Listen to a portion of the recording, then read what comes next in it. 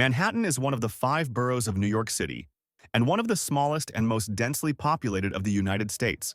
And now, the sky above him was painted a poisonous purple color, reflected in the eyes of players ready for anything. Knights, warriors, magicians. The system's preventive measures against lowering the rating had begun. The mission type is defense. The system summoned the doomsday monster, Behemoth, whose huge claws tore right through the rift in the sky.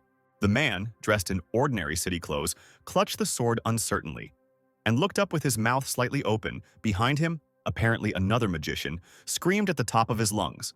The first one's eyelids trembled with horror. He passionately wished that what he saw was just a dream. The system ordered to defeat Begatome before it destroyed the world, by which time the monster had already made its way through the rift. A huge humanoid head with horns was trying to decide whose limbs to tear off first. The next second, Behemoth opened his mouth like the gates of hell, letting out a deafening bestial squeal while his eyes burned with a devilish fire. The man gestured for the warriors to stop, demanding that they maintain formation, otherwise they would lose, and the price for this would be the end of the world. An unimaginable monster emerged from the rift and walked freely through the wide streets of the city, waving its paws through the air. A magical blue flame blazed near its ugly head.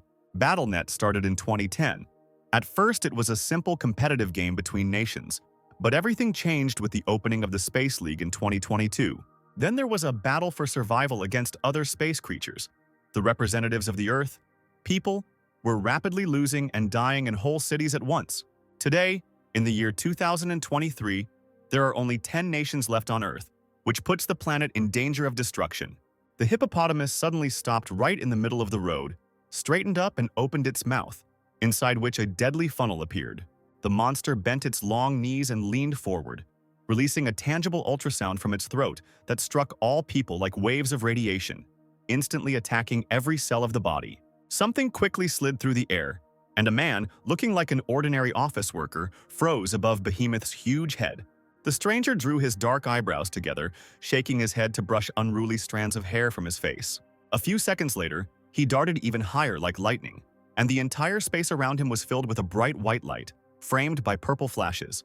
Every emotion in the human's eyes disappeared as the boy rushed straight down, stretching out the palm of one hand in front of him and clenching the other into a fist, as if he was preparing to hit the monster.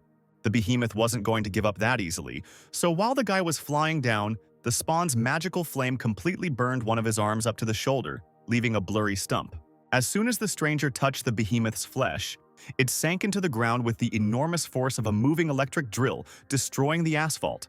A strong wind arose, which almost blew away the warriors' team. They could barely stand on their feet, covering their faces from the flying dust. The man fell to the ground as the asphalt began to crumble right under his feet. Opening his eyes, he was stunned by what he saw. The system was lit up with a sign, Earth, USA, mission accomplished. That same guy was standing on Behemoth's corpse. The man whispered under his breath, thinking that the stranger was a combat priest and possessed incredible strength for his class. Jihan, a member of the America First Guild and the 7th-ranked player in the world, is an unremarkable-looking young man with eyes that are keenly focused on everything around him. Sun's attention was drawn to a commanding voice, amplified 100-fold, coming from the direction of a tall skyscraper. It said that his beloved country America had won once again. The speaker spoke with a strange grin on his lips and said that this historical moment would remain in the memory of all citizens and the Universal Master. He was talking about himself, Baron Williams, the head of the America First Guild, the #1 player in the world rankings. Tall, broad-shouldered, blonde, blue-eyed, confident, and dressed in a snow-white suit and guild uniform. There was a crowd standing behind him. They gasped, demanding that the priestess, who had suddenly descended down to Jihan, return immediately. Baron waved his hand. The man next to him was worried that the Behemoth's energy was still raging on the surface, but the leader was confident in the girl's strength. He narrowed his eyes as he looked down at the body of the huge dead monster. The Behemoth was indeed powerful. The corpse emanated such energy that it could knock out most of the players. Those who were close to it could not rise from their knees and desperately tried to cough. Jihan manages to stay next to him despite his injury. However, the priestess has already descended to the ground. Sophia, a member of America First and the 3rd-ranked player in the guild, a young maiden in a floor-length robe with long blonde hair, screamed in fear when she saw Sun. Realizing this, She pointed her staff at the guy, using a restoration spell, from which soft green healing energy immediately gushed out. Seeing the young man wince, the priestess hastened to remind him of the pain caused by the behemoth's energy, so the hero would have to endure it a little. He clenched his teeth with all his might and just hissed, expressing displeasure, but he had no intention of complaining about the pain. Suddenly, the guild members on the skyscraper balcony became animated, calling for Mr. Baron to look down. A large golden chest appeared in front of Jihan and Sophia, from which a golden glow emanated, the reward for the boss, which the others noticed. The boy clutched the stump of his arm tightly as the guild leader ordered him and the priestess to step aside. The man and his assistants gathered to collect the reward themselves, and immediately raised their hands, glowing with the red energy of collection. The warriors standing below clicked their tongues in irritation, outraged by the impudence of William's actions, but they could do nothing. The end of humanity was near, and it was a real danger, so such people were their only hope. The leader and the rest of the guild members descended from the skyscraper's balcony. Baron called on the guild to listen carefully. Those present lined up as he was about to announce the names of those who would receive the awards. Sun exhaled, and Sophia let out a muffled cry when the names of the lucky ones were announced. Priestess number 4 and number 5. The priestess waved her hand towards the guy, stepping forward. She demanded to wait, because it was he who killed the monster. When asked why Jihan was left without a reward, Baron frowned his bushy eyebrows and pointed his finger rudely at the young man. The dream was not an American. The sentence that was pronounced struck the boy's heart like an arrow, but he did not show that it had in any way hurt his feelings. Blue, piercing eyes pierced the indignant couple. The man stated firmly that citizenship did not make Jihan one of them. He lowered his head, looking back fearlessly. As it turned out, for all his achievements, Sun was now only a useful assistant. The priestess clenched her fists, intending to condemn what was said, but the 7th player twitched his injured shoulder, assuring that everything was fine. Jihan turned on his heels and walked in the opposite direction, throwing out as a parting word that he didn't care, knowing deep down that the guild leader was right. He was just a refugee who fled after losing his homeland, almost the only one who survived and saw the destroyed city with his own eyes. The young man obtained the 4th rank of the nameless divine arts fragments of an unknown ability, reaching 7th place in the world player rankings. But even this did not help Jihan to integrate into society. Others did not recognize him as one of their own, and forced him to experience all kinds of discrimination. And it was not these circumstances that worried him more. There was something else that hurt the player to the depths of his soul. He felt incredible guilt for being the only survivor. He wanted to howl from helplessness. Sun sat among the destroyed streets, having climbed right onto the roof of a broken taxi, where just a few weeks ago a random resident was driving somewhere in joyful anticipation. The guy shook his head and, as if coming to his senses, decided to restore his hand with his own energy, because the results should come soon. The system sign immediately announced the results of the low-ranking Bronze League task. Task type, defense, conditions met, more than half of the players survived. The USA completed the task. China was among the lucky ones, despite the widespread destruction. Russia, Japan, and other countries failed the mission. The sky turned red as the system listed the destroyed countries on a large 3D globe. People looked up in horror, not believing that only 2 countries out of 10 had completed the task. A red sign threatening dire consequences stated that humanity had lost and had not passed the rating downgrade prevention. There are other players who have not passed the rating downgrade prevention. They will meet the orcs in the final battle during the rating downgrade prevention. The warriors who had been damaged by the behemoth's energy, currently standing next to the guild leader, cried out in dismay upon hearing who they would be fighting. Sophia ran up to Baron, who was starting to get angry, calling on him to bring Jihan back, since they only won the last fight thanks to the fighter. But the man was adamant. He firmly replied that the guild would go into battle without him. The system called for representatives from each planet. The event would soon begin. In the 3-dimensional arena, people were transformed, on the opposite side from them. Orcs. Williams led the warriors, with the first representative standing behind him. The guild leader couldn't allow an outsider to rise in the rankings at his expense. He spat at the orcs, the vile pigs as the man called them. The monsters were confidently playing with the weapons in their paws. Their powerful, wide bodies were covered in ritual designs, and their small red eyes glowed in the semi-darkness. The priestess, having appeared in the arena, stepped back. The girl's eyebrows shot up indignantly. Were there really only 4 representatives of their people, in addition to the ranker from China? The guild leader's hand clenched into a trembling fist. He convinced himself that everything was fine. They didn't need Song Jihan. The man clenched his teeth and growled fiercely, releasing his inner strength. He was burning, emitting lightning, and believed that he could handle it alone. The first player called for the orcs to attack, and he himself rose up, forming a bright magical flame coming from his solar plexus. He loudly declared that he was a representative of humanity and swung his arm to attack the monsters. Having built up enough rage, Baron roared, his eyes empty, only the seething anger remaining in them. He rushed at the enemy, and the huge orc knocked down the target with a single blow, as if it were a toy airplane. Sophia's mouth opened wide, clutching her staff in her hands. Even the strong-looking player standing in front froze in horror. The rest of the people watching the carnage suddenly gasped, and some covered their mouths with their hands. Jihan jumped off the roof of the taxi, seeing the news sign from the system. His face reflected bewilderment. The orc's blow proved fatal for the guild leader. The system stated that the human representative was dead. The remaining population of the planet, upon reading the inscription, howled in stunned horror and despair, realizing that they were now left without their leader. The monsters did not stop there. The warriors who rushed to avenge the leader fell into a trap. As soon as another orc killed players with his bare hands, the system immediately notified about the death of another human representative. Finding herself on the ground, Sophia begged for mercy as the monster brought his deadly axe down on her. But he seemed not to hear the human voice, and only raised his weapon over his head again, intending to thank the people for their weakness. A second. And for humanity, the game is over. It has lost and has been excluded from the Bronze League. There is no lower league. Humanity has been recognized as worthless. It has been excluded from the Space League. A small portal appeared near the foot of one of the last people. A black hole with purple flowers. This is how the deletion that the system had announced began. The portal grew in a matter of seconds, covering the entire area where the men and women were now standing.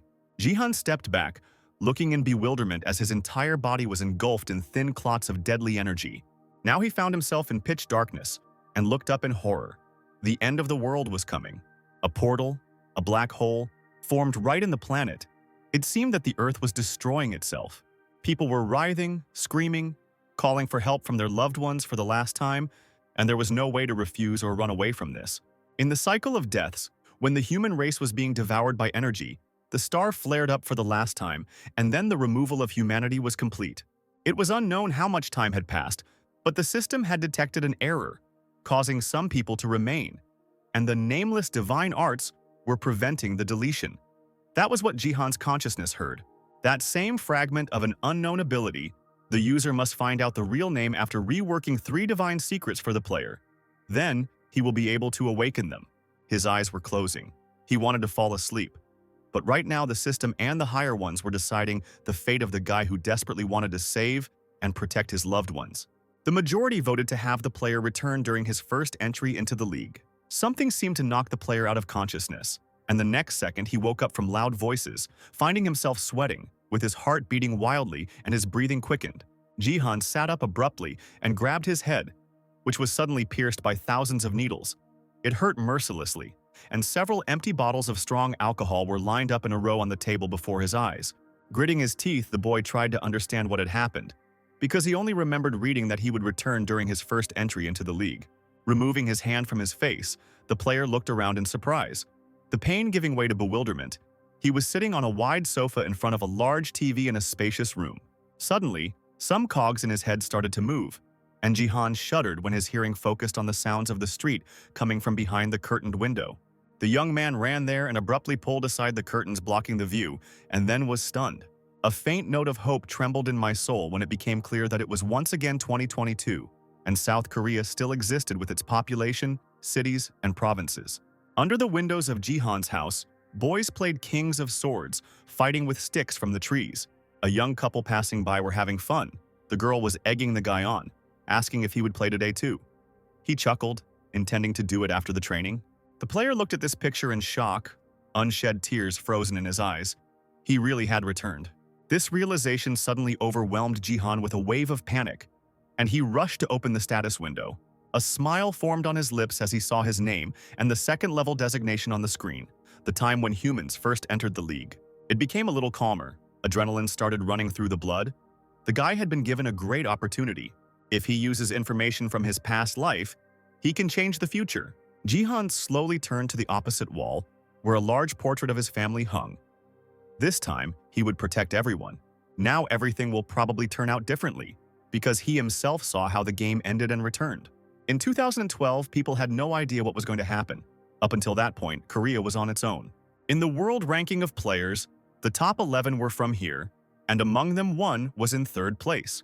He was faster than light, more powerful than any lightning bolt, and could dispatch an entire swath of enemies with incredible speed and a single movement. The man had the ability to wield two swords at once. He was the Sword King, Yoon Se-jin, and thanks to him, Korea remained invincible.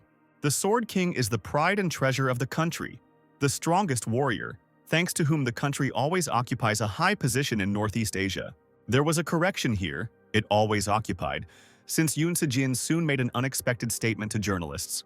He decided to change his name to Ryuhei and renounce his Korean citizenship to take Japanese citizenship. And in July 2020, the player joined the new Japan Self-Defense Forces.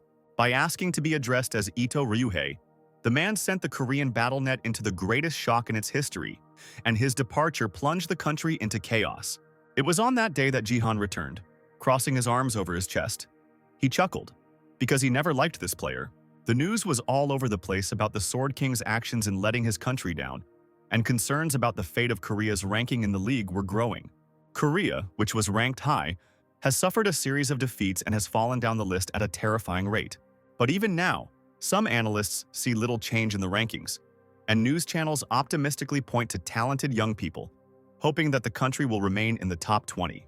Jihan, in a fit of anger, grabbed the remote control and turned off the TV. It was no wonder that with this approach the situation turned for the worse. No one could replace Se-jin. And everything would have been different if BattleNet had given Korea at least a little time, but the conditions were too strict. At the very beginning, BattleNet was a simple game. People on the go called the system with its signs and enthusiastically read the rules. But just 2 years later, when the Space League began, BattleNet became a battlefield for survival. If a player died in the game, then in reality he also lost his life. Such were the inexorable rules. In countries with low ratings, monsters appeared. Huge dinosaurs burning cities to the ground, monstrous spiders, two-headed werewolves, and other creatures invented by the system. This led to slaughter, wars, and millions of human casualties. After Se-jin's departure, Korea, as expected, sank to the bottom of the rankings and was destroyed. Those who were lucky enough to survive continued to repeat that it would not have ended like this if the Sword King had remained in his homeland. This man played a huge role for the country, as he possessed extraordinary strength. The portrait that hung in the room where Jihan woke up depicted his family, and next to a young girl holding a baby in her arms stood Se-jin. The face of the former national hero seemed to come to life and mocked the guy. Unable to bear it, he punched the mocking grin with all his might, breaking the glass on the painting. The fragments painfully dug into the thin skin, but the only thing that worried the player was the question: why did his sister fall in love with such a bastard? Like a disease, the web from the broken glass spread across the entire portrait. But would everything have turned out differently if she had lived? The thought of going to the BattleNet headquarters, a skyscraper with a sculpture of two huge crossed swords on the roof, ran through my head like a computer line. Jihan frowned, looking ahead, biting his lower lip. It was good that he returned at this time, but now, having called up the system tablet to find out his indicators, he sighed in disappointment, since they turned out to be too low. The guy scratched his forehead sadly, fully aware that it was his own fault, since he had previously spent all his time drinking and gambling. In the past, he was a real fool, because he did not realize what an incredible thing he had. The system plate indicated that the player had a gift, Eyes of the Wanderer, allowing him to see information about other players. Everyone who turned 18 became a player, but only a small number of people received gifts. Jihan was given the lowest rated gift and only used the ability to predict the winner of various online bets. At that time, Song did not yet know that her true value would only be revealed after awakening. Looking at the table, he hissed in irritation at the sight of the nightmarish indicators. Were they really equal to the first level? Then how did he manage to get the second? After closing his eyes for a moment, the guy suddenly opened them, finally remembering what he had forgotten. His gaze fell on an overturned bottle of bright yellow liquid lying on the table. An experience potion. It was embarrassing to even remember that Jihan drank it when he was drunk, and then the level increased. Continuing to study his characteristics, the player stared in surprise at the new, previously unseen numbers and scratched the back of his head. 100,000 achievement points, and Jihan didn't know where they came from. since he hardly achieved anything before entering the league, especially since the points were free. Thinking that something might have changed due to going back in time, the guy opened his inventory. He instantly broke out in a sweat from the strain and let out a startled cry when he saw the image on the screen. EX rank points. Exchange. Coupon. Last survivor advantage. Choosing the path to test yourself again cannot be sold. Jihan wasn't sure that he was the only one with such an advantage. After thinking about it, he still clicked on the achievement points exchange coupon button. The system added an achievement store. A golden shadow from the screen fell on the player's pale face, and he whispered words of delight with his lips alone. The gold plaque indicated many achievement upgrades, status windows, even spots for an additional class with more points. Jihan thought hard about whether he should improve the store. Then there would probably be more choice, but for now, there wasn't much to choose from. However, given the lack of many options, it was worth choosing at least something. So the guy decided to try to improve the store. The achievement store got a second level, but the player decided it wasn't for him and decided to continue. Next, the achievement store received a level 3, adding an additional place for the title, but this turned out not to be what was needed. There were only 50,000 points left. If the store was upgraded, it had 10,000 points left. The higher the level, the more expensive the upgrade. There were two choices left: buy up all the available options or level up. There was no point in thinking about it. Jihan put everything on the last attempt, and the achievement store reached level 4. The system notified that urgent recovery had been added. Jihan was scared for a second, not knowing what it was. Urgent repair provided the ability to restore a broken item to a new condition. The player buried his hand in his hair. This was bad. He was angry with himself, exclaiming dejectedly that he now understood the reason why he had not been able to give up gambling. Deciding to take a break, Jihan left the room and went to another, where before entering he put his finger on the sensor, which recognized his fingerprints and opened the door. The mechanical doors slowly opened. The mechanism loudly announced that members of the Jihan family were allowed to enter. Once in Song Jihan's playroom, the boy approached a large chair that looked more like the interior of a spaceship. Having climbed up the small glowing steps, the player sat down there, pressing the buttons on the dashboard, absent-mindedly thinking that the system had identified him in the absence of the owner. A sign appeared in front of his eyes, saying that Jihan had opened the BattleNet inventory and the player was going to use it. His first key is the corrupted Dongfang Shu brush, rank A, a useless broken brush. But this was not a problem. The guy immediately gave the system a command for urgent restoration. The image on the screen began to change rapidly, and Dong Fanshu's damaged hand was gradually restored. After some time, 2 stones appeared on the brush, red and blue. The restoration was complete. Jihan extended his hand, squeezed his palm, smiled with satisfaction, and nodded to himself. Preparation complete. Dong Fangshu brush, SS rank, famous writer's brush, associated with the god of martial arts. An image of a tall, stately man, resembling a celestial being, appeared before the player. The brush from the system screen flew softly into the guy's hands, shining with a magical blue light that trembled in the air, wrapping around the object like a small snake. The player heard a cold, metallic voice announce that training in the Gangnam Bronze League would soon begin. There were 10 seconds left before the call. A state window appeared in front of Jihan, and he quickly jumped up from the chair, holding onto its back with one hand. The guy raised his brush up and smeared it across the screen, where a white blot immediately appeared. There was a reason why Jihan was able to take 7th place and become a martial saint. It combined strength, agility, and health points into a special, rare stat. The boy had never used this broken brush before, but what she wrote would begin his awakening. Jihan continued to swing his brush furiously as the seconds inexorably ticked away. Strength level, agility level, health level. Everything increased to 5 at the time the count ended. Player son Jihan entered the BattleNet League. The huge Coliseum is the main location of the BattleNet battles, and this time, the main task type is survival. A dry metallic voice expressed hope that the players would survive when faced with the Coliseum's monsters and hundreds of other players. This was the last thing Jihan heard while in his playroom. The next moment, he, still holding a brush in his hands, transformed right there in the arena under the hot summer sun. He was worried, not knowing what happened to the combat force, and immediately called up the status window. Jihan's eyes widened in surprise, as if he had no faith in himself at all. But now he saw his characteristics that had combined into a fighting force, and this meant that he had succeeded. The boy breathed a sigh of relief when he realized that he had gained combat power, completed the acquisition of a unique skill, and received 10,000 achievement points. Jihan smiled. Probably for the first time in a long time, he was finally here. It was just one step towards gaining the nameless divine arts. The combat strength increased to 5. This is enough to easily pass the Bronze League. The system sign announced that the player entered without joining the combat connection, without which he will experience 100% of the pain received. Jihan sighed dejectedly. He shouldn't forget that he lived in a world where pain was reduced by money. At this time, people were reducing the amount they received in the game more by using the connection. Yoon Se-jin had a high-tech one. It got rid of 99% of the pain. The guy clenched his fists, taking a deep breath, deciding to use it later. Through his closed eyes, Jihan heard a notification from the system that the achievements window was open. As it turned out, he received a limited task. He had to take first place in the training. The reward: 1,000 achievement points. This had not happened in the past. The player grinned at his own thoughts. With fighting force, it was easy to do, and now the game had begun. He needed to survive until the very end. Before the player had time to prepare, he heard heavy footsteps and the sound of a sword swinging behind him. Someone's youthful, mad laughter cut through the air like a sharp blade. The stranger shouted that the newcomer was caught. But his arrogance immediately disappeared. The player began to blink stupidly when he realized that something went wrong.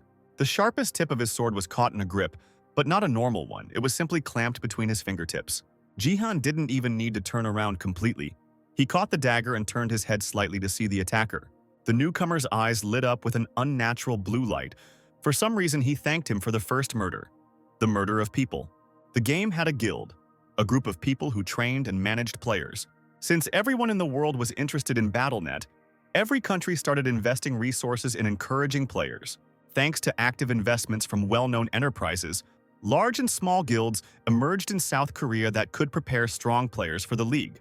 For example, the Gangnam Bronze League, from the first zone, is a place where rising stars of guilds make their debuts. The game was about to begin. All the players, warriors, magicians, priests, knights, looked around warily.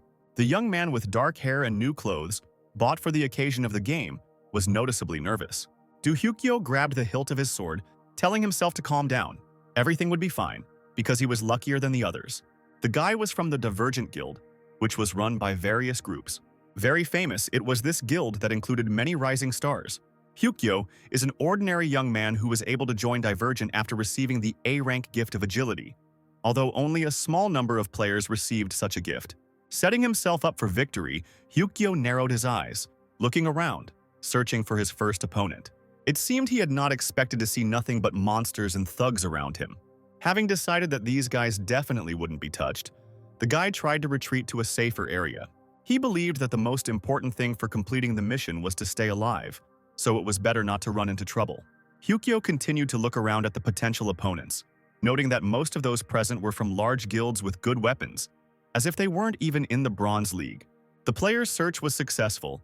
His gaze caught on a stranger with no visible weapon and not even a uniform. He stood carelessly with his back to the other players, as if he had entered the arena by accident. Was he really going to participate in the Bronze League looking like that? Heki raised an eyebrow, amazed at the newcomer's attire. He must have been summoned by accident. The player grinned, taking a better grip on the hilt of his cool sword. He decided that this weirdo would be easy prey, so he rushed at him from behind. He couldn't believe that he could make money for such an easy kill, and he even thanked the stranger out loud. The system just announced the start of the game, and Yukio sped up to kill the enemy right there and get the points he deserved. He raised his sword with a joyful cry and pounced on the newcomer, confident of his victory. The delight on Hyukyo's face turned into complete confidence, and a question appeared in his eyes. This guy seemed to sense danger on a subconscious level and caught the sword with his bare hands. The blade was held so tightly by someone else's fingers that his own hands were shaking. How could that weakling have managed to keep up with Hyukyo's speed? Meanwhile, the new guy, without taking his angry gaze away, easily let go of the sword. Hyukyo immediately fell to the ground, screaming desperately in pain and resentment. Without turning around, Jihan noted the other's self-confidence, assuming that he decided to participate in the Gangnam Bronze League because of some gift. Almost in tears, the warrior exclaimed that his A-rank agility was not a gift, and in general, such a rank is not a joke. Putting his hand in his pocket, Song turned around and shrugged, replying that he would not deny anything. Hyukyo cursed to himself because this poor man dared to despise him by blocking only one blow. He quickly rose to his feet and decided to attack with all his speed using lightning magic. Jihan tensed up, seeing that the enemy had decided to attack with maximum effort. and it had been difficult to deal with him the first time. The player leaned forward, pointing the blade straight at the other's neck, this time not questioning his own agility. Alas, the sharp attack did not give him any advantages, because the newcomer dodged this time too. Hyukyo abruptly put his sword away, staring wide-eyed at the unremarkable opponent. Again and again, with enviable persistence, he attacked, but Jihan nimbly dodged, teasing the player. Without being distracted from the attacks, he thought that the feeling was completely different, and that the second level was again difficult to get used to. Rather, he himself has become too slow, and the enemy is not fast at all. It will not be easy. For Jihan's current status, after countless battles, the other's trajectory seems simple and obvious. This dangerous dance has been going on for more than half an hour, and it is not known who will be the winner. When his heavily breathing opponent jumped to the side once again, Don realized that he was reading all the moves. Taking advantage of the newcomer's hesitation, the angry Hyukyo screamed terribly and ran forward. Unfortunately, Jihan only now realized that he had lost his concentration. He turned around in horror, hearing someone else's cry, and was seriously scared in the first seconds. The guy managed to group himself and strike at the breach, knocking the sword out of the enemy's hands. How surprised Hyukyo was when his palm became empty in the blink of an eye. Not even a second passed before Jihan jumped into the air, grabbed the alien blade, and landed on the ground. Eyes blazing with a bright light, Don turned and charged at his bewildered opponent. The sword was stuck in the throat of its former owner, and Hyukyo began to cough. He paid for his carelessness by shouting that it was absolutely impossible. Instead of blood, pixels gushed from the throat of the defeated enemy, and he fell to the ground, curled up into a ball. The body slowly disappeared into space. The guy bared his teeth, promising the new guy that the next time they met, victory would be his. Jihan shook his head. This player died, and he's already talking about another fight. Standing over the lifeless, ghostly body, he heard the system's voice asking about the first kill in the tutorial and about getting 100 achievement points. Following the player, the alien sword disappeared from Jihan's hands, to his great regret.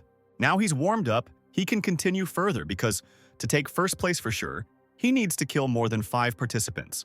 The player walked a little further and saw out of the corner of his eye an empty part of the field. On the other side, dozens of pairs of monster eyes were staring at him. No one wanted to fight them.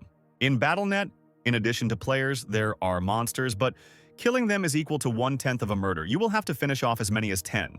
Therefore, most avoid them and prefer to fight with players, especially when it comes to orcs. Thinking that fighting them was simply stupid, a sign appeared in front of Jihan. The new task was to kill 30 of the strongest orcs.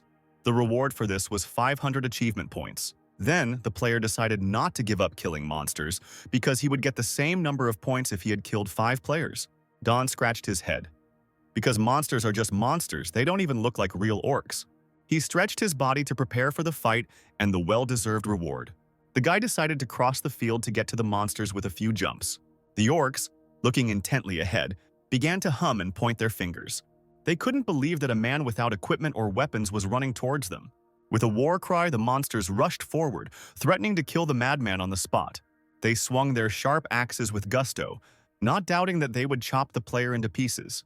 At first, Jihan looked at the floor, but then he raised his head, smiling mysteriously. He didn't slow down when he ran up to the orcs very close. The picture before his eyes merged into one. The monsters waved their weapons so quickly. Don covered himself with his hands as a sharp blade whistled past him. But somehow, in an unimaginable way, 2 axes ended up in the player's hands. At that very moment, he was going to show the impudent monsters how to throw them correctly. The guy swung his weapon with all his might and actually threw it into the crowd of orcs. The axe immediately chopped into pieces several monsters that stood in front. The other orcs growled as they saw their brethren die, their red dotted eyes glowing in their terrifying faces. The man disappeared from their sight, moving faster than light. Now he was behind the crowd. With his second trophy, he began to cut up the monsters, finding himself right in the center of their cluster. A few seconds later, the severed, ugly heads of the enemies flew into the air. Jihan threw his hair back from his forehead as he dealt with some of the monsters. One of the orcs growled, opening his mouth wide, and called out someone's name. 5 of the 30 monsters were defeated. The rest surrounded the player, encircling him from all sides. He, without hesitation, turned around his axis, assessing the situation in a split second. The axe, which Jihan held tightly in his hand, entered the flesh of his opponents with refined movements.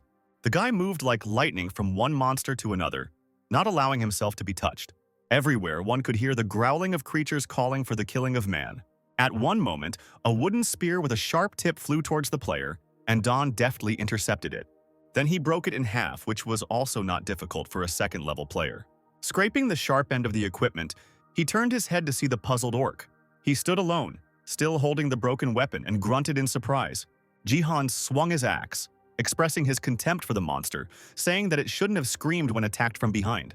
The monster seemed to be mad with fear, because it did not even attack, but only tried to repel the deadly attack. Jihan, clutching the handle of the spear, broke it off from the other side.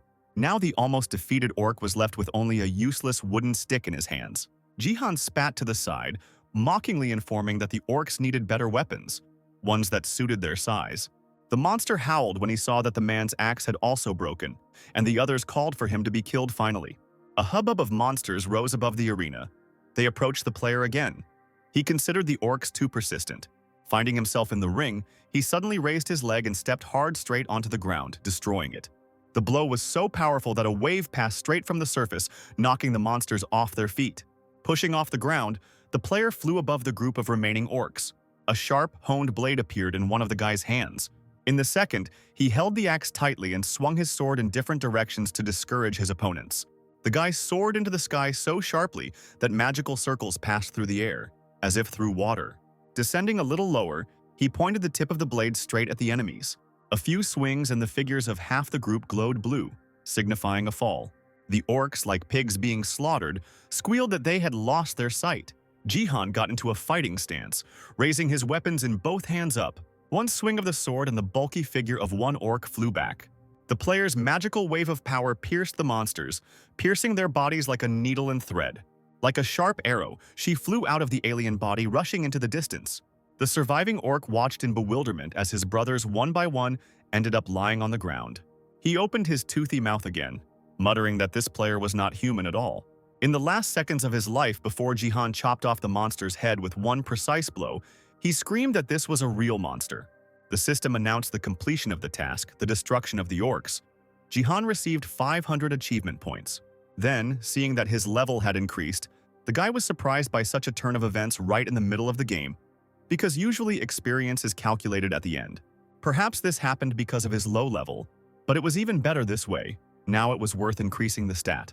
Don wondered which one to choose, carefully studying the screen in front of him with the characteristics. Of the proposed ones was combat strength, a unique characteristic that combines strength, agility, and health points. Compared to statistics of the same level, this one doubles the player's capabilities. But there was another important reason why fighting power was special for Jihan. After gaining 30 points, he will have a chance to obtain nameless divine arts. He needed to get them as soon as possible, so the guy resolutely pressed the button to increase the characteristics. There was only one drawback. It was not so easy to pump up combat power. And yet, to Jihan's great surprise, the strength increased. The blue board showed the 6th level of the characteristic, mana, 5, and 1 remaining stat. Usually, it required gaining combat experience and training to increase his strength. But for now, these points would only affect his growth rate. The player smiled. It was great anyway, even though he didn't know why it happened. He had barely wanted to note what would happen if things continued like this, when suddenly a girl's figure appeared in front of him. Something flew past the player's head a few centimeters away, shining with a bright green light. He realized with surprise that it was a magic arrow fueled by the participant's mana. The girl next to whom the knight stood smiled, calling Jihan a lucky bastard.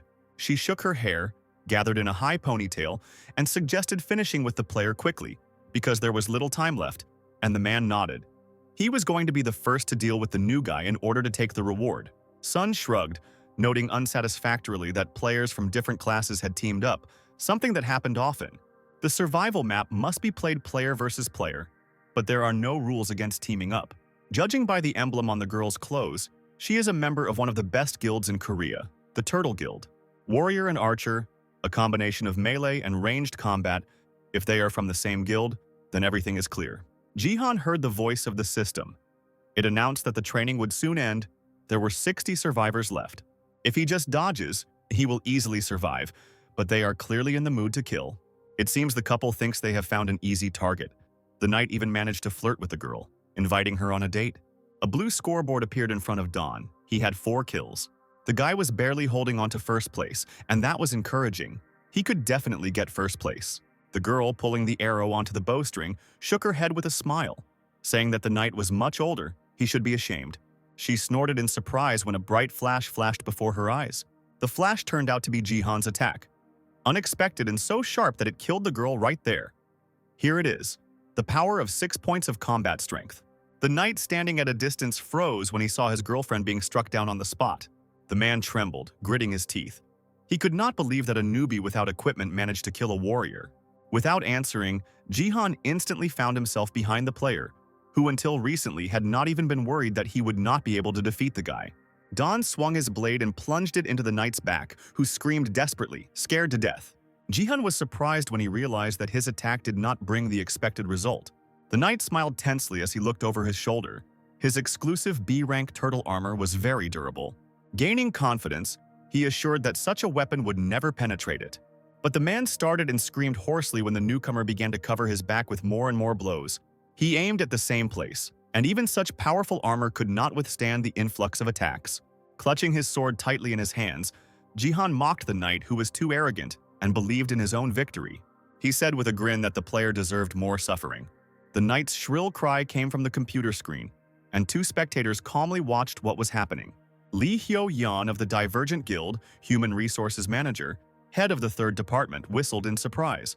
She asked her interlocutor if she was happy with what was happening in the arena, and she was surprised. It was Lim Gaeun from the same guild, Ha-young's bodyguard, asking her if the woman was glad that this guy wasn't standing in front of her now. Gaeun could have been disqualified instead of being given 2nd place. Maybe he shouldn't have avoided a fight with a new guy if the opportunity presented itself. Haeyeon smiled, confident that her protector would never lose and would beat the guy. Gaeun told the lady that she would refuse, but she shook her head. This is an order, so there will be a battle. The woman bowed her head obediently, ready to carry out the order. She looked closely at the screen. A shadow fell on Gaeun's face. There, Jihan continued to cover the back of the unfortunate knight with powerful blows. Gaeun could have sworn that she had seen this guy somewhere before. In the Divergent Guild, Lim Gaeun was not the last person. Strong and agile, she could deal with any opponent in no time. A well-known and promising player with an S-rank gift. Her performance in the league lived up to all expectations. The woman had everything to take 1st place, and that is what happened if Song Jihan had not appeared. The Turtle Guild scout team was baffled as to how a man with no equipment or guild managed to get 6 kills on the 2nd level. Nobody knew who this guy was who walked into the arena wearing just a t-shirt and sweatpants. The system stated that Jihan took 1st place in the training. As a reward, he received 50% of the experience earned and increased his level to 6th. Sitting on the couch, the player was pleased with himself. He was leveling up so quickly because he was at the very beginning. There were no equipment points given for training, so he decided to invest the remaining stat points into combat strength and increase it to level 6. In addition, he was given a title for his achievements in the league. The bronze title, Conqueror of Learning. +1 to all stats and 20% additional experience gained. The title is only retained in the Bronze League, but that was still not bad. 10 points of combat power was like a free ticket to the Bronze League. The battle for promotion to the Silver League was available after level 25. He should concentrate on leveling up. Jihan remembered that he had the opportunity to get a class when he saw the stats board. Getting a class is an important moment when a player chooses a class. There are 4 options to choose from: Warrior, Archer, Mage, and Support. In his past life, Jihan chose the Warrior class. It would probably be easier if he chose it again. It was nothing new for the player. The achievement store also gave the opportunity to add a Warrior for 10,000 points when choosing another class. The guy reached out his hand to select a class and clicked on the desired line. The living dead filled the entire space, growling sounds escaping from their mouths. The system invited players to the Bronze League in the Gangnam area. This time, the type of task is the defense of a high fortress, below which the living dead have gathered. They fell on top of each other, scratching and growling, trying to climb up. It was necessary to protect the crystals placed around the perimeter of the tower and survive the zombie attack. The battle will continue until there are 5 towers left. Lim Gaeun stood by one of the crystals, looking down at her opponents. The woman narrowed her eyes in disdain. Even though they were in the game, all this was too disgusting. The disgusting, dangerous living dead were ready to devour anyone who stumbled and fell down. At that moment, Gaeun heard the sounds of the system behind her. New players appeared on the small site. 2 guys. The blonde archer sighed when he realized that out of all the options, this was the card they got. He was from the LK organization with B rank equipment. The one who showed up with him was a mage who wasn't even in the guild, but his equipment was impressive. The woman looked at the sky. She was waiting for another player, the most important one on this map. Now the support was supposed to appear on the site. The space immediately lit up with bright colors. Defense is a long-term fight. It's a war of attrition, and support is very important. Gayan covered her face with her hands, saving herself from the bright light, but when she saw the new arrival, she was stunned. The two familiar facial features discouraged the bodyguard. She immediately realized that it was Song Jihan. The new guy was now wearing a tracksuit and had a stick slung over his shoulder. As his body slowly manifested on the tower, the player looked around, asking if the defense was here. 20 minutes ago, when choosing a class, the system warned about not being compatible with the user. But Jihan still chose what he wanted. There was only one reason for such a choice, which even the system considered unsuitable. A new ability, a divine power, unlocked after choosing a class, is required for a new unique skill to appear. Otherwise, it is almost impossible to get it, even if you train hard. It won't help like with other skills, but there was another way to get it. This was an additional contribution to him, but Jihan did not want to spend them. There was another way, one that no one knew about, and this is a very quick method that allowed the guy to show up for the mission.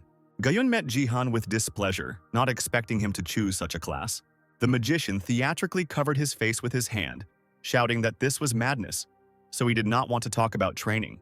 He pointed his finger at Jihan, asking if he was a beggar, because he had spent a lot of money on his own equipment, and now he would probably have to drag such a bungler along with him. Don didn't respond to this, but simply measured his ally with a glance. The archer tried to calm his comrade, saying that he was crossing all boundaries, but the guy irritably threw the stranger's hand away. The magician continued to shout that this was completely inappropriate and he would not play. Gayan closed her eyes tiredly. Her new allies were too noisy, and it would be difficult to complete the task together with a newcomer. She flinched as she heard a new indignant cry from the smug magician. As it turned out, Jihan, who had been silent the entire time, grabbed the offender and lifted him off the ground. He struggled and demanded to be let go, and the newcomer suddenly and easily agreed. For a moment the magician was silent, only blinking his big eyes in surprise. An unknown force threw the grumpy magician, and now he was outside the tower. Jihan didn't just let his ally go, he threw him into the air.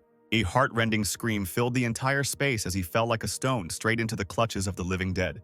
And they were already opening their mouths wide and sticking out their long tongues in anticipation of a victim. Meanwhile, Jihan unbuttoned his jacket and spat angrily, saying that if the magician didn't want to play, then let him not play.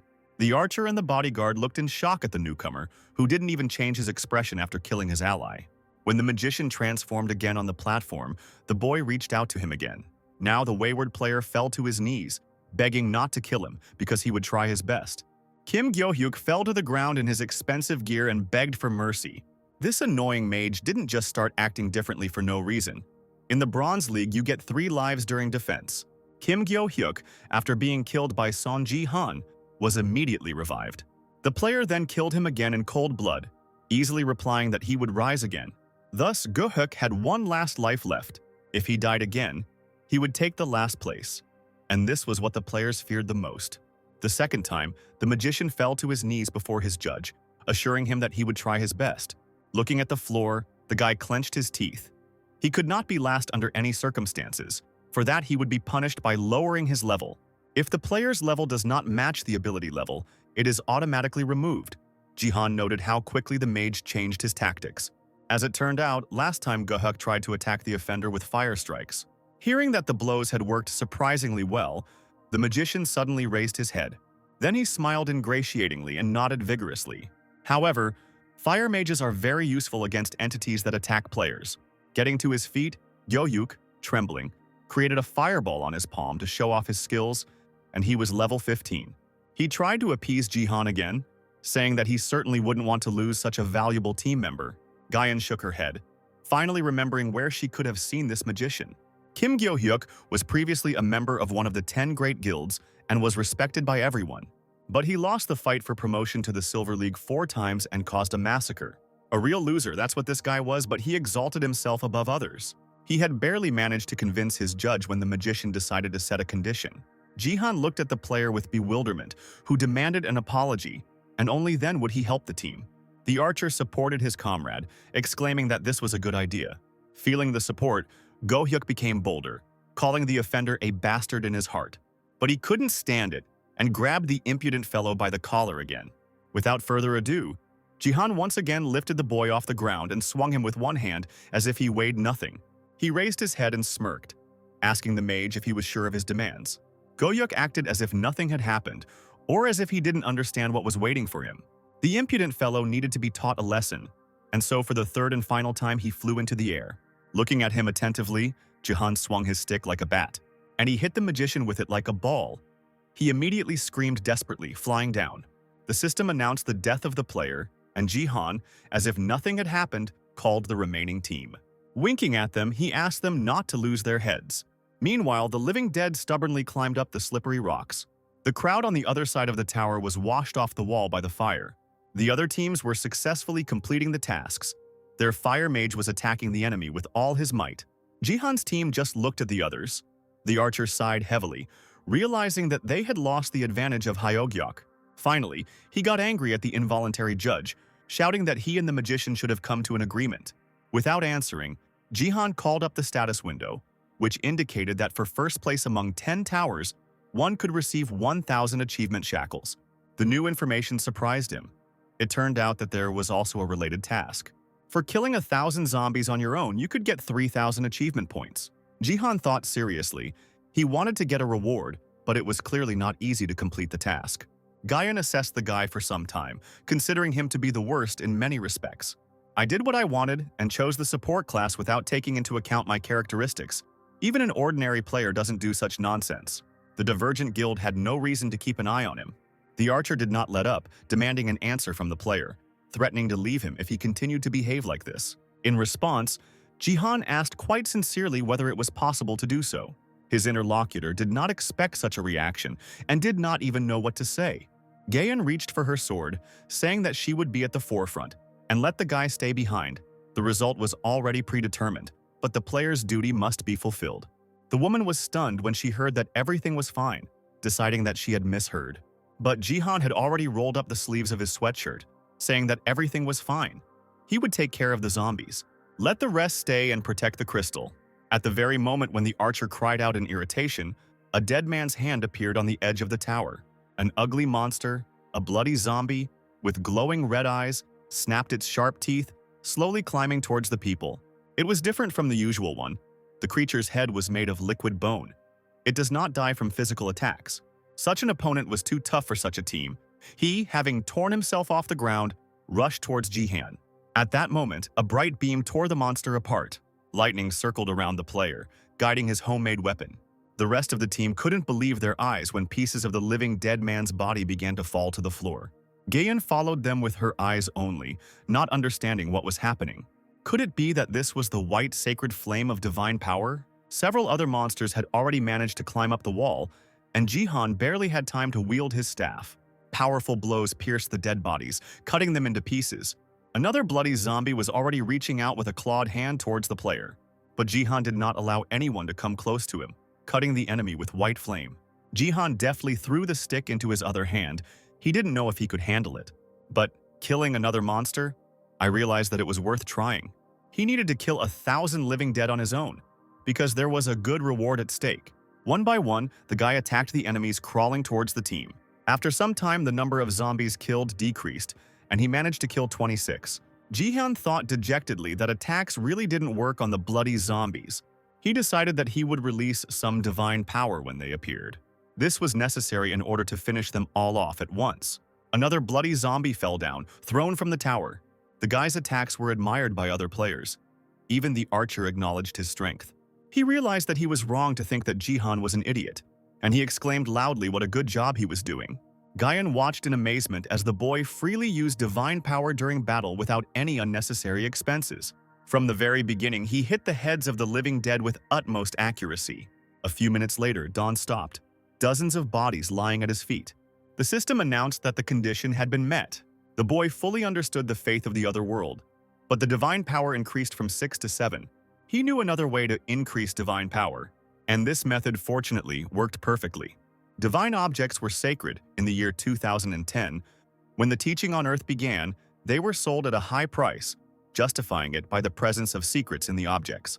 After 10 years, none of them had been discovered, so the value of the items gradually decreased, especially the seemingly divine items that were not suitable for use as weapons. Many people didn't even know they existed.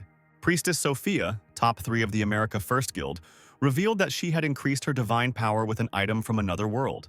The interlocutor with whom she was training stared at the girl in surprise. Sophia nodded, saying that after finishing her training, it still wouldn't work. She deftly jumped off the bench and nodded her head, saying that it was possible, and that was how she became a priestess. If you hold it for a long time and pray, you can gain divine power, although the conditions vary slightly from item to item. The interlocutor ruffled his hair.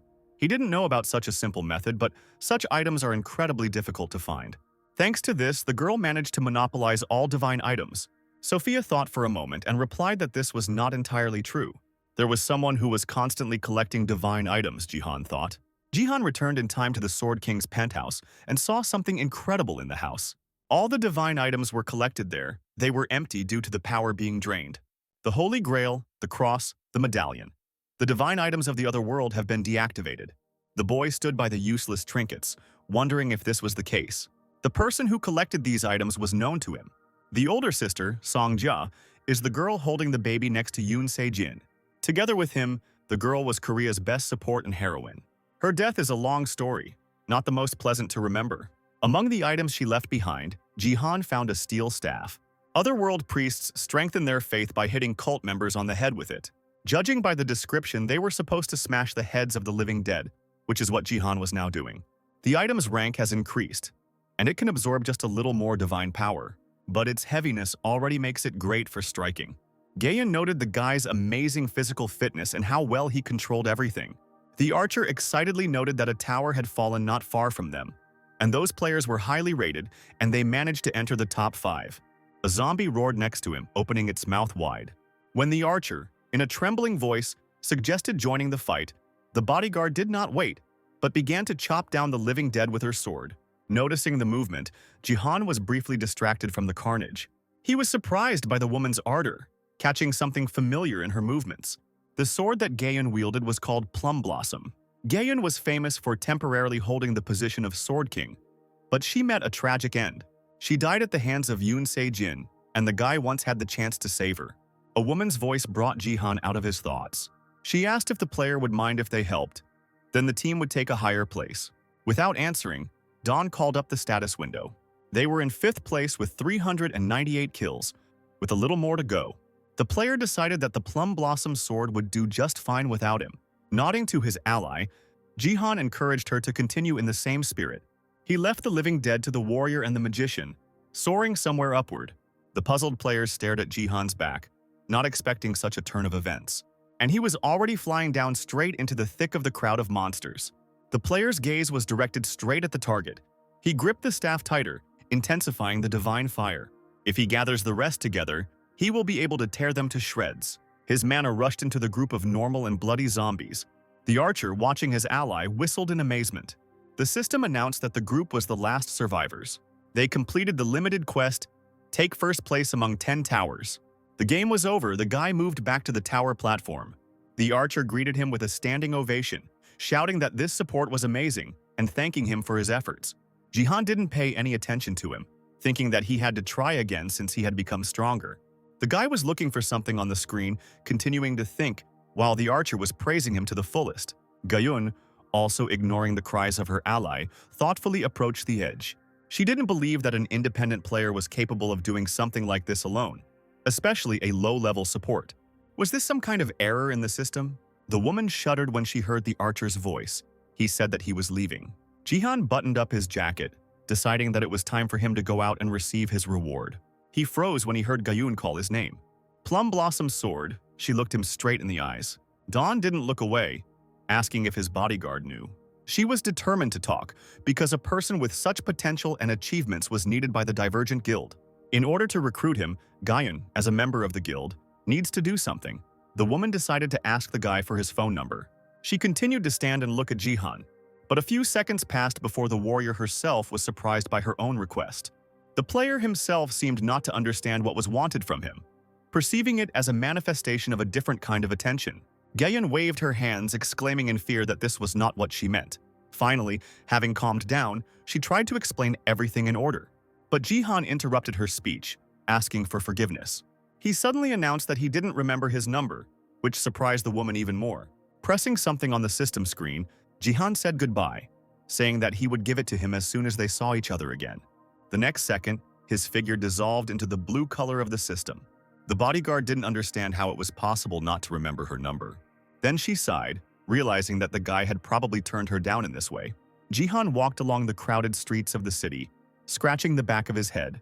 And he really didn't remember the Korean number, since he had previously used an American one.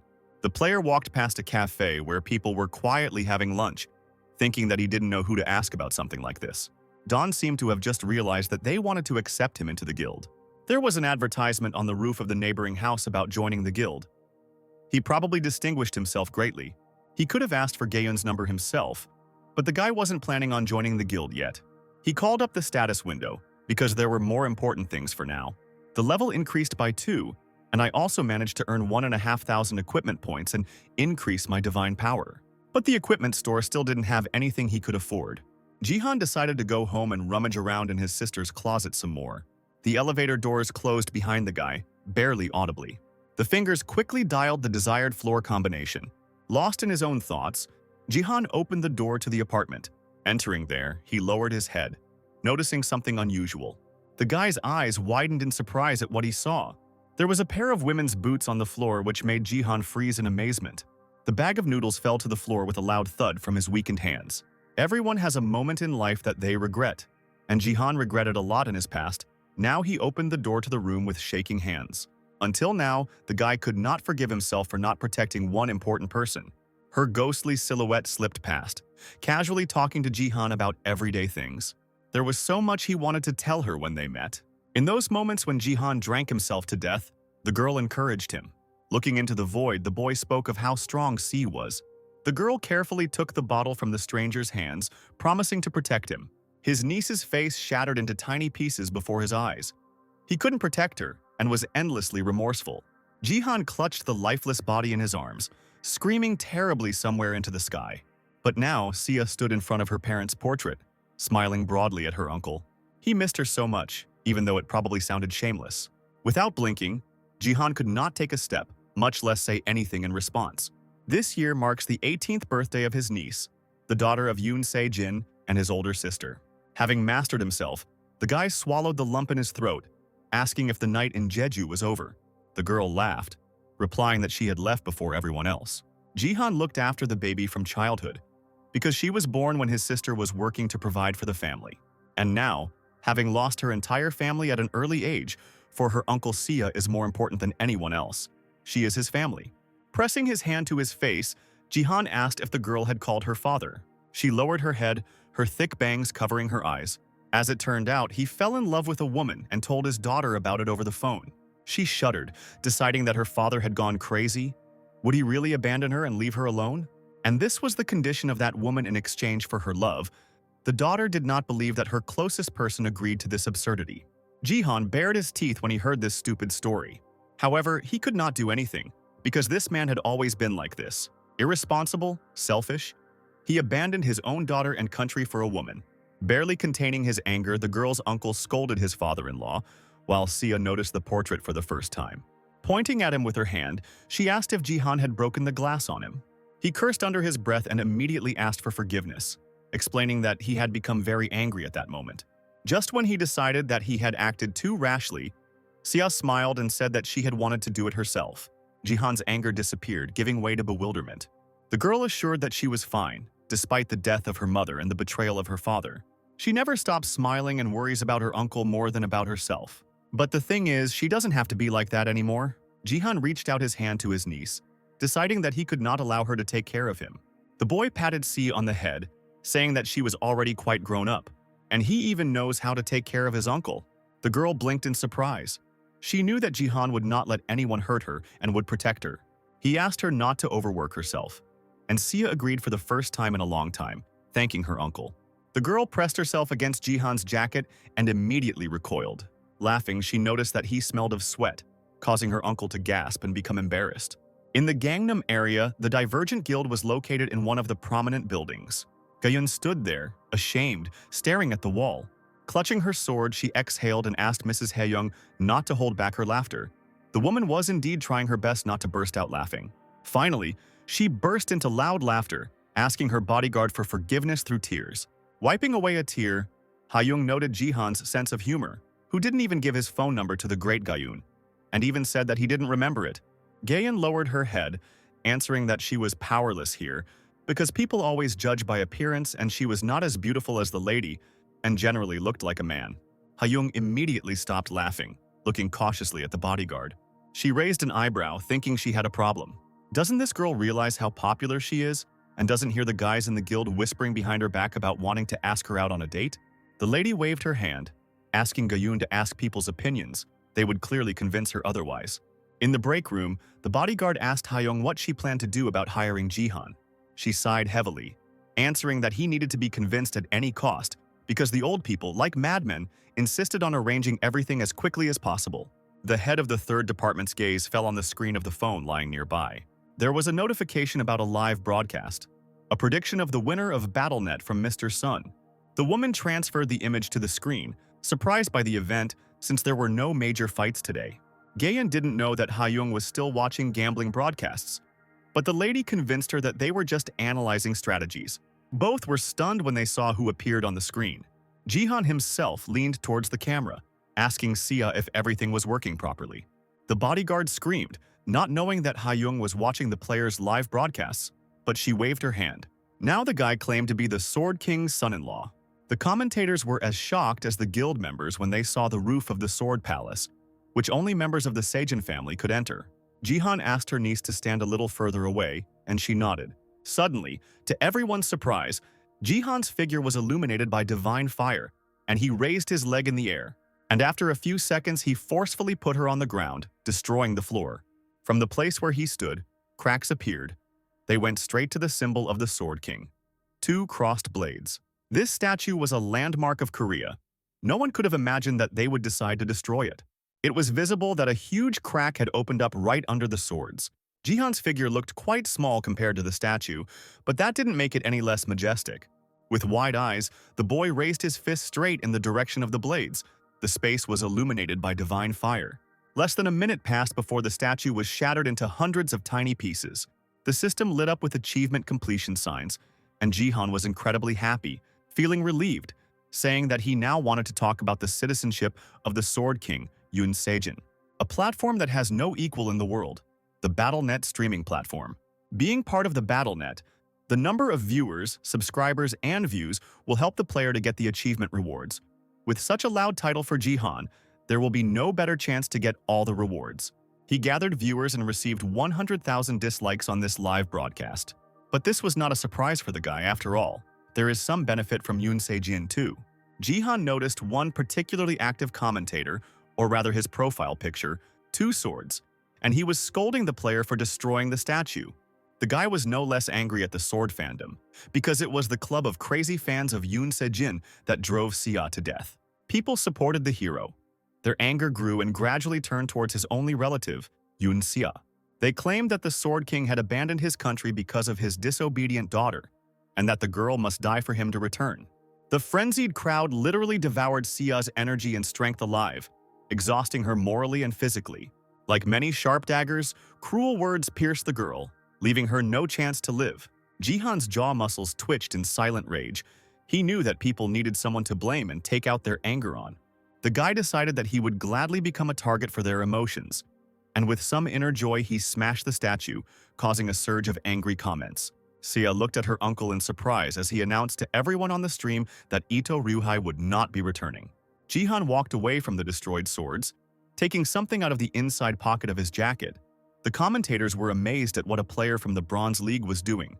He pulled out the phone containing the recording of Ryuhei's conversation with his daughter, after he decided to accept Japanese citizenship, and held the device up to the camera. The stream was broadcast directly to the main square in the city, and all residents were able to hear with their own ears how their national hero leaves his country for another woman. Lee Haeyoung's mouth dropped open in confusion. While Lim Gayun's eyebrows furrowed, she considered the man a real bastard. Many huge screens in the city center broadcast a stream. The voice of the national hero left his own daughter for a new love. This was the woman's condition in exchange for her love. After these words, Jihan turned off the recording. He turned around and looked cautiously at his niece, who was standing silently to the side. Sia smiled at her relative, as they had agreed, and the girl nodded in agreement. She walked up to the camera and awkwardly bent down to get into the frame, then introduced herself. And the commentators immediately noted the beauty of the King of the Sword's daughter. The girl straightened up and clasped her hands in front of her, saying that she was shocked by this situation and that she was here to say something. As it turned out, the father left his daughter the Sword Palace as an inheritance. But being honest and fair, Sia could not accept the inheritance from a man who abandoned his country and family. Therefore, the girl firmly decided to give the house bequeathed to her country. Jihan lowered his head as he listened to his niece's words. She hoped that the donation would be a great help to the Korean players. However, knowing that the cameras couldn't see him, he allowed himself to grin. 30 minutes ago, he himself suggested this to Sia. She cried out in amazement upon hearing about such a sacrifice. The uncle was just drying his hair with a towel after coming out of the shower, and the girl patted him on the cheek, noticing that he didn't look drunk. Sia clasped her hands in a prayerful gesture, asking her uncle in surprise why he wanted to give away everything they had. Sun noticed that his mind was sharper than usual and thought for a few seconds, his hand hovering over his head, holding the towel. He wasn't sure that he could convince his niece, especially since he didn't ask her to sell the house at an exorbitant price, but to donate it. But this had to be done at any cost because when Sejin destroyed Korea as a representative of Japan, the anger of the Koreans got out of control. The government could not cope with the discontent and confiscated the property of the traitor. Sia had nowhere to go. She couldn't withstand all the threats and persecution from the Sword King fan club. The girl decided to take a terrible and irreversible step. She took her own life. Therefore, since the house will be taken away anyway, it is better to give it back ourselves and protect everyone. Crossing his arms over his chest, Jihan grimaced, knowing that he now looked like an ordinary freeloader and drunkard, spending all his days at home because he couldn't tell his niece that he came from the future. Sia considered her uncle's words, still staring at him, and the next moment, completely unexpectedly for the player, she agreed. Shrugging her shoulders, she walked into the room. Jihan rushed after the girl, asking again if she really agreed, but there was no point in asking questions. Sia said that her uncle was not the type to ask for something like that without a reason, which stunned the guy. However, besides this, the girl had not seen him so confident for a long time. Jihan couldn't come to his senses for several more long minutes, looking after his niece in confusion. He couldn't understand who Sia had grown up to be, and remembering their conversation now, he only shook his head with a smile. Looking at his sister's daughter, the player thought she was an absolutely amazing person. The commentators did not support the girl's idea, saying that the guy was a fraud and was clearly not the son-in-law of the Sword King. But this didn't upset him either. Jihan was ready for attacks. Then, if everything went like this, there would be no claims against Sia. Stepping forward and looking straight into the camera lens, he addressed Yunseng Jin, assuming he would listen. Even though Jihan's suit was torn from his previous actions, he still knew that he had done a great job. Saya looked at her uncle in shock, who spoke in unprepared text. Her father justified his actions by a woman. What made the commentators laugh was the words about the national hero. Jihan called him a nobody. He grabbed the half-torn sleeve of his jacket and loudly announced that Sejin had flown to Japan only because of his failure in Korea. Even Lee Hae-young and Lim Ga-yoon were completely shocked by these words. The women did not expect this on a live broadcast. Throwing aside the torn sleeve, Jihan declared that the man should enjoy his stay in Japan, because if they met again soon, he would destroy him.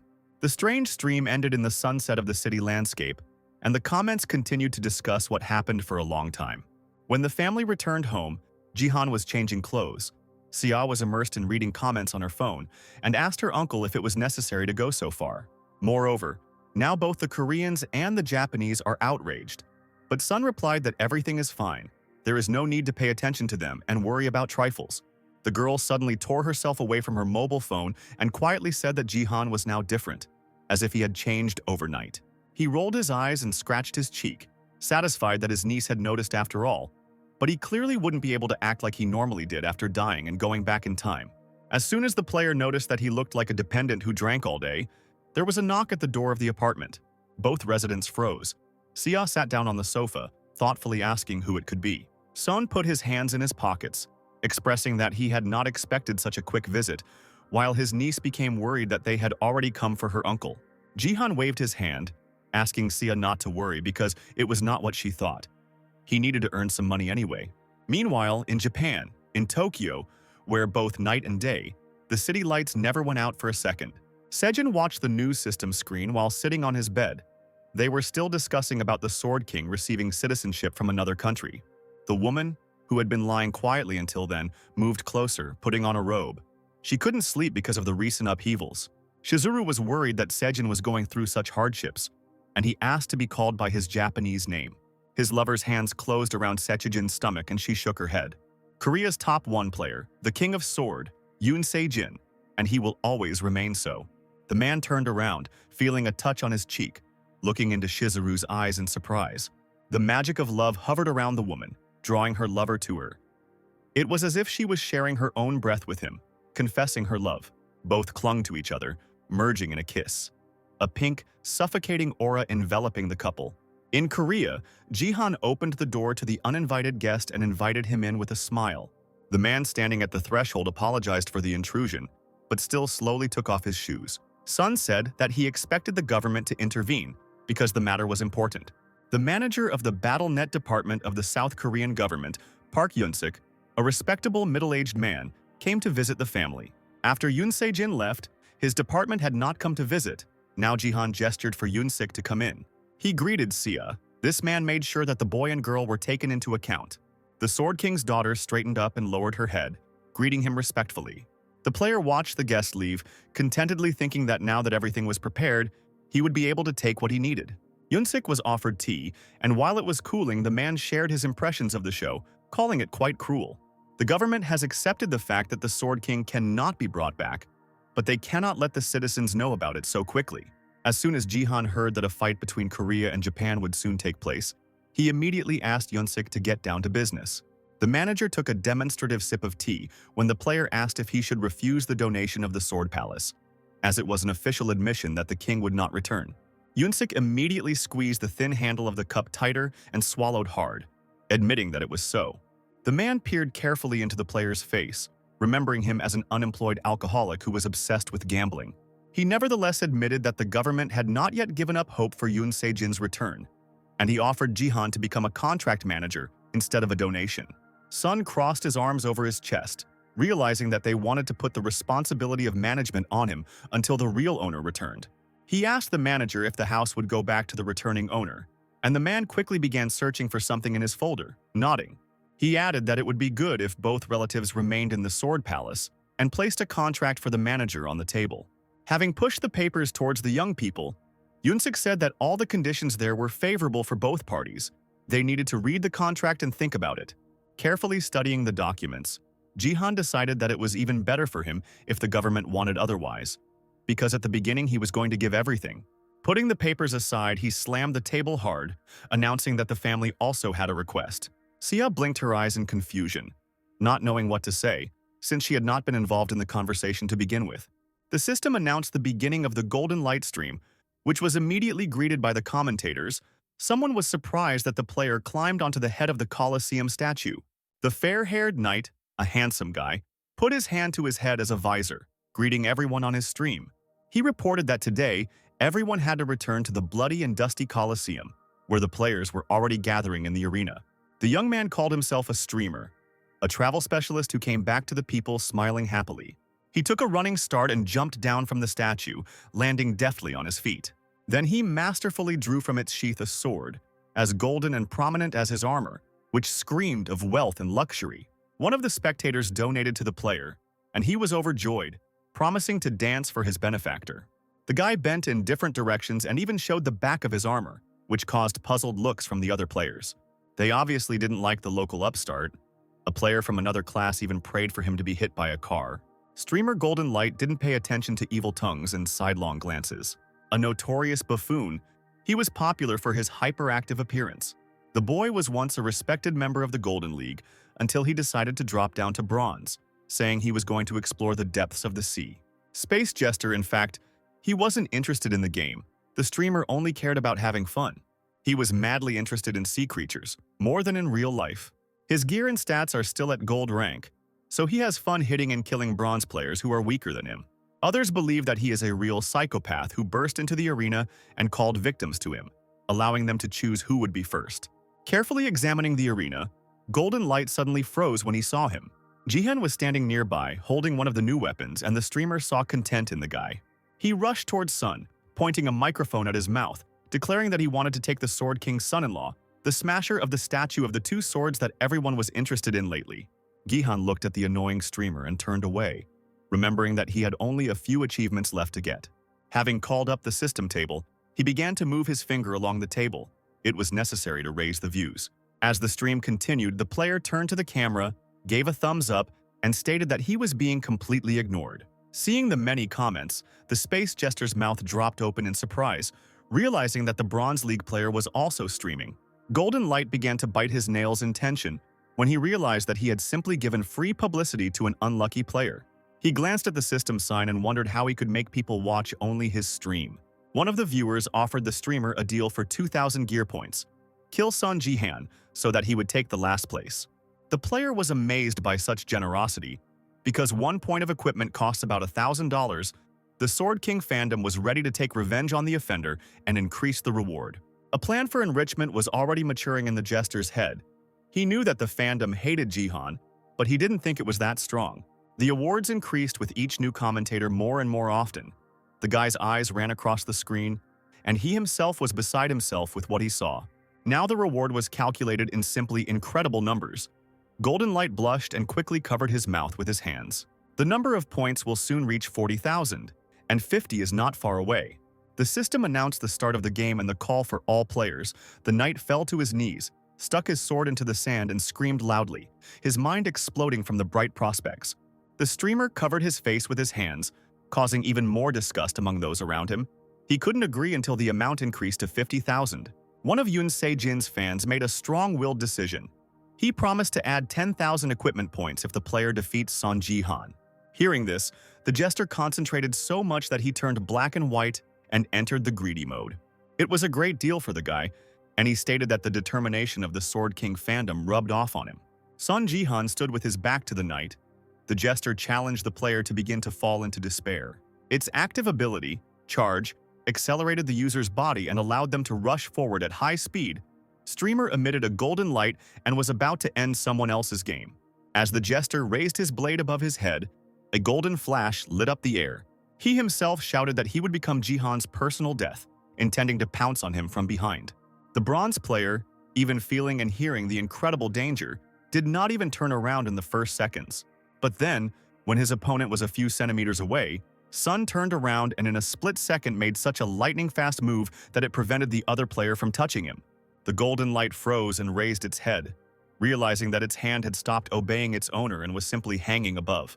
As it turned out, Jihan had a 0-rank kitchen pusher in his hands. On another planet, aliens use a pusher to cook atheists. The system suggested supplementing it with a kitchen knife. The guy chuckled that he had no choice but to fight with what he had, and reached into the inside pocket of his sweater. The golden light stood awkwardly, continuing to look at the poorly equipped player who ironically wanted to match his weapon. The streamer himself did not understand how he ended up being attacked by something incredibly sharp. The bronze player jumped to the side, finishing actively waving his hand, clutching a regular knife in his fingers. His opponent couldn't hold back and screamed at the top of his lungs, the alien energy still holding him in the air. The commentators were furious that the bronze player was already using divine power and a support class, and the system had just announced the spilled first blood and increased the player's achievement points. He raised the kitchen knife in front of him with interest. On another planet, aliens used it to cook the atheists. The Jester rose and resurrected, theatrically folding his arms across his chest, saying that he did it for the sake of all the players. As it turned out, the player had a resurrection cross. It allowed the user to resurrect once. The boy reappeared in the arena, his eyes downcast, his red cloak fluttering in the air, falling right on Jihan. Putting his finger to his temple, the Jester said with a smile that because of his inattention the audience was disappointed and that he would soon repay Jihan for all his suffering. The guy clearly didn't expect that the enemy would be right behind him. Listening attentively to this speech, the golden light froze in fear, turning its eyes to Jihan, who grinned. Less than a minute later, the confident streamer's figure was painted in the colors of the system. Player Sun Jihan committed a double kill. As he walked away, He thought that no one had used resurrection before, and it was not worth repeating, not because of the fines, but because of the vulnerable position of the resurrected. Jihan turned towards the raised area of the arena. Under the canopy sat the observers who had come to watch the game. Because of this, the atmosphere around was more tense. Today they were beautiful elves. The commentators noticed how they looked at Sun. The player was shaking just by looking at these creatures, because they played a big role in the fall of humanity. But he planned to deal with them later, and now it was worth concentrating on pressing problems. Looking around, Jihan noticed for the first time that he had remained isolated in the arena. Apparently, he had been counted among the outcasts. Moreover, the other players, seeing that he turned around, ran away screaming. Knights, monks, mages. Everyone rushed forward, shouting that now was not the time to fight each other, because Sun had killed even a Gold League player. The guy shrugged and sighed heavily, thinking that it would now be more difficult for him to kill. However, he finally found D-rank holy items. He no longer needs to fight to fulfill the condition to use them. Lost in thought, the player weighed the knife and the pusher in both hands, looking at the system screen. The boy raised an eyebrow and smirked when he saw the new game task. He needed to subdue all the goblins that had gathered around the goblin champion. A disgusting creature with yellow eyes and sharp, half-rotten teeth growled as it appeared next to Jihan. But not even a minute had passed before he suddenly turned around and ran away, begging to be saved from the player filled with divine power, rushing after him with a mortar. The creature didn't manage to escape far, its mouth opening and closing silently when a heavy blow fell on its head. Jihan gripped the kitchen knife tightly in his palm, preparing to launch his next attack. Using it as a basis for a fight, Sun stunned the goblin and sent him flying with a mortar. The condition for using holy items has been met, and the items from the D-rank cooking set have been used together. It was necessary to hit one on the head and the other to pierce the heart. Since they are from a set, they have a certain order of use. Straightening up, the player thought with satisfaction that he was lucky to figure this out before the end of the game. Jihan spent a lot of time.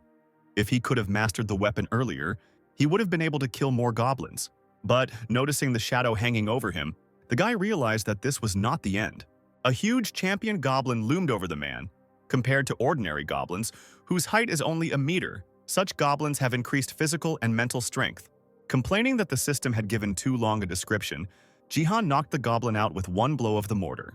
The heavy body fell at the man's feet within a few seconds. Raising the knife, the player hissed, not understanding what all the fuss was about when in fact the monster was just tall. He swung the kitchen knife and plunged the weapon into the goblin champion's heart. For his efforts, the system rewarded the player with another point of divine power. Cooking sets. The pusher and kitchen knife have been downgraded after this 1-second battle. Since they were still E rank, Jihan could earn divine power points again, but these items were not very suitable for killing monsters. At the other end of the arena, the sounds of blades striking and war cries could be heard. Sun decided that it was time to catch the players, because they had gone too far. The guy started rolling up his sleeves, muttering that it would be bad. But nothing could be done, because if they didn't come to him, divine power was radiating from the player in all directions. He firmly decided that he would approach the others himself. The commentators were talking with all their might about how terrible Jihan's appearance was. In the real world, Seoul, Gangnam District, Yeoksam Station, there was peace. But not in the apartment and the gaming chair of the Golden Light, which did not look as frightening as in the game. The guy sat in front of 4 wide monitors, pointing at Jihan's image, and was indignant about the latest incident. The streamer watched as the player he hated dealt with goblins. He had too high stats. The jester fell headfirst onto the keyboard, starting to whine that in the Bronze League people have a maximum of 20 stat points, and Jihan has a lot of them. Howling sounds were heard from the speakers. The guy chuckled something and raised his head. As it turned out, player Sun Jihan committed the murder by knocking out another user with a mortar. Golden Light's eyes widened at what he saw on the screen. All the censored words suddenly flew out of my head, because something was happening that no one could have expected. With the help of, albeit divine, but still ordinary objects, Jihan moved straight through the corridor of players, knocking each one off their feet. He committed double murder time after time without fail, and the system signs kept popping up in the air. Even the commentators who didn't believe in him couldn't deny the guy's success, because killing 4 people in flight seemed impossible. Triple kill, mega kill, rampage, and this is only a small part of what Jihan did. A line of opponents flew into the air and fell flat on the ground. The users were beside themselves with rage. The shooter demanded additional improvements for himself from the magician, who snapped back irritably. One of the bolder players loudly called out to Jihan, calling him a cheater and a deceiver. The shooter shouted that he had had enough of victories and that the guy needed to leave the arena. Without blinking an eye, Sun began to fight off the stream of arrows fired at him. The attacks were unable to reach their target because the player was a master at wielding the mortar. The intense gaze with enviable speed anticipated which direction the arrow would fly in and immediately deflected it. Finally, when the shooter simply ran out of weapons, Jihan looked in that direction with some strange expression on his face. Both warriors immediately drooped, starting to giggle stupidly in different ways, almost dropping the objects in their hands onto the ground. A few seconds later, Jihan was already standing nearby with a raised dagger, and the system notified that the player had committed a double murder. The E-rank cooking set items were used together. The boy received 1 point of divine power, while the cooking set items were downgraded to F. Hidden quest completed. Get 10 kills in the Colosseum. Jihan got 5,000 achievement points. He thought he got everything he wanted. But, unfortunately, this was not enough. He needed something more substantial. The young man's eyes lit up with excitement when he saw one of the inscriptions on the system's screen. An epic quest that was not given in the Bronze League. Among the spectators of the Colosseum, you had to find the Queen of Shadows and provoke her. Reward: 50,000 achievement points. The interest of the constellation Queen of Shadows, the absolute being, the representative of the star and the divine creature in BattleNet. The constellation's interest meant that it would become a sponsor for the player, helping them gain abilities that were otherwise impossible to obtain, something that could only happen in the Diamond League. This task must be completed at any cost. If one constellation can be lured to one side, then others will become interested. But will Jihan be able to find what others can only dream of? This will be especially difficult to do in a crowd of ubiquitous and hated elves. These creatures looked at people unfavorably, even aggressively. Like marble statues, they sat in separate stands from the rest of the spectators and pierced the users with their gaze. Jihan took first place, and now everyone in the Colosseum knew about his record 10 kills. They moved the show to show Yoon Sejin, and the news spread throughout the community. This brought the guy about 10,000 subscribers and 4,000 regular viewers who were part of the Sword King fandom and hoped for Sun Jihan's defeat, became his supporters. And it was no surprise to anyone that all the anger was now directed at streamer Golden Light, who was defeated by a Bronze League player. Commentators saw that Jester had filmed Jihan's murders and was promoting them through his streams, and he was thinking hard about how to increase his reputation. Getting up from his chair, the streamer stretched, loosening his stiff muscles. He decided that he couldn't do anything about the current situation. From now on, he will also be on Song Jihan's side. The guy has a new fan. Golden Light dreamed of becoming Jihan's editor and making his BattleTube popular. Sia, dressed in funny pajamas, sat with her eyes wide open, excitedly asking what she had just watched. Jihan, not having time to take a sip of water, looked around in surprise because his niece was interested in when he managed to become so strong. The girl shook her head, saying that she felt sorry for the others, while her uncle noted that the world was a cruel competition. She noticed that many viewers wanted to donate to the player. Sun immediately opened this option on the system panel. She also suggested raising the minimum amount since Jihan decided to open a fundraiser. Then the guy decided to set the minimum to 10,000 points of equipment. Sia was amazed at someone else's appetite because it was equal to 1,000,001. Then I thought, maybe it really wasn't enough after all. But Jihan's thoughts were occupied only by the epic task. He must find and provoke the Queen of Shadows. But it was still difficult to figure out how to find her among so many viewers. The guy was pulled out of his deep thoughts by his niece's cheerful voice offering help. She noted with a smile that her uncle always had that expression on his face when something wasn't going according to plan, so it was worth telling her everything. Jihan smiled back, absent-mindedly thinking that the girl looked so much like her mother, his sister. Shrugging his shoulders, he decided to give her a chance and see how she handled it. Sun told about the epic task and answered his niece's questions. Surprised by the strangeness of the task, Sia enthusiastically decided that she would find the Shadow Queen by rewatching the game. Jihan left the room. His conscience immediately began to torment him because of his request for help. After all, it all looked like looking for a needle in a haystack. But he was still proud of his niece. The girl sincerely wants to help, so all that remains is to thank her for it. Returning to his room, Jihan decided to do what he had been putting off for a long time. He already had one class, support. Now the system asked if the player wanted to add another one. The guy bought an extra seat for the class with the points he earned. Now he could choose another one. Smiling contentedly, Jihan extended his finger to the desired inscription on the screen. He firmly decided that he wanted to add a mage class to his support class. At that moment, a purple funnel began to form around the guy's figure. A new power, different from the divine, was coming from his heart, and it was clearly felt. Now, after some time, it was necessary to try out a new class. The reason for this choice was hidden in a unique stat that only appears after obtaining these two classes. The strength stat was the player's desired prey, a small purple ball slowly appearing on Jihan's open palm. In his past life, he had a conversation with an important person while drinking. While drunk, Baron Williams kept saying how sad he was that the guy had gotten citizenship a little earlier. The guild leader would have recognized him as an American and treated him better. That day, after saying they would become closer, Baron shared something unusual with his protege. The man took another sip of whiskey and used his other hand to lift the bottle into the air using red energy. He started talking about strength, abilities, and was surprised when Jihan did not understand what he was talking about. Williams talked about strength, the stat that comes with the perfect combination of divine power and mana. Smiling drunkenly, the man, looking into a glass of ice, said that it was not easy to reach such a level. Others could not do it. He was the only player with two classes. Only the guild leader can have power, since he has two windows of status, support and mage. Such was the gift of Baron SSS rank. As it turns out, there is another condition. You need to have 10 or more points of divine power. Jihan asked again if he could get something similar, but Baron shook his head condescendingly, repeating with emphasis that no one else except him had two classes. The man acted ignorantly, but Sun did not dare to argue. It was true that only Baron had the power to dominate space. But that was the case before.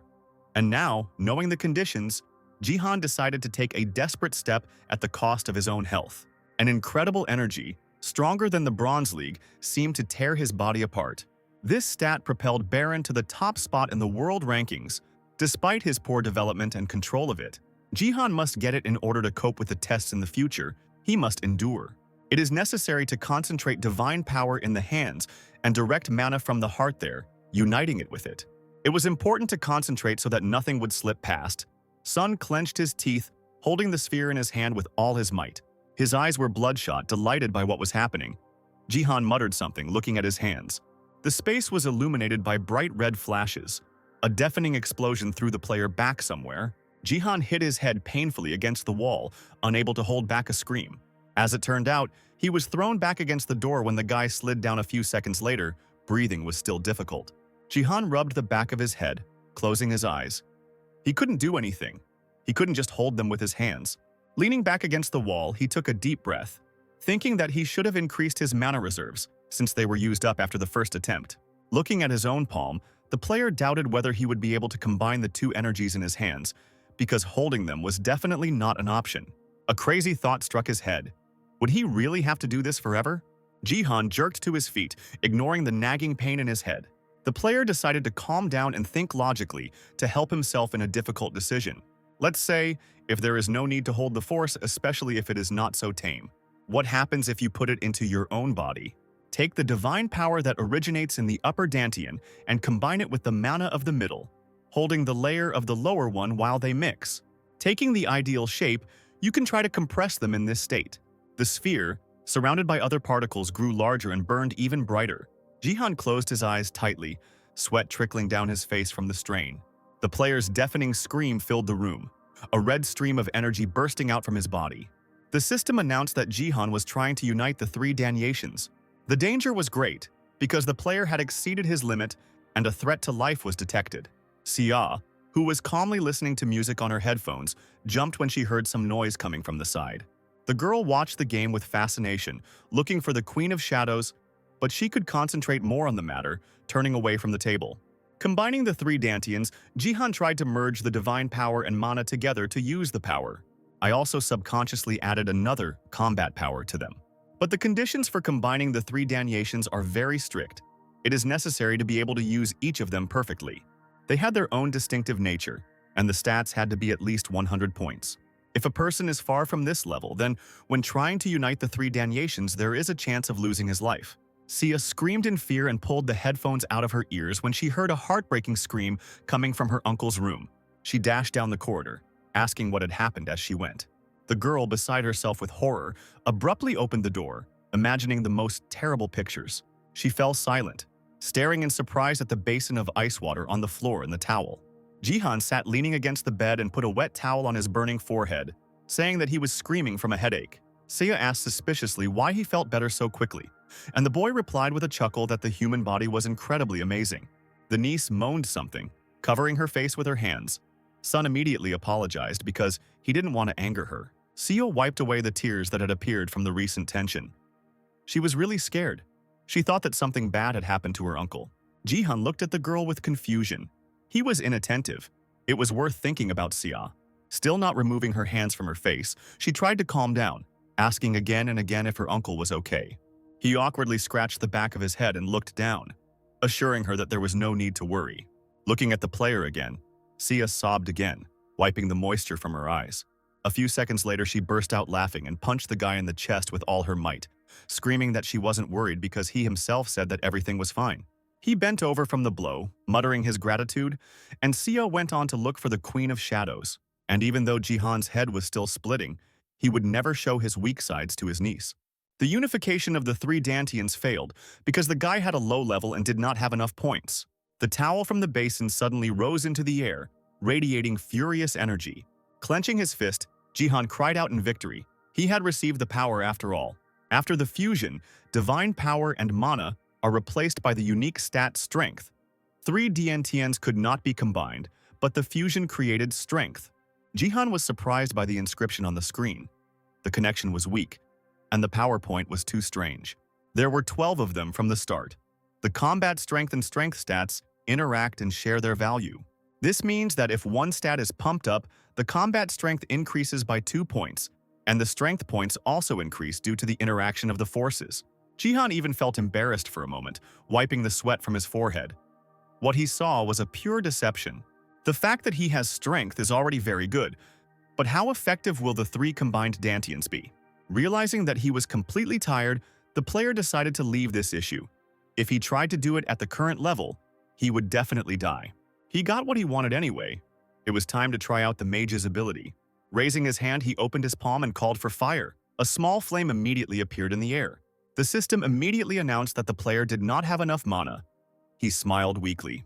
The full moon seemed to be watching the user's unfortunate outcome and chuckling. Finally, after this long, difficult night, the sun rose over the city. It ran gently across Jihan's face, making its way through the half-open curtains.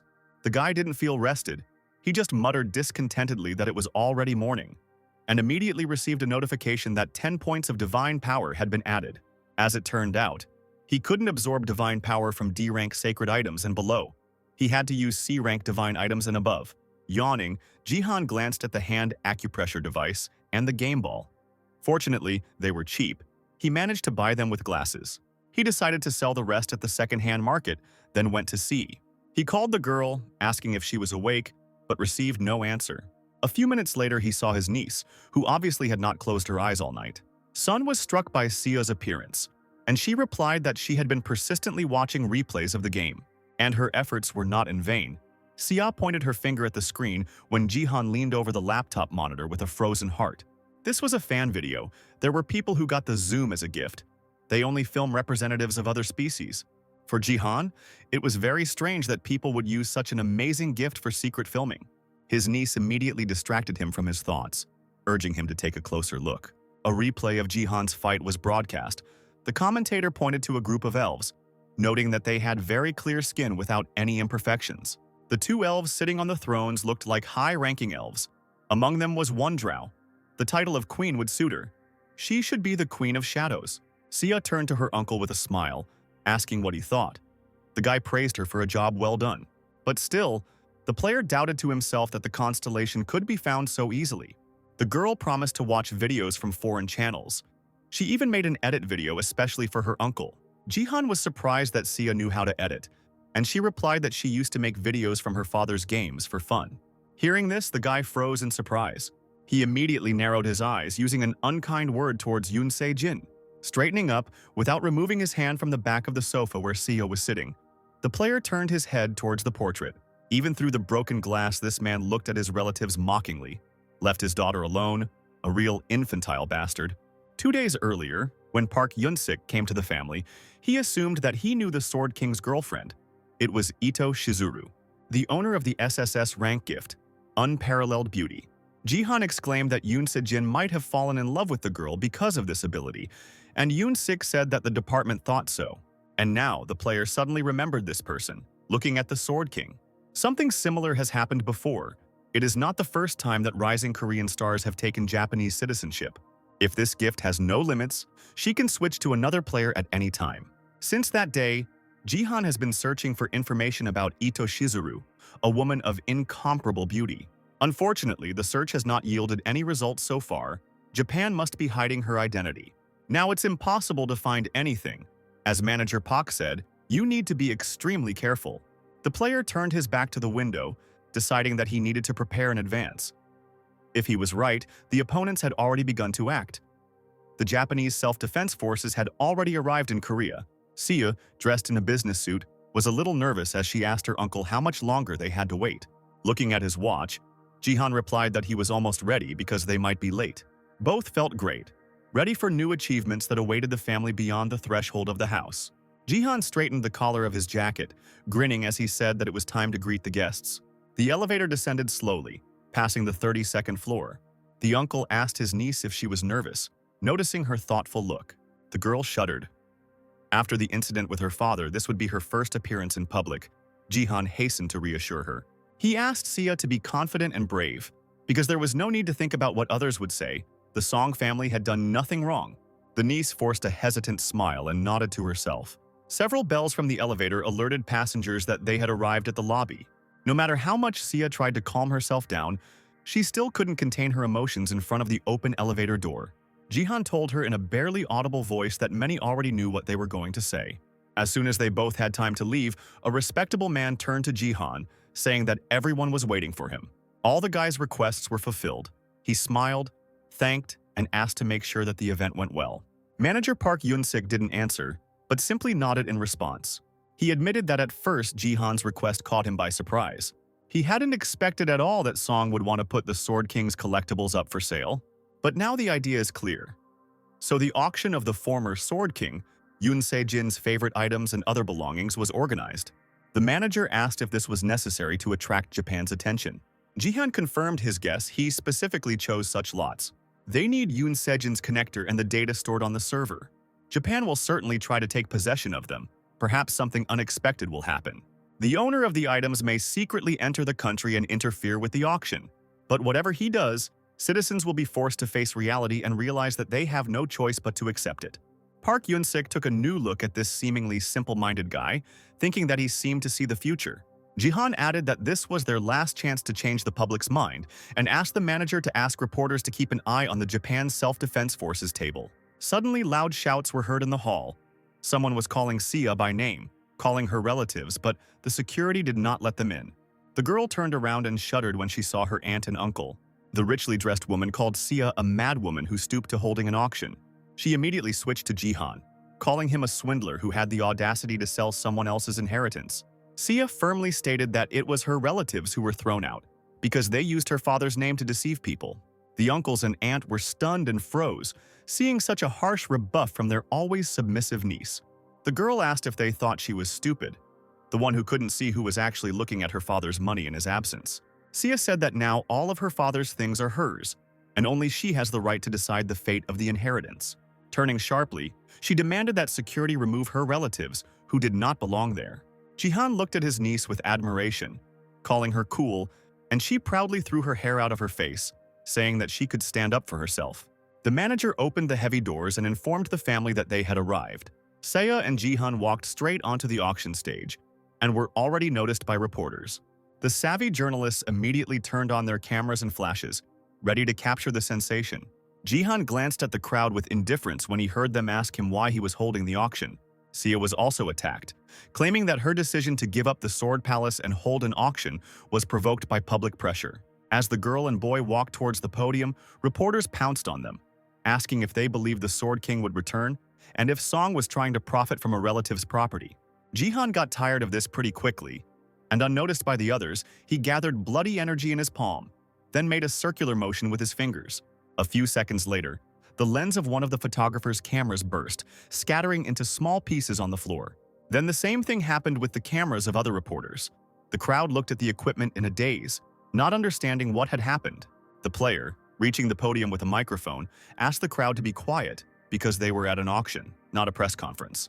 Finally, straightening up, Jihan, with his characteristic confidence, announced the start of the auction. His men prepared 3 lots. The first was Seijin's BattleNet connector. It reduced the feeling of pain by 99%. The data stored in it remained intact. Also present were Seijin's analyses of himself and high-ranking East Asian players. Those present began to discuss the lots. The data of the King of the Sword is very valuable, and the analyses are incredibly useful when the battle between Korea and Japan is approaching. Jihan looked at the people sitting at the tables and grinned imperceptibly. They would not want to miss a single lot. The analysis from a high-ranking player is not easy to get. Suddenly, the guy noticed that someone's hand confidently reached up. The player was stunned when he saw who exactly wanted to ask the question. Takeda Kazuo, the recruitment manager of the Japan Self-Defense Forces, a plump man, was smiling, and next to him stood a girl, looking askance at Jihan. Takeda, twitching his gray mustache, slyly asked if he could offer a price since the auction had already begun. He offered $5 billion for all the lots, which caused a natural reaction from the others. The man added that he would like to request a personal meeting with Song Jihan and Yoon Xia. With his hands in his pockets, the player approached Kazuo, asking him to say whatever he wanted to say. This is not the time or place to accept an offer to meet, as Japan knows firsthand. The interlocutor shook his head, replying that he was scared by the guy's gaze, especially since the man was a guest, and the host should have been more welcoming. If he shows his hostile attitude, someone will have to intervene. After these words, the young girl in 2 steps appeared at Jihan, putting the hilt of the katana to his head. It was Kazuo's bodyguard named Shadow. She couldn't be compared to Keno, but she was also an amazing player who could do a lot. The man pretended to be worried, saying that he was in no way threatening, but simply keeping me informed. A glimmer of divine fire appeared in Jihan's eyes, and he was amazed at how similar the warrior was to Yoon Sejin. They didn't take a single step to the side, just like Shadow, who continued to stand nearby. Thin fingers gripped the katana with force. The girl was ready to strike at any second.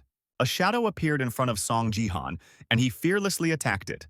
The next second, something happened that no one expected. The player forced Shadow to fall back with 1 blow. The girl dropped the katana from her left hand, although she held onto the other one. She lowered her head, clenching her teeth in impotent rage. A bruise from the blow had already begun to bloom on the delicate skin of the bridge of her nose. Shadow suddenly felt an incredible force coming from her opponent, just as she was about to pull out the tip of her katana. Jihan put his hand on Tenny's shoulder, advising her to abandon her plan, since the auction was being broadcast on his BattleTube channel all over the world. Does the girl really want to bare her blade in front of the audience? Takeda Kazuo's expression suddenly changed and he waved his hands, calling on everyone to calm down. He rose from his chair and began to bow to Jihan and apologize, saying that his bodyguard was rather hot-tempered. The man raised his eyebrows, telling the boy that they needed to discuss something. He is ready to pay $5 billion, taking into account a personal meeting. Jihan frowned and Seiya screamed when Kazuo insisted that the Sword King's daughter answer the offer. The player was at a loss for words when such a claim was made to his face, since the property of the national hero belongs to his relative. The man put his hands behind his back and slowly walked next to Jihan, noting that the auction was actually being run by a girl. He was getting closer and closer to Seiya, saying as he went that he wanted to meet her in person, since she was clearly interested in where her father was now. It was truly a forbidden move. Seiya cowered in front of Kazuo like a small animal in front of a predator. Her interlocutor calmly straightened his bow tie, saying that he could be asked about everything, and he himself had a lot to tell. Raising his small, cunning eyes to Seiya, he asked what she had decided. Seeing the confusion in the other person's eyes, Kazuo rubbed his hands, thinking that the girl would definitely agree, because such an offer could not be refused in a sane mind. The man's face took on a truly incredible expression as Seiya loudly announced that she refused. Now he looked at the girl in bewilderment, starting to stutter, not believing that Seiya was refusing $5 billion because of the need to meet in person. The girl replied that her uncle was right, and if her father could only be contacted on his terms, then she did not want to know anything about him. Seiya smiled, stating that she was a minor, so she had to do what her uncle said. Jihan thought it was a complete relief. He thought all the items would go to Japan. Even though Seiya declined a personal meeting, it is unknown what else Kazuo can offer. The man fell silent, replying that nothing could be done, and Jihan thought that he had given up.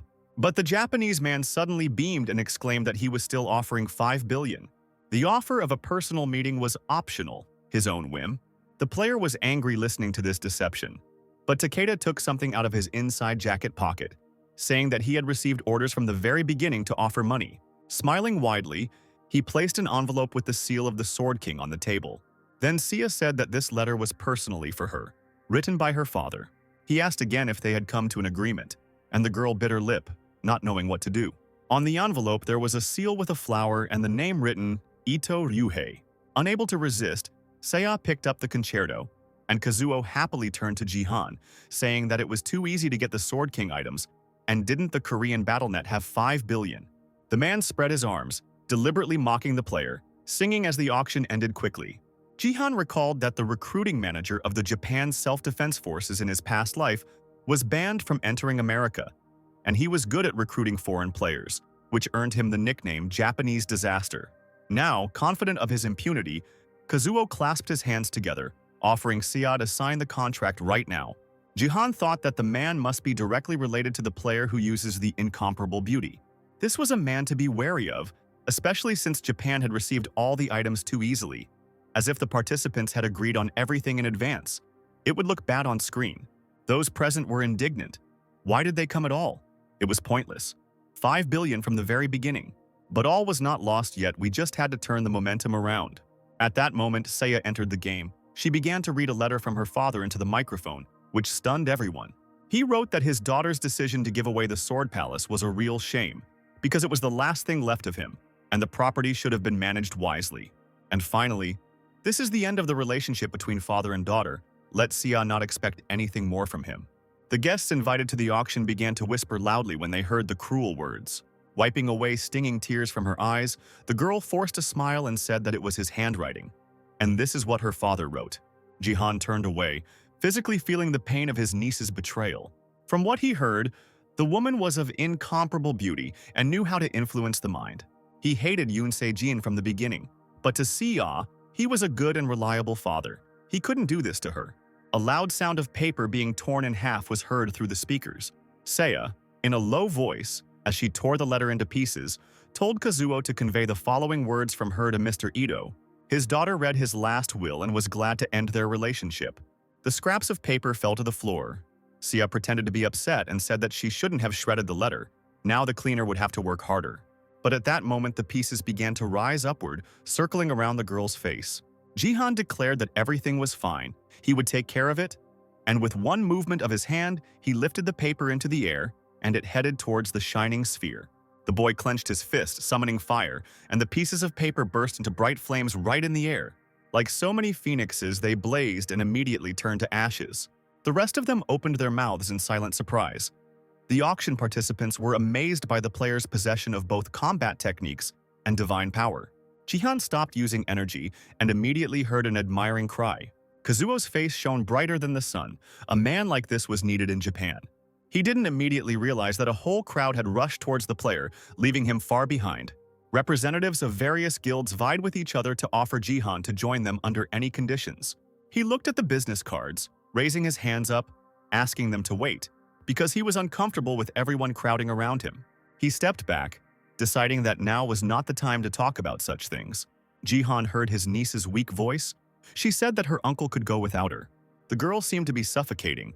Beads of sweat appeared on her face and she began to babble something. Sia grabbed her head, almost falling off her feet.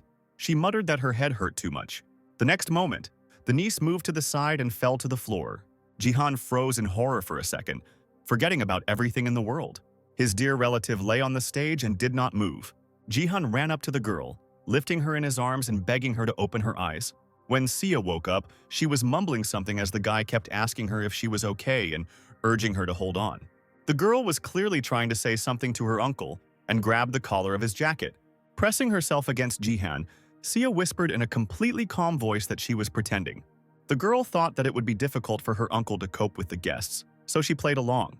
While they were negotiating, the security quickly pulled the crowd aside. The guests were indignant. Now they wouldn't be able to place a bet. A puzzled Jihan looked at his niece with wide eyes, admiring her intelligence. He shook his head, sadly noticing how much his daughter resembled her mother. The guy turned to the guests, asking for forgiveness for the auction ending abruptly because his niece felt ill and needed rest. Supporting the girl, who was diligently playing her role, Jihan loudly asked if she could go on her own. Kazuo persistently tried to get through to the young people through security. He asked for forgiveness for the inconvenience his visit had caused them. Pointing to his business card, the man invited Jihan to greet him personally and asked permission to contact him personally. At that moment, the business card flew out of his hands with a whistle. Jihan just laughed at the man and instantly burned the piece of paper in the air. The player held out his palm and menacingly announced that this was his answer.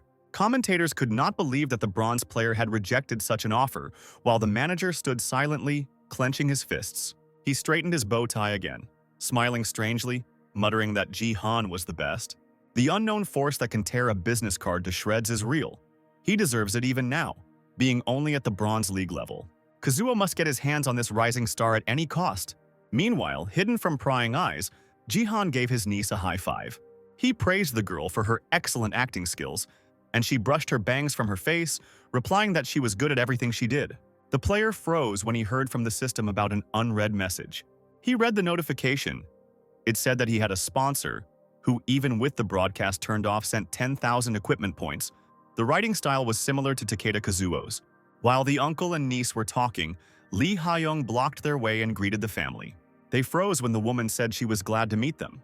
The head of the third department wanted to greet the guys on behalf of the Divergent Guild. The woman smiled, asking for forgiveness for the sudden visit. She really wanted to meet them. Jihan was not at all embarrassed. He only asked how she came here without an invitation. Haeyeon openly said that she had good connections with the Korean BattleNet department, and she used them.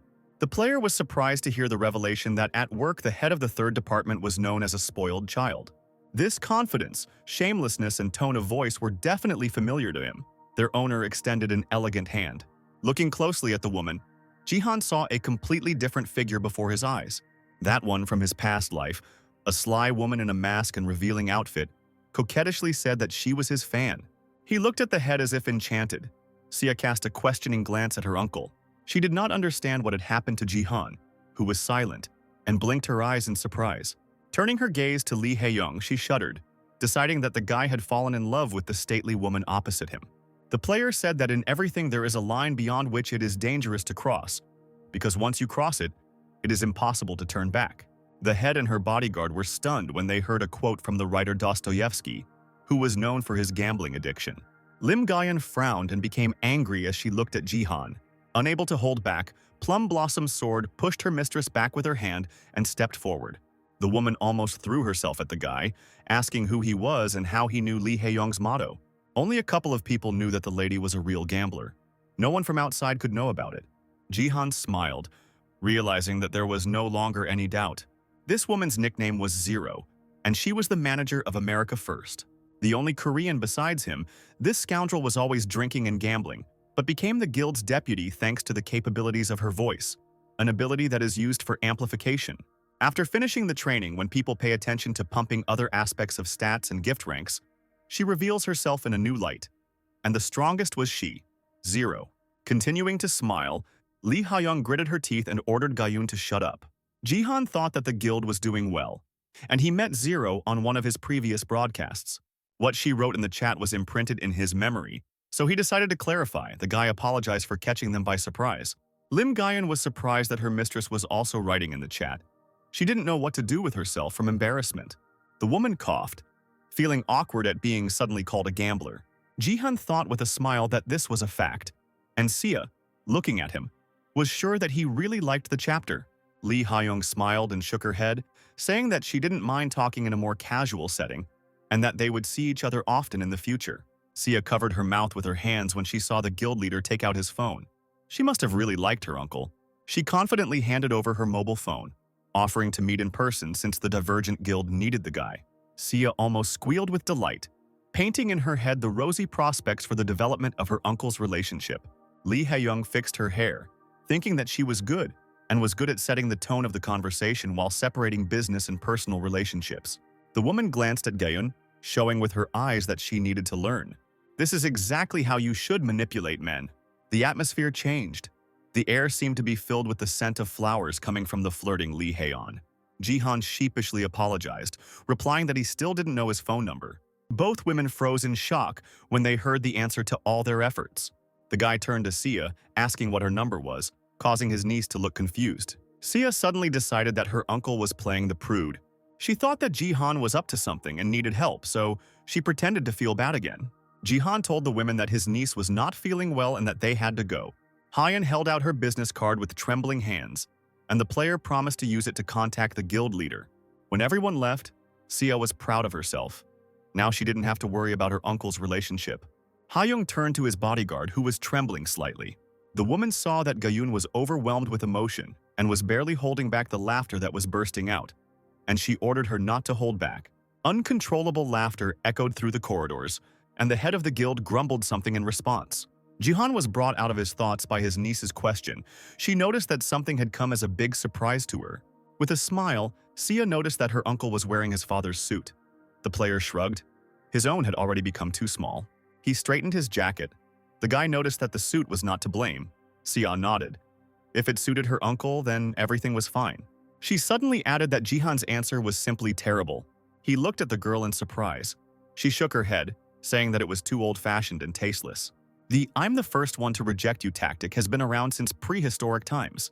While Jihan didn't understand what was being discussed, Sia mentored him by saying that you can play hard to get, but saying that you forgot your number is terrible.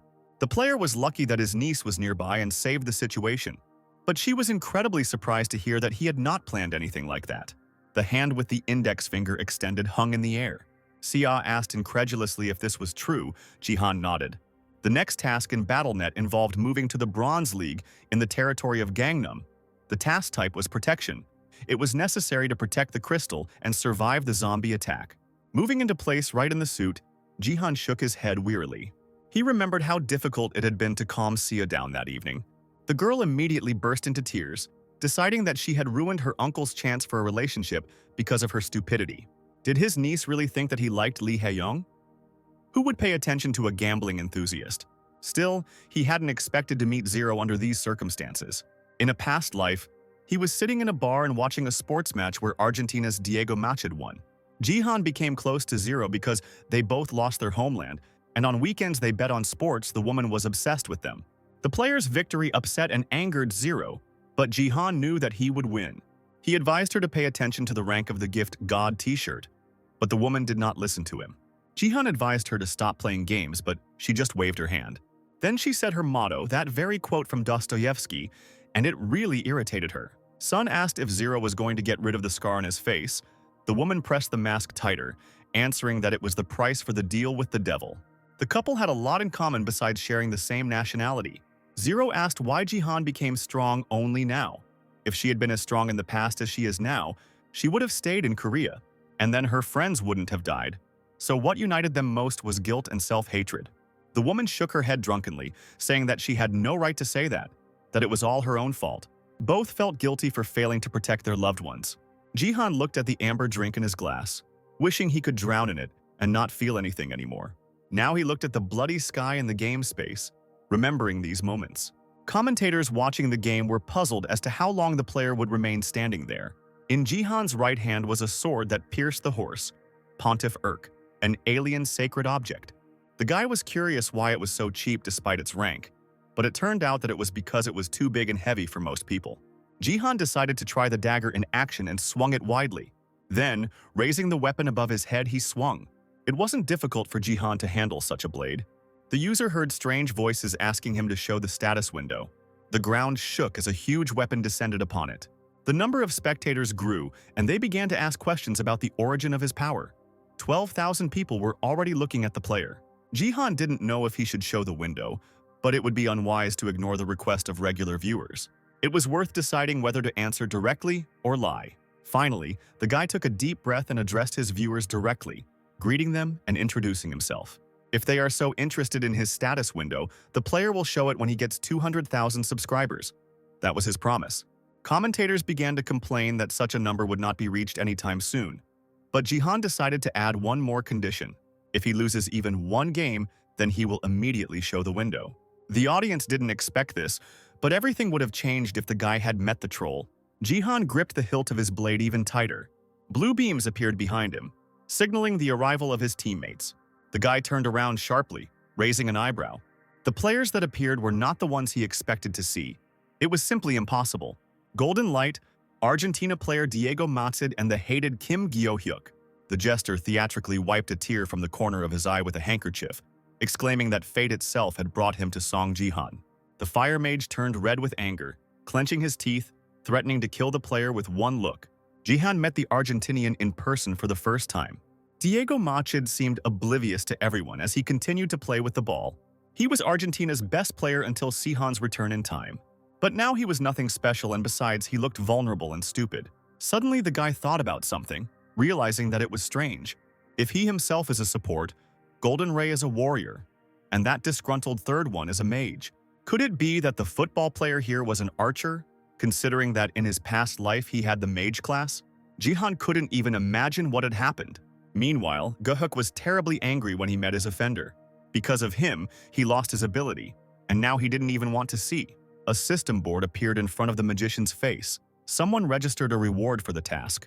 Gahuk was surprised that such a fool could give him such a thing. He was completely taken aback when he read that he was offered to destroy the crystal and prevent Jihan from taking first place. A few seconds later, the game began, and Masida's sword flew into the face of the first zombie. Without saying anything, he continued to attack the dead man with the ball every now and then, as if he were scoring goals into the goal. Stopping for a moment, the man ordered Jihan to apply enhancements to him, because the archer needed more strength. In a team game, it is important to treat all participants fairly. Previously, the player did not use stats because they were not enough. But now the number of divine power points has increased. You can try. The user called upon the force, and the figures of all team members lit up with a bright blue light. Golden Light clapped his hands happily when he realized that he had also been given a buff. Jihan turned out to be a real support. Gohyuk was puzzled as to why Jihan supported him when he addressed the boy. Looking over his shoulder, the player asked if he was going to play for the first time. The same jester jumped up to them, wondering what had happened between them and whether they were both friends. The magician muttered what would happen, then Jihan nodded to him, satisfied with the answer. Declaring that he relied on his team, the boy took off and jumped from the tower, asking for the blade to be placed on his shoulder. The trio looked down in confusion as their support disappeared from sight. Masid pointed down, asking if Jihan was crazy, and the magician immediately called him a stupid football player who didn't understand anything right away. Kim Gye-hyuk hated the player. Does he really think that his teammates are subordinates? The wrinkles on the guy's forehead smoothed out. He decided that he would do what he decided for himself. Jihan rushed into the thick of the living dead. The zombies growled and stretched out their half-decayed hands towards him. A fireball appeared in the player's hand. He was about to attack the enemy with pure fire. The mana and divine power, which became more powerful after the fusion, will tear this gathering of zombies apart. Jihan's eyes turned white, and the fireball turned into a powerful sphere. It turned into a real hurricane that descended to the ground. With his power, he swept away the living dead like paper dolls. Jihan pushed himself off the wall and extended his hand with a dagger. Then he rushed forward and raised the weapon above his head. The tip pierced one of the monsters, but the enormous power of the weapon splashed out to the sides, increasing the effect of the force. The zombies, who were at a great distance, began to melt from the fire. Masid and Golden Light leaned over the edges of the tower, calling the Korean support crazy. Enemies died in a matter of seconds, and it was all broadcast live. The audience discussed the guy with admiration, not understanding where he came from. As if from nowhere, a bloody zombie rushed at the player, screaming deafeningly. The hideous face grunted and snapped its sharp teeth, trying to reach the user. Jihan stood in front of him and thrust his blade into the ground. He smirked at his thoughts. Everything was going as the player thought. It was not in vain that I had to endure those torments. That is the true value of the ability to control space. A bloody sphere appeared above him, and the two zombies. Absolute territory. Anyone who enters it falls under the control of the user. Many people don't know about this ability, but Jihan was personally familiar with it. Baron was poor at control, unlike his abilities, so he often used him as a training partner. Song Jihan fought against the Guildmaster's power quite often. The guy was able to fully study her in that amount of time. From the destroyed ground, the player pulled out a sharp sword with a jerk. Jihan is currently in an absolute state, using both divine and martial powers along with mana. The level of the pathetic Bronze League was no obstacle for him against the fight against the strongest zombies. The number of slain living dead gradually increased, burning in the divine fire. Last time, Jihan couldn't kill 1,000, but now he knew he could do it. There was very little left to get the deserved reward, but it was necessary to move even faster than usual. Song Jihan literally flew above the ground, wielding his blade. My head was buzzing. My feelings were tense to the limit, trying to move only forward. A bright blue light poured from the player's eyes, as if he was blinded by the target. Golden Light and Masid found what happened absurd as they watched the support. The jester noticed that he too was now interested in looking at his status window. Meanwhile, Kim Gyo-hyuk was preparing to carry out the mission. The spectators asked Golden Light to show them the mage, who turned around, calling out to his teammate. The streamer was stunned when he saw what he was about to do. Gyo-hyuk was already standing next to the crystal, apparently preparing to attack it with a fire blast. The rest of the team froze, not understanding what the magician was doing. He raised his head high, filled with hatred for Jihan. Finally, he sent the player to hell with all his might, calling him a rootless scumbag. Jihan froze with a dagger in his hands, hearing these words behind him. The magician, without stopping, exclaimed that in the last few days everyone had been looking only at him. All he had done was court his niece and manipulate her. Jihan froze, especially hurt by the words about his niece.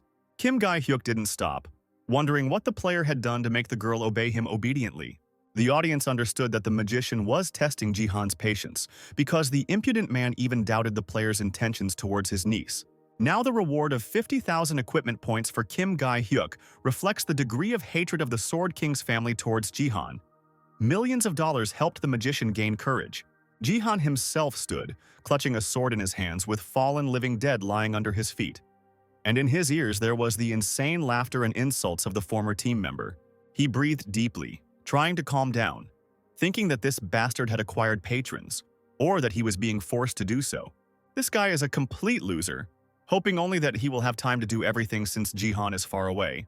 The player was not affected by the insults directed at him. Kim Gyo-hyuk continued to shower him with accusations of ambition, and how his uncle was grooming and manipulating his niece. Then the same dirty hints followed again, asking what Jihan had done that they obeyed him so obediently. Rage flared in the guy's eyes, and the veins on his neck stood out from the tension.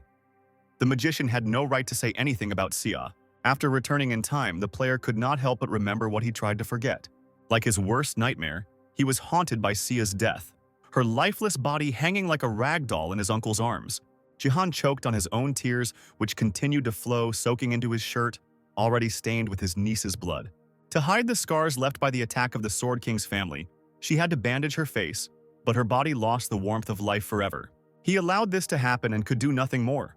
All he could do was wish for himself to die and scream at the top of his lungs so as not to go completely crazy.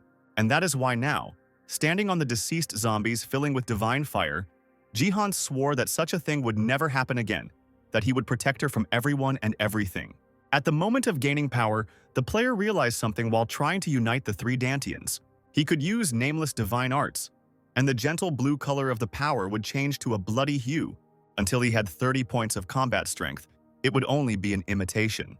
But the guy clearly felt them at the moment of the fusion of the three danyates, languishing in pain, scratching his chest and wanting to pass out as soon as possible. Jihan is familiar with the feeling of mastering the nameless divine arts. Several agonizing seconds passed as the player collected his thoughts, fully concentrating on his own sensations. Noticing the delay, the living dead, with disgusting screams, attacked him from behind, stretching out their half-rotten hands. At that moment, gathering all his strength, Jihan felt how everything around him was transformed. Electricity pierced his body from head to toe, as if it had been born in the man in order to rush far upward. Sand turned into lightning when he used the Heaven's Break technique. Otherwise, the lightning step of the shimmering sky, and this did not go unnoticed by those around. The Sword King's family immediately sent 100 points to Gyo-hyuk, urging him to quickly break the crystal, since Jihan was already rushing to the player. As soon as the fireball appeared on the magician's palm and he felt relief from the curse towards Jihan, the player was immediately called out. Recognizing the voice of the golden light, without even turning around, Gyo-hyuk threw a fire sphere towards him, knocking him down. Flashes of fire glowed red on the magician's palm, and in an emotionless voice he ordered them not to interfere, otherwise he would burn the enemy to ashes. Numerous symbols appeared in the dark sky. Waving his staff, on the base of which precious stones were ringing, the magician crossed his arms, filling the fireball with power. He decided to finish off the crystal. A crazy grin appeared on his handsome face. The player believed in his own strength and the support of the Sword King's family. With another wave of his hands, Gyo-hyuk threw the flaming sphere towards the crystal, and a string of flames immediately followed it. But the sphere was not destined to reach its target. A few seconds later, a ball from the legendary Argentine player crashed into it. In the silence that followed, the ball, covered in black soot, bounced back, leaving traces behind it. A look of surprise appeared on Go-Yuk's face as he turned sharply towards the footballer. Diego himself was completely unperturbed, and his fans greeted their favorite in the chat with all their might. The magician looked like an offended child, asking where he was throwing the ball, to which the footballer replied that he always took the game seriously and this blow could ruin everything. In addition, the villain cursed their comrade, who dragged this task on himself and even his relative. Diego will not allow the game to be spoiled anymore. Now the traitor player turned red with rage, his teeth clicking together with a dull sound. He cursed filthily at the football player, completely not noticing the one who appeared behind him in divine flame. The golden light shone with delight. Clutching the sword in his hands, Diego stood next to him. Seeing these glances, Go-Yuk immediately became quiet and slowly turned around, because he felt the stinging traces of lightning on himself. Jihan's face was so dark that nothing could be seen on it. He slowly assumed that the magician had something to tell him, and at that moment his pupils turned red. This did not bode well for his interlocutor. Go-Yuk shuddered and was horrified. He trembled all over and almost ran back, because his own body subconsciously screamed about danger. The player looked at Jihan as if he were a deity and asked himself what he should do now. Biting his lip, he realized that he had already lost, so he could finally allow himself to speak out about Jihan. But things didn't go according to plan. Jihan ordered his opponent to shut up, literally sealing his mouth with one movement of his hand, without even touching Gyoyoku. The staff fell from someone else's hands. The magician moaned in horror when Jihan told how he wanted to blow up someone else's head, but for some reason changed his mind, only because he didn't want to give the magician such an easy death. San began to move his fingers on his hand as if conducting, telling Go-Yuk what he would do to him. From these movements, the alien body uncontrollably moved to the side. The connector filters the feeling of pain. If Jihan kills the magician, he will only go down to a lower level. The traitor's face had already turned purple from all the manipulations that had been done. Jihan mockingly asked if he had felt something similar before. The guy then promised that he would introduce Go-Yuk to the unknown world right now. Go-Yuk trembled more than before when Jihan's hand dug into his shoulder with a steel grip. The magician mentally cursed the player. He knew that he couldn't really kill another. However, he himself had already lost all his abilities. It was impossible to fall any lower. It's a shame to lose the award, but Go-Yuk was still able to anger his opponent, so the victory is still his. Quick thoughts were flying through his head, preventing him from realizing the most important thing. And when the player realized what was wrong, it was already too late. The whole body seemed to be torn into small pieces. It hurt so much, as if Jihan was not just holding the interlocutor by the shoulder, but piercing him with a sharp dagger straight into the chest. San watched without blinking as Go-Yuk writhed in agony, screaming at the top of her lungs. The magician screamed, choking on tears, begging for it to stop, because his torment was incomparable to what he had ever experienced. A cry of horror and incredible torment rang out from the high tower, calling on Jihan to stop. Golden Light trembled with pleasure as he watched this scene. He considered Go-Yuk to be completely unstable. The footballer agreed with the team member. The streamer was surprised that the connector was causing so much pain, but Diego advised the shiny one to take a closer look. With one hand, Jihan was crippling Go-Yuk, but with the other hand, he was healing him non-stop. A bright green sphere of health glowed in the other person's palm. This was a side effect. The space jester scratched his chin, suggesting that what was happening was a bug. A mistake. If you heal wounds that are damaged over time, like poison or burn, you will get overloaded. And at the same time, the player feels all the pain that the connector lets through. The streamer thought it looked really painful and wondered what ability Jihan was using to deal so much damage.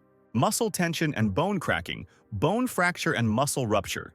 This happens because of the ability that sends an unknown energy into the body and destroys it from the inside. Only a few martial artists are skilled enough to use it. Go-Yuk, who was barely able to comprehend, couldn't understand what was happening since he had set the connectors to 95% pain reduction. It hurt as if my organs were being torn out of my body step by step, and the flesh itself was being pierced with needles. The mage didn't want to feel this, so he screamed in despair, calling on Jihan to kill and end it all. As if obeying the order, San removed his hand and swung his sword, cutting off the bastard's head. The cameras showed viewers Jihan's gaze, and they were amazed at how calmly he carried out his revenge. A few seconds passed, and Go-Yuk's body slowly dissolved into pixels, and the system announced the death of the player. Golden Light screamed, and Jihan began to carefully examine the area so as not to miss the enemy's rebirth. The streamer smiled tightly, deciding to be more careful with Jihan. He felt his fear to the fullest extent. As San had expected, Gyohyuk appeared again, not sparing the air in his lungs to scream. Jihan cast a calm glance in his direction, listening to the screams and pleas for mercy. The system appeared for the second time and showed a sign with the death of the player Kim Gyohyuk. He was not in the arena for even a few minutes. The magician's body once again dissolved into blue pixels on the floor. Jihan wiggled his fingers, glancing at the dissipating figure. He needed to regulate his power better. The system announced the player's rebirth. Gyohyuk slowly appeared on the court and immediately crawled away from Jihan, screaming hysterically. He tried to move as far back as possible, begging his opponent not to come closer. Then he began to plead, shouting that he was wrong. To this, San only shook his head, noting that he shouldn't say something for which he couldn't answer. At that moment, a spectator with the nickname of his niece sent the player 10,000 fortune points. The girl, standing in front of the monitor, screamed that it was enough. She was okay now, and her uncle had gotten too carried away. She was worried that if Jihan continued his actions, he would lose all his subscribers. The girl literally begged the player to stop and concentrate on the task. Jihan felt his niece's emotions and was relieved to notice that it was calmer there than he had imagined. And although this was not enough, looking at Gyohyuk crawling away, the guy determined a peaceful period for them, and such a punishment as an example is quite sufficient. Trembling with horror and humiliation, the magician continued to beg for mercy, first asking to be saved, but then choosing death. Jihan decided to find out who had prompted his ally to do such a thing, and loudly asked who had ordered it. He screamed in horror, seeing someone else's red eyes in front of him, then named the nickname of the Ill-Wisher, Sword King Family 898. It was he who offered 50,000 equipment points for the destruction of the crystal. Kneeling, Gyohyuk folded his hands in a prayerful gesture, shouting that he had completely lost his mind. Such a reward was not worth his death. Jihan wondered how one person could offer so many points. It must be a whole organization. Deciding to keep this in mind for the future, the player grabbed the mage by the collar of his cloak with force. Holding his opponent in the air with one hand, Jihan muttered that he should thank Sia for saving him. Gyohyuk had tears in his eyes, swallowed hard and nodded his head vigorously. A few seconds later, the player had already set off on a long flight, but was completely happy. The echo of his gratitude to the girl carried far beyond the tower. A streamer and a football player cast their sympathy votes for Jihan when the system announced the death and exclusion of Kim Gyohyuk from the game. While viewers cheered in the comments, Sun dusted off his hands thinking about the zombie massacre. He hissed irritably. If it weren't for the interference from the outside, the player would have finished the task long ago. Jihan dealt with the evil spirits quite successfully, cutting them down left and right, and now out of 1,000 living dead, 921 were killed. The guy called up a status window and started quickly looking through something on it, then decided that he could quickly finish off the remaining 80. But suddenly, an unread notification on the window surprised him and caught his attention. As it turned out, the related quest Origin of the Zombies was already listed as completed. As if he had just woken up, the player looked around the ground, which turned out to be full of motionless bodies of the living dead, all due to the trace of the lightning-fast tread of the shimmering sky. The electricity that the guy himself generated when he managed to release his rage was able to do the almost impossible. It zigzagged through the rows of standing zombies, effortlessly killing the remnants of humanity in them. To be more precise, Jihan simply lost control, causing the scattered power to explode. He didn't use nameless divine arts, but 3 dantians, so it didn't turn out very well, although the result is pleasing, but still there is a feeling of awkwardness. Standing next to the rescued crystal, Jihan took a deep breath, thinking that he should train more. The guy was distracted from his heavy thoughts by someone's voice calling him by name. The golden light jumped around the player like a little dog, asking if he would go down and if he could come with him. However, San did not pay attention to him, but immediately approached Mr. Masid. With one hand he shook the outstretched palm, with the other he held the ball tightly under his arm, accepting gratitude from Jihan. He did what he had to. The player smiled, offering to meet outside the game so he could repay. As soon as Jihan started talking about wanting to discuss something with Diego, he felt the floor trembling under his feet. The ground around the tower began to crack, creating huge furrows. An earthquake had never happened in the middle of a mission before. The space jester screamed in fear that he sensed an explosion and didn't know what to do. Jihan heard shouts from the side, calling for him to look the other way. Commentators also wondered what was happening to this place, and it became especially alarming when something began to rise from under the ground. San froze in shock, and a semblance of panic began to splash in his eyes. A few seconds passed and what seemed to be a growing mountain turned out to be the hand of a giant who was awakening. A huge palm emerged from under the ground, scattering living dead people around. And right in the middle of it, a human mouth of the same size grinned. It opened up and screamed disgustingly, raising a real hurricane in the air. The golden light squealed when it saw the oddity. Diego only groaned in disappointment, calling the hand disgusting. Having fallen silent, the mouth bared in a creepy grin. The remaining zombies perked up, sensing an ally in the unexpected guest. Jihan didn't know what to do in such a situation.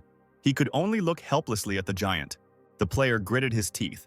The appearance of such a monster had angered him considerably and interfered with his plans.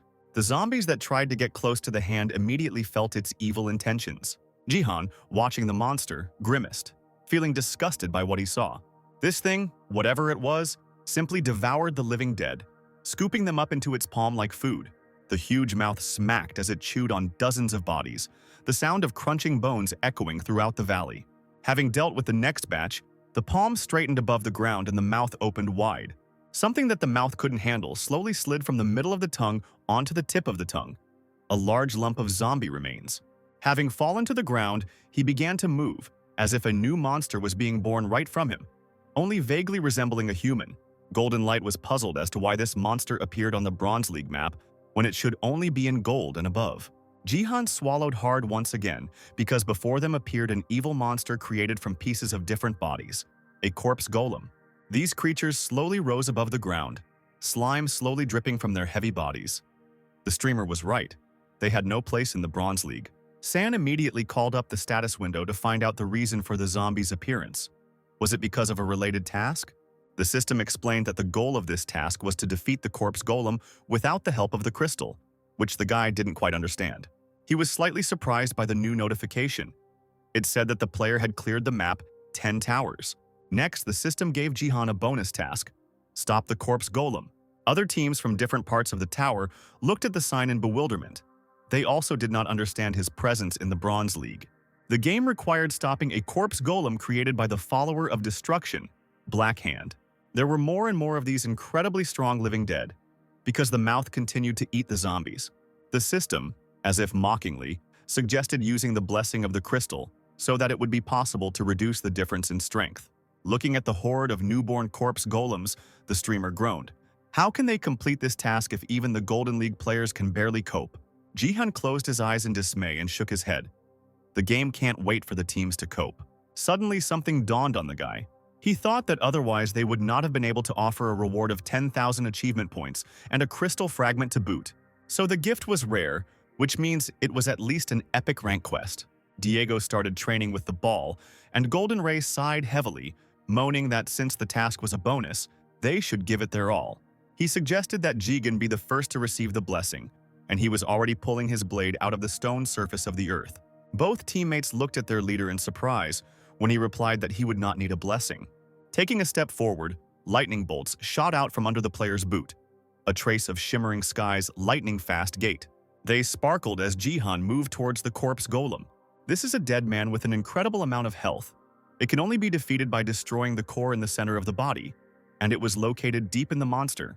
Since the corpse golem was considered a boss monster, even in the Golden League, Jihan asked the streamer and the football player to step aside. Lightning went around the men, and they, looking at Jihan, did not even understand at first what he was asking them about. Not even a few seconds passed before the player took off faster than light and literally flew into the sky, accelerating to attack. On the stone surface of the area where he stood, there was even a trace of a boot from which smoke was coming. Masid and Golden Light almost screamed in unison upon seeing this, and were immediately amazed at their comrade's strength. The streamer gasped, opening his mouth slightly, and only now turned his head to look for Jihan. Meanwhile, he, with his sword in his hand, was approaching the head of the corpse golem, being the size of the monster's mouth. The most basic ability among nameless martial arts is the 3 talents of martial devotion. At its core, it is based on the concepts of heaven, earth, and man, each of which has its own meaning. Sky, firmament and vertical strike, earth, surface and horizontal strike. A person is a person and a piercing blow. This is the basis of the nameless martial arts. This means that there is a technique that will allow the player to destroy an entire mountain. 3 talents of martial devotion. Now Jihan used mountain destruction. This was how he was able to reach the core in the center of the corpse golem's body. The golden light never closed its mouth, slightly open in surprise, and Diego clutched his ball in his hands with all his might. Having seen the outline of the core of the living dead man, he still could not hold the ball in his hands. Jihan took advantage of the moment and pierced the base of the corpse golem with his sword. Yes, what he knew sounded impressive. The guy raised an eyebrow at what he saw. But in reality, it was a normal vertical strike. Player Jihan defeated the corpse golem. In this way, he completed the task of the fourth tower, causing delight among the commentators. As the player swung his sword, Golden Light felt conflicting emotions that were difficult to describe in words. Looking at Jihan, the streamer felt fear, despair, anticipation, and pity. All this was mixed up inside him, and the winner himself looked like a deity. The Golden Light fell to his knees because he felt true admiration, while Diego stood next to him without moving. The streamer was breathing heavily, so deeply, as if he was remembering how to do it. He understood that he had never experienced anything like this before. At first, the blonde perceived Jihan as excellent material for broadcasts. The streamer closed his eyes tightly because he understood that things would never be like before. He wanted to capture every move of the one who would become the best player and streamer in the future. Opening his eyes abruptly, Golden Light raised his head and resolutely clenched his fists. He has to film this player to capture how Jihan became a true legend. But, unfortunately, the streamer's efforts to give his all to Jihan were not crowned with success. No matter how much he showered the player with confessions and praise, it did not have the desired effect. It was this moment that gave Jihan the gratitude of footballer Diego Masida. Meanwhile, the other BattleNet team looked in despair at the huge shadow that loomed over them. Everyone unanimously called the game stupid. But the corpse golem didn't think about anything, but simply destroyed everything he saw in front of him. It didn't take much effort for him to bring his giant palm down on one of the tower's sections, destroying it. Thus, the third tower, and after it all the remaining ones, did not complete the bonus task. Only Jihan's team completed the task, and its players received 3 times more experience and equipment points. San didn't see the stunned faces of his comrades. He was thinking about how generously the game would reward them. Seconds later, the player glanced to the side. He still had one more thing to do. Jihan offered Diego to meet in real life, but he initially refused because he thought that they just wanted to repay him for a favor. But then the stakes became higher and surprised the footballer. He was asked to provide information regarding his own ability. A fire sphere formed on Jihan's palm, a hint to this. A magician. It would be boring to tell everything now, so the player wanted to discuss everything in detail over lunch. Masid froze in confusion, thinking that he had heard a hint about changing classes, because if someone else had made this proposal, it would not have been worth wasting time. The footballer was approached by Jihan himself, whose incredible strength he had personally witnessed. Diego couldn't help but be interested in his words if there really was a separate class that suited him. It made sense to meet. Such an opportunity could not be refused, so the player promised to write to Jihan, who offered to find a suitable place. The Golden Light, listening reverently to their dialogue, immediately began to jump on the spot, asking to be included in the company. Jihan shrugged, replying that he had already invited Masid, and even refused the fact that his teammate was helping him with the stream. The streamer did not calm down, begging to be accepted as a reliable comrade, or at least as an editor. San sighed tiredly and seemed to give hope to the restless guy. But then he added a firm no and left the game, slowly disappearing into space as tiny pixels. The Golden Light almost cried as it reached out to the disintegrating image. He groaned that Jihan had acted very cruelly, which made the audience laugh quite a bit. Finally, Jihan found himself at home in his apartment, tired after the fight. The status screen stated that the player had completed the interconnected quest Zombie Walkthrough and received 10,000 achievement points and a crystal fragment. San sat on the bed, his trusty sword resting there. For such a reward, the task was more than difficult, the player thought, remembering how much he had to work hard for the points and the crystal. Tossing the last one into his palms, Jihan thought with disappointment that the crystal had disappointed him.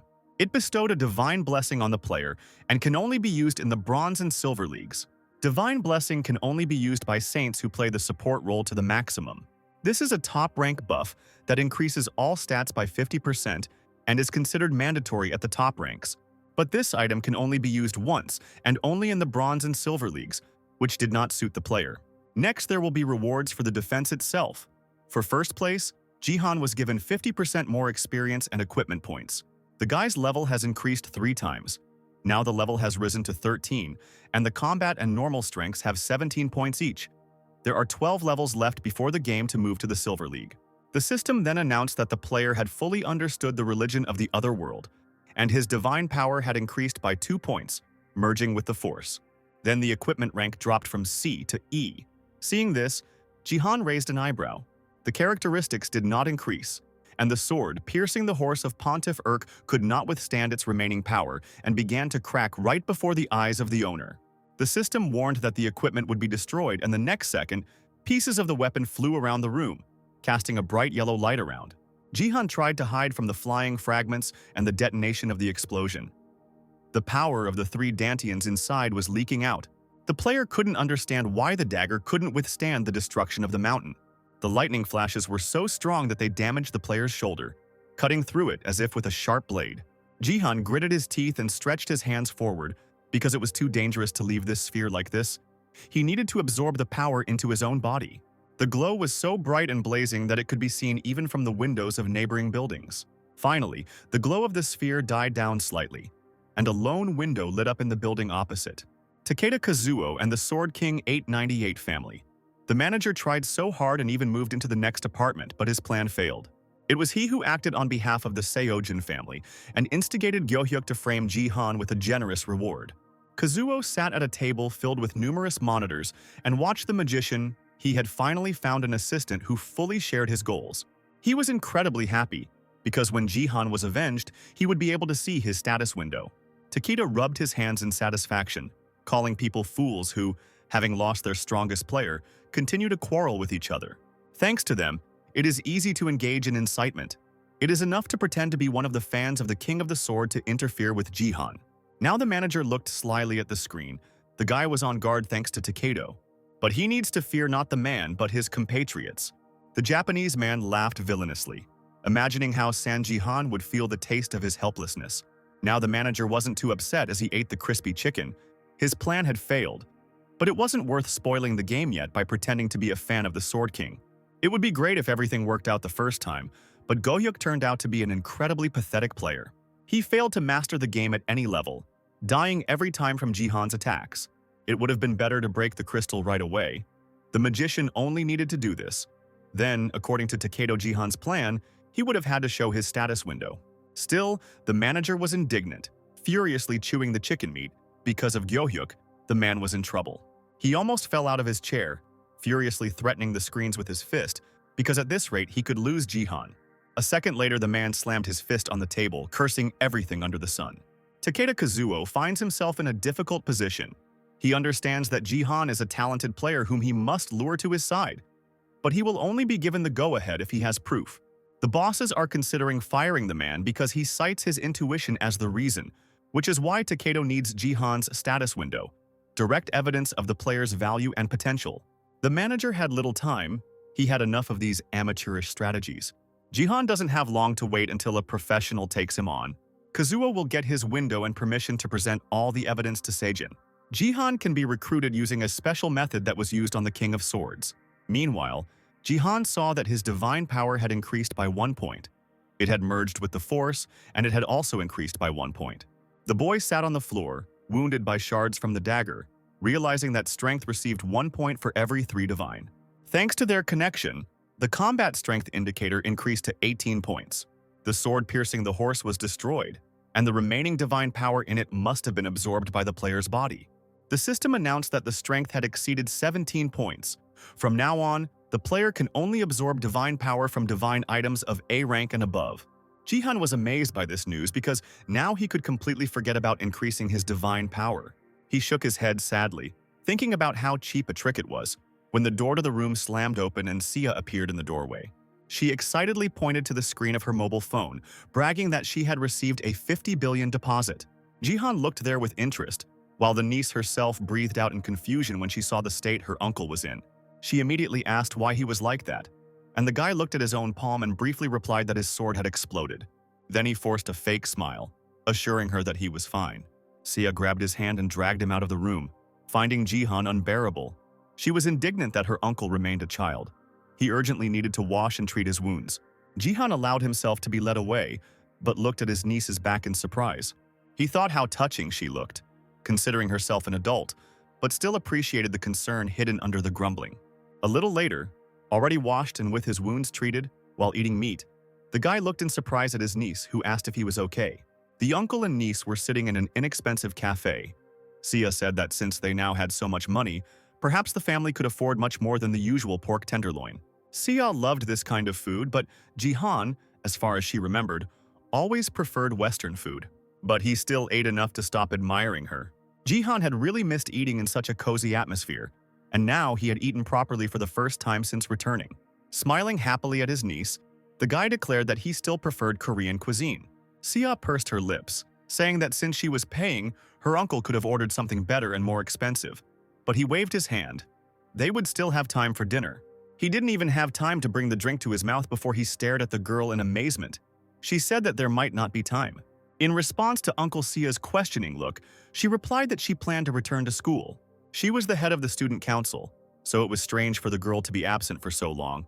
Jihan asked if it was worth resting for another week, as the teacher advised. Sia was slightly embarrassed, reminding him that the day of receiving the blessing in the gift room was already near. Looking at his phone, Jihan nodded.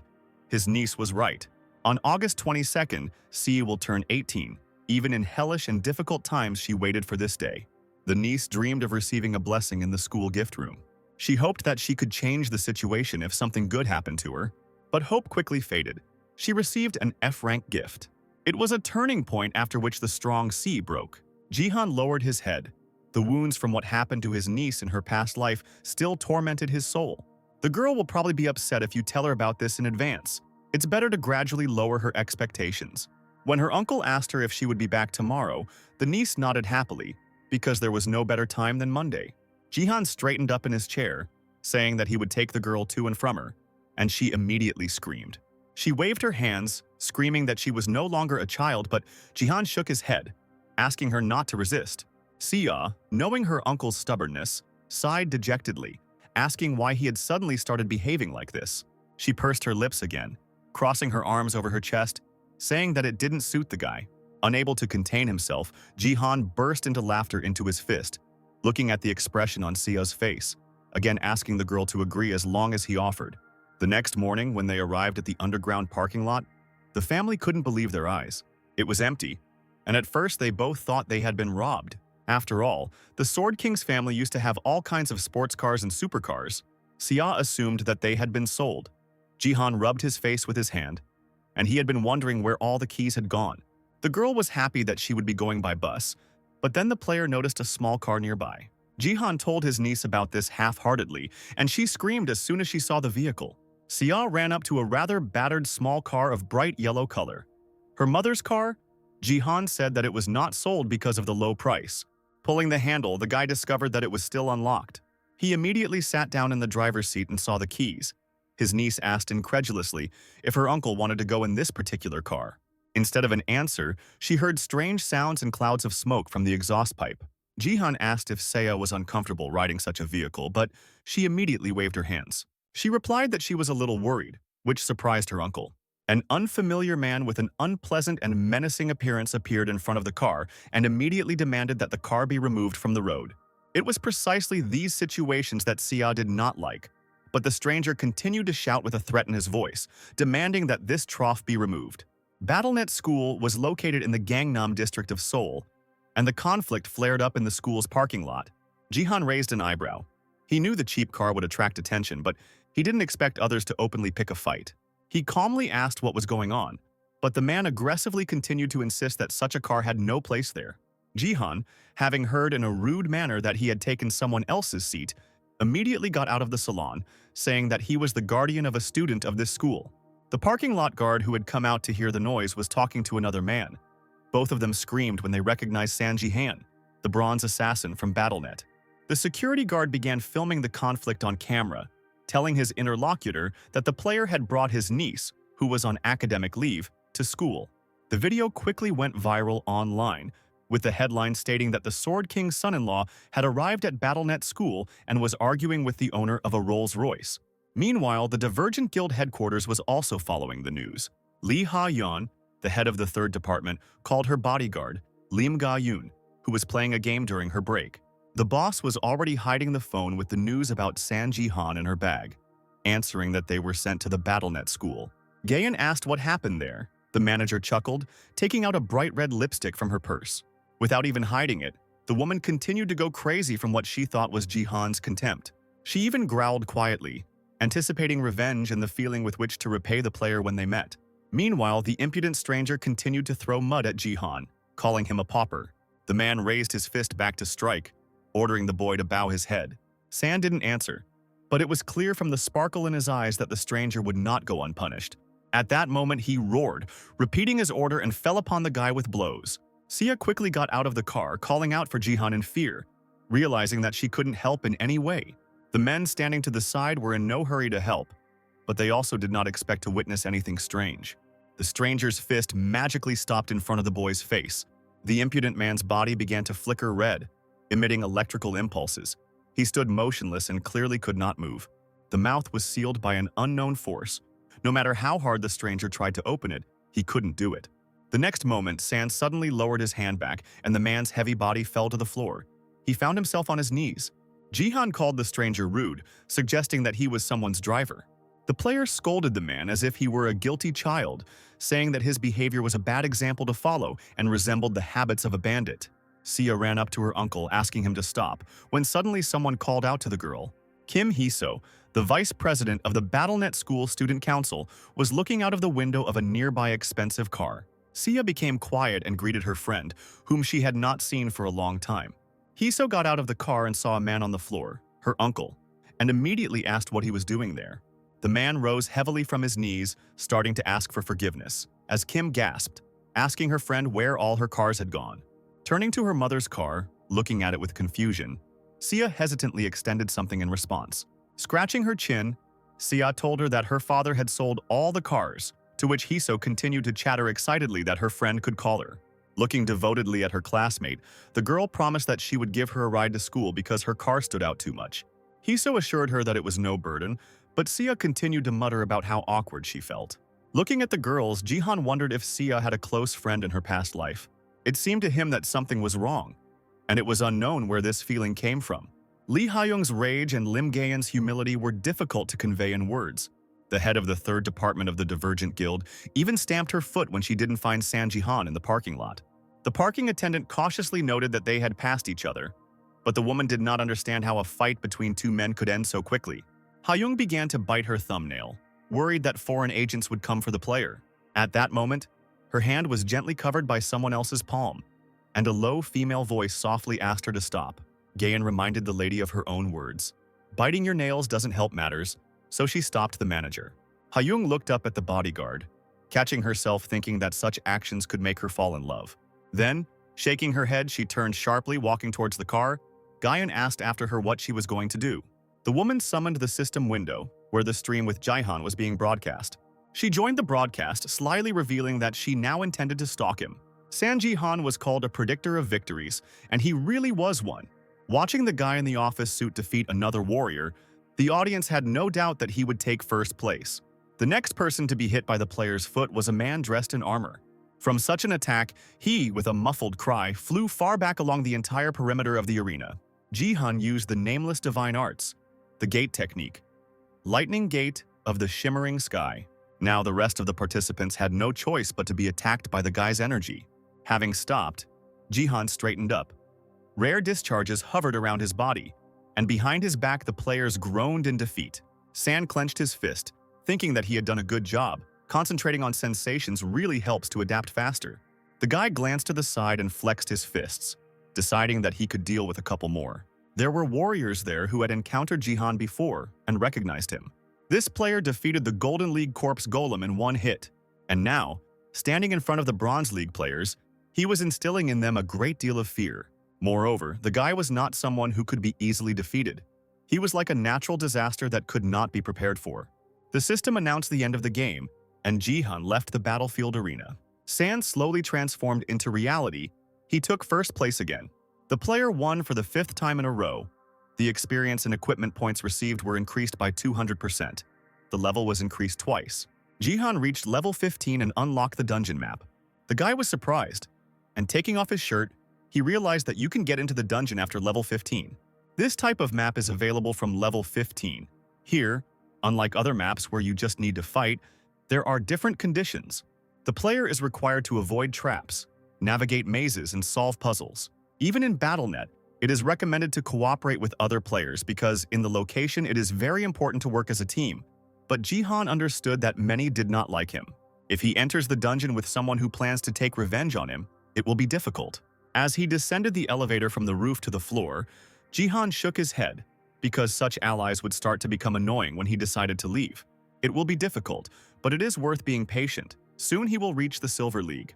Then, as San dreamed, he would be able to create his own guild from the players he liked. 2 eggs were being deliciously fried in a large frying pan.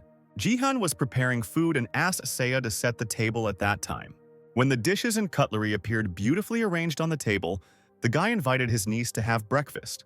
Finally, their small family gathered around the table to share a meal together. Seiya tried a piece and was surprised at how delicious Jihan's cooking was, but he brushed it off since he hadn't done anything wrong. He promised to show his niece what a truly good meal was next time. The uncle asked the girl if her friend had brought her home from school yesterday. Seiya shook her head. She didn't want to ride with Hiso anymore, but Jihan was surprised. The niece said that her friend reacted too sharply to everything, and she felt uncomfortable in such company.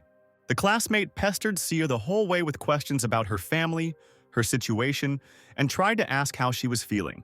Jihan frowned, calling Hiso a terrible girl. Seiya agreed with him. But she suddenly added that there was another reason. The girl smiled, saying that her mother's car was much better, even more comfortable and warmer. Jihan fell silent, staring at his niece in surprise. The next moment his gaze warmed and a smile appeared on his face. He felt the same way. It was then decided to take Seiya to the school by car, and they were immediately noticed by a large crowd at the BattleNet school. Jihan sighed, asking Seiya who all these people were, and the girl replied that they attracted attention yesterday. Jihan drove slowly to the parking lot. A crowd of pursuers rushed after him, but the guards did not let strangers in without passes. The guy exhaled heavily, thinking out loud that he needed to either change the car quickly or come up with something else. Seiya immediately drew his attention to the women standing at a distance. Lee Ha-young, hearing the roar of the engine, turned around and looked languidly at the arrivals. Jihan got out of the car, looking at the guests in bewilderment, wondering why they had such serious faces. The player said that it was strange to see them here. Ha-young came closer, saying that she came early to wait for her family. The head of the 3rd department of the Divergent Guild reminded that the guy never called her back. Seiya waved her hands. She will not interfere anymore. With her arms crossed over her chest, Ha-young walked closer and leaned towards the boy, asking him to pay attention to her right now. A crowd of reporters and partners watched the conversation between Ha-young and Jihan, wanting to break through to such a successful player themselves. Jihan asked if the woman was okay with such attention, but she calmly replied that she was used to it. When the guy remarked that she was comfortable in such an environment, the lady replied that she herself had studied at this school. She added that she couldn't get used to Jihan's reaction, and he apologized for not calling. Ha-young sighed and shook her head, saying that this kind of attitude was new to her. Jihan was the first man who made a woman run after him. Straightening up, she reached out her hand to the bodyguard standing behind her. There was a paper on the table that marked the transition to the platinum level. The crowd roared as Ha-young offered a platinum-level contract to a bronze leaguer. Jihan remained silent. He did not expect that this person would offer so much. Lee Ha-young suddenly stood up from her seat and leaned over the table, whispering that it was only thanks to her that such a contract could be obtained. She smiled, hoping for the guy's understanding because the contract reflected her feelings. Lim Ga-yoon persistently pretended to be somewhere far away, looking away. Realizing that they would get nothing here and that the woman had planned all of this, the crowd began to disperse in disappointment. Jihan calmly looked at Ha-young's beautiful face, surprised by the woman's cunning. He sniffed the air and was stunned, sensing something familiar. The smell?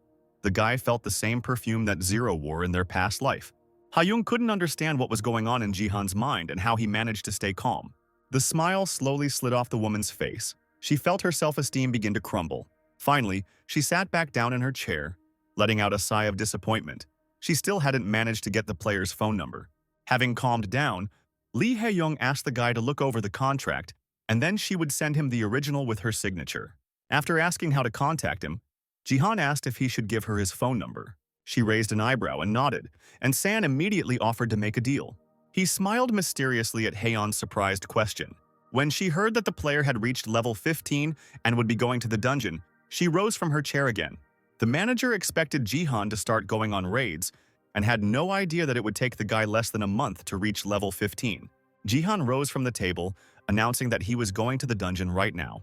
If he doesn't take first place, he will contact the Divergent Guild and, of course, give the head of the third department his phone number. Lim Gyeon couldn't believe that the player wanted to go on a raid without a guild or a team, and Ha-young reminded him that many people don't like the guy. Walking away from the table, Jihan offered to agree, and the woman admitted that she was confused by such a proposal. She asked what would be required of her and received a meaningful smile in response. Jihan wanted to confirm if Ha-young was 0, so he asked her to show him his status window. This way, he will be able to find out if she currently has her gift education. The lady blushed slightly, repeating the question. This gift is simply an enhancement of experience, which would be embarrassing to show to others. Jihan, noticing Ha-young's reaction, thought that this was true, but he still wanted to see it with his own eyes. The woman sighed and agreed, but then warned him not to regret his choice. Jihan had already logged into BattleNet, saying that Ha-young and Gaeun shouldn't leave when he logged into the game. The BattleTube broadcast began. The player slowly moved around the space, asking the women to wait for him. He calmly promised that his participation in the game would not take much time. 3 cards. Dungeon. The dungeon itself was the tomb of the conqueror, an ancient warrior, powerful and invincible, with a bow on his back, riding a horse and with burning eyes. In the tomb of the conqueror, the difficulty of the task was high. The tomb was the burial place of the legendary conqueror. The dungeon is inhabited by various monsters, but it does not have such difficulties as traps and labyrinths. But in order to clear it, all members of the group must survive until the end. The conqueror's loyal servants left no chance for the players, so it is so important to assemble a successful team. Finally, player San Jihan entered the dungeon. All players were summoned. The system announced that the game would begin soon. Seeing his team, Jihan thought that they must be good players, all from the same guild and with good equipment. The boys were outraged by the hero's appearance and began to shake his hand one by one, saying that they were glad to meet him. The spectators immediately figured out where the players were from the Black Falcon Guild. One of the knights shrugged, saying that they could go since Jihan was now on the team. The Trinity offered the guy to follow them, but he refused, stubbornly going down the stairs. The warrior was surprised, saying that he should be ahead, but Jihan threw in the last words that he was confident in his abilities. They didn't argue and rushed after the player, they would rely on Sun. He thought that this time he was lucky. There were no people here who would set him up. The player was a little worried about the conditions of the cleanup. He stood up straight, serious about clearing the dungeon. As soon as the team entered the narrow corridor, warriors of the Conqueror began to appear right from under the ground. The Black Falcon Guild players slowed down when they saw the danger. The guards of the tomb had already filled the entire corridor. Soulless clay monsters, they were ready to defend their place to the last. The Trinity asked Jihan in what order they would attack. The magician offered to clear the way with magic.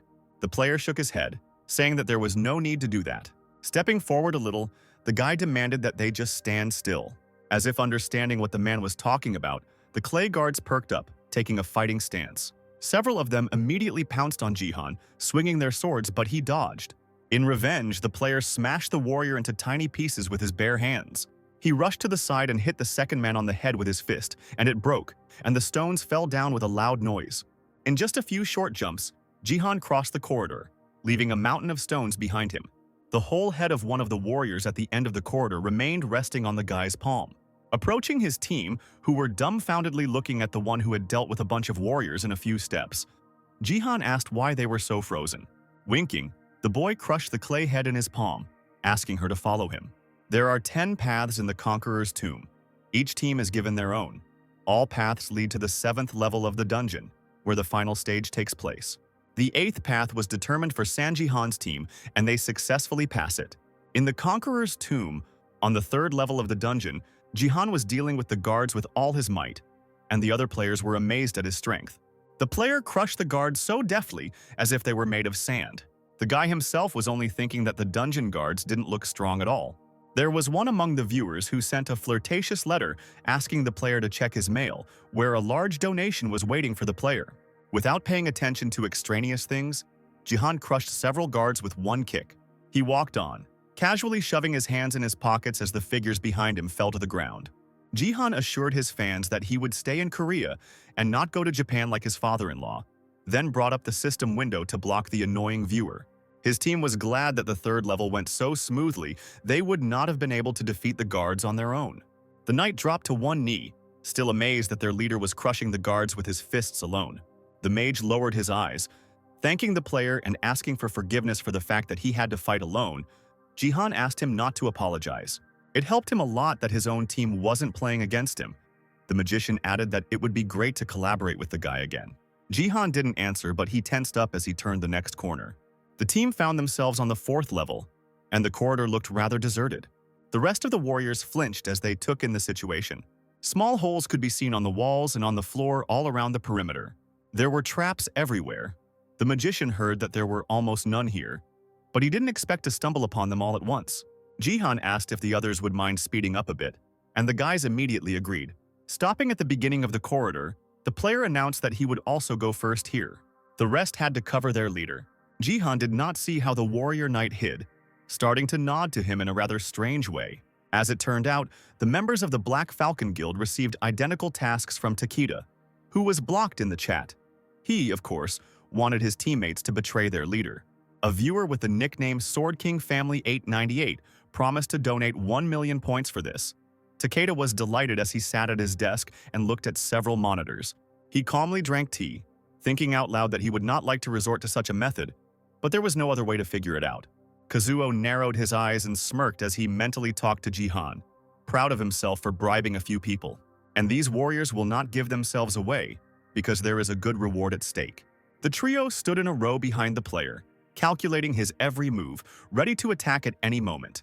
Jihan, without warning anyone, rushed forward along the corridor to pass all the obstacles. The magician followed him silently. The manager, sitting in the room, was sure that the guy would lose. He laughed joyfully, throwing his hands into the air. It seemed as if his villainous laughter was echoing over the entire city. But Jihan will be able to leave the game unharmed only in one case, if suddenly someone did not warn him in advance. Meanwhile, the guy rushed forward along the corridor. Having run forward a little, a flock of arrows with sharp tips flew straight at the players. An impenetrable mask of attentiveness froze on Jihan's face. It seemed that in another moment the arrows would pierce the guy and his invisible shadow pursuer. But suddenly the player behind shouted at Jihan to step aside. He was going to destroy the arrows with his ability. But he was already about to use the power of space management and answered on the go that there was no point in helping. This power of the absolute territory allowed Jihan to hide behind a bloody dome from other people's attacks. The arrows pierced this field and remained stuck there, trembling finely. The magician raised his head in disbelief, looking at the many points, wondering what had happened. He turned to the other players to see if they had seen the same thing. In response to this, the shooter smiled cheerfully, clutching one of the arrows in his hand. The magician immediately screamed, warning Jihan of the danger that threatened him from his own team. The guy's eyes lit up red. He realized that they were trying to kill themselves. The magician gathered strength in his hands, shouting to stop the others. Jihan immediately used nameless divine arts. A lightning-fast tread of shimmering sky appeared in the air. Yellow and blue flashes cut through the air. At that moment, a strong blow flew into the shooter's face, tearing his glasses off his face. Jihan, waving his fists, burst into the space of his teammates. The knight shook his broken arm and whined pitifully from the pain. Turning around, Jihan extended his hand and pointed his palm at the guys. Jihan's fist clenched, and the force disarmed the two warriors in red flashes, causing them to writhe in agony. A magician ran up to the player, asking if he was okay and if the game was over. The shooter and the knight were talking angrily to each other. They were all given the task of suicide. The magician asked in surprise why they were arguing. Jihan, looking at the status window, answered that they had a reason for this. If any of them had completed the task, the game would have ended. The mage shook his head sadly, saying that as a member of the guild, he was truly very sorry. The guy held his hand on the badge a little longer than usual. Jihan said that there was no need to apologize and immediately pointed his hand towards the magician, repelling the other man's attack. He knew that the magician was also a traitor and managed to stop him. He growled in indignation, but the player knew that all members of the Black Falcon Guild had received the same task. Yes, the magician did not reveal himself in any way, but San Jihan still found out his intentions. Golden Light donated 10,000 fortune points to the player in advance and attached a warning message. As a lifelong fan of Jihan, Svet watched his stream. But he also didn't miss the streams of his new team members in the dungeon. And right in the middle of the broadcast, the guy noticed something suspicious. The Sword King 898 family issued a quest with a reward of $1 million. Players had to kill themselves without anyone noticing. Then Golden Light warned Jihan with a donation. For the sake of justice, he sacrificed his wealth points, all so that Jihan could hire his faithful servant as an editor. Suddenly, the guy heard the voice of his hero. Jihan muttered something, waving his hand again to direct power at the mage. While his team writhed on the floor, Jihan kept wondering about the Sword King's motives. Even if he hated his ex-father-in-law so much, it was too expensive to pay 1 million for tasks. Jihan bent down to pick up the sword. He said out loud that even if the player's life was at stake, they weren't worth much. The guy picked up the weapon and swung it a few times to test it. What was happening led him to some conclusions. Either there is some guild behind this, or the special influence of the Sword King. They are willing to pay 1 million just to see the fortune window. Their obsession with the guy is just crazy. And while Jihan was wondering who it could be, Takeda Kazuo was sweating from nerves in his chair. Jihan summoned the system window, saying out loud that the ill-wishers were ready to do anything dirty to see his status window. Their agreement had to be changed. The player decided to change only the part about his hundreds of thousands of subscribers to 1 million, and the first condition remains the same. He was pleased with the work done, but Jihan was still worried that he would get 200,000 subscribers very quickly. Thanks to him, he got money and attention. We need to get the maximum benefit from the situation. Using the F-rank restraining rope that restrained the incapacitated opponents, Jihan tied up the 3 traitors with it. Moreover, their faces showed incredible surprise when the player dragged the guys along with him. Now the teammates were just hanging in the air like a big balloon as Jihan walked further down the corridor. Entering another room, he saw the glowing eyes of one of the statues. The traitors, having fallen to the ground, screamed in horror. Looking up, an otherworldly voice filled the player's ears, ordering them not to disturb his rest. The statue opened its mouth and in a deep voice announced that the Emperor was eternal. The voices of 1,000 stone guards merged into one, warning uninvited guests not to disturb the master's rest. On the 6th level of the dungeon, the danger level increased, but apparently not for those who betrayed Jihan. They were still tightly tied up while the player dragged them along the floor. When the knight began to moan annoyingly, Jihan simply tied his mouth with his power. Just 10 minutes ago, the bewildered knight, asking himself why a Bronze League player was so strong, rudely addressed Jihan. While the trio were just frozen in the air, not yet tied up, they tried to intimidate the player. Players even threatened to turn the entire Black Falcon Guild against Jihan, but this did not produce any results. A few waves of the hand, and invisible bullets pierced the knight's armor. He was stunned and looked down. Seeing holes in the iron armor, Jihan immediately mockingly said that the league would not help such incompetence. The players sank down one after another, exhausted, feeling how light their own bodies were becoming. The traitors were puzzled as to how Jihan could perform such tricks with just one movement of his hand. Apparently, the guy pressed on the pain points, something that is only possible after you reach the advanced class of a warrior, a master of martial arts. The knight, powerlessly frozen in the air, thought absently that he thought Jihan was an ordinary support. The trio then found themselves tied up, irritated to realize that they would now be dragged through the dungeon. The knight suddenly remembered Gohuk. He realized that his niece was Jihan's weak point. He decided to show off his ability to insult, which he developed while playing on the computer, and started chatting. Hearing the word niece from someone else's lips, Jihan smiled unctuously and sealed his opponent's mouth. Pulling the rope tighter, he asked with feigned kindness if the knight should shut up. And now, wiping the floor with his own face, he thought that he didn't care about anything anymore. And so that the trio would not completely lose their strength, Jihan added health points to them along the way. He stopped to check the system window. The player was now on the 6th floor. If he can clear it, he will move on to the last one, so he continued on his way together with his tied-up teammates. A few minutes later, the guy passed a large stone arch. It was behind her that he found himself on the 6th floor. Cursing under his breath, Jihan saw a horde of yellow lights on the ceiling. It was hard to see because of the darkness, but now the player knew one thing. All these lights were the eyes of the clay warriors of their master. Jihan winced when he heard the characteristic sounds of an army awakening. They rose straight out of the ground, surrounding the entire team. Then, driven by the desire to protect their emperor at any cost, the guards rushed at the enemies. The trio of traitors lying on the floor looked in horror at the shadows hanging over them. But Jihan did not let those who betrayed him die, but immediately repelled the attack with someone else's sword. The mage, who found himself tied face up, screamed in despair when he saw the clay blade. The player grabbed the rope and, together with the screaming trio, threw them aside. The sword he snatched from an unexpected enemy dealt with the enemy's attacks with ease. Jihan didn't even have to use his abilities at full strength, deftly dealing with the guards. The clay figures, although they possessed incredible dexterity, instantly fell apart. Clutching the sword in his hands, the player stepped back. The room was filled with dust from the clay figures. The Emperor's next guards lurked on the ceiling, sensing fresh blood. Their eyes once again lit up with a bright yellow light, designed to scare people. The players felt the tomb begin to shake, and Jihan turned around abruptly.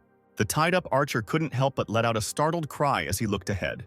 The clay monsters continued, like a prayer, to call for His Majesty's rest not to be disturbed. The Emperor is eternal. Do not disturb his rest. The figures approached the players from all sides. The guards' eyes continued to glow. Perhaps they were in berserker mode. A system table with a limited task appeared in front of Jihan. He had to destroy all the guards. The reward was 1,000 achievement points. The player thought that he hadn't been given any tasks for a long time, so he smiled and immediately covered the tied-up trio with his shield. The shooter squealed in fear when Jihan suddenly decided to attack the self-created defense with a sword. The players yelled indignantly that the team leader was illogical. Why would he pin them under the shield and then hit them like that? Jihan pursued his own goal. The shield was stronger if a force field was placed on top. Now he didn't have to constantly protect these players. Then the guy extended the absolute territory ability over the entire room with one hand. No matter how many times he used it, he was constantly surprised at how effective it was. Then the movements of everyone in it slowed down. The guy could overpower enemies with one movement of his fist. After such a spiritual attack, the clay figures began to crack and crumble. In this territory, one Jihan had true power. The guy thought that Baron should be ashamed because he used this ability only to strengthen his mana. Shaking his head, the player decided that enough of this fooling around was enough and tightened his grip on the borrowed blade. He was going to finish off the entire army of the Emperor's guards once and for all. The figures, as if led by someone, simultaneously rushed towards Jihan. The next moment they found themselves scattered across different parts of the tomb by a lightning whirlwind. Jihan grinned, freezing for a moment, waiting for all the fragments to fall to the ground. The system announced that the task was completed. The Emperor woke up. He could not help but feel the change. The Conqueror's tomb can only be cleared if all party members are alive. The powerful figure greeted the thieves, saying that people come for gold, but in the end they themselves stay. He will give them what they want. And now you will need to fulfill the condition for passing the last floor. The game required all players to bow respectfully to the Emperor. Jihan looked forward at the opened doors, looking there carefully. The Emperor, riding on his faithful horse, met the players on the 7th floor of the dungeon.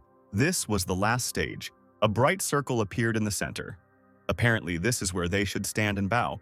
Jihan threw the trio into the circle. Then he raised his hand and opened his palm, using force. With one movement, the guy raised his comrades to their feet and tore apart the tightly tied ropes. Jihan closed his eyes for a moment, and when he opened them, they were already red. He walked forward and the 3 players followed him, floundering in the air. Hearing them groan and be surprised, Jihan smiled slightly. Now the player's strength characteristic is 18 points. The zone and the effect of absolute territory have been pumped up. The Emperor, watching the players, ordered them to begin. All 4 of the team found themselves in their places in the glowing circles. Jihan looked at his team with a glance and looked at them carefully.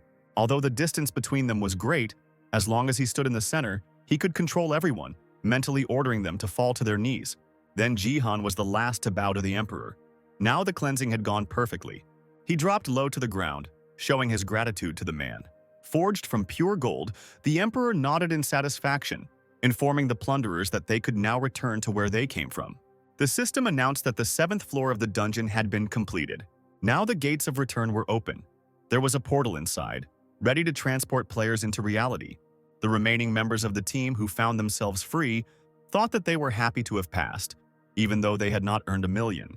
They looked at Jihan, surprised that he was not going to leave. He stood in front of the mission window, clutching his head. The system offered to complete a hidden task, to show the statue of the Conqueror genuine respect and receive 5,000 achievement points and the arrow of the Conqueror as a reward. Jihan, seeing the arrow, thought it was a great deal. The guy thought it was so big that it looked more like a spear. The player glanced sideways at the magician and grinned, remembering the conditions of the task.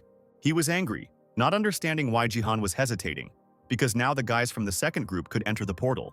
The next moment, the magician was thrown to the side so sharply that he screamed.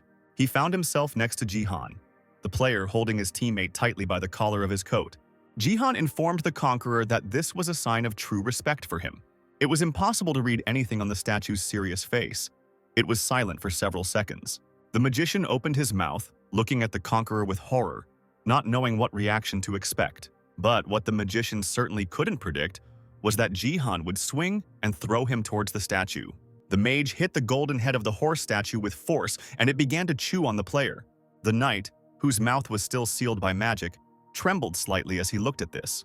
Jihan lowered his head and grinned, shooting red eyes. Having finished eating the magician, the horse stamped its hooves, and the emperor turned his gaze to Jihan. He addressed him as the king of robbers, asking what he wanted.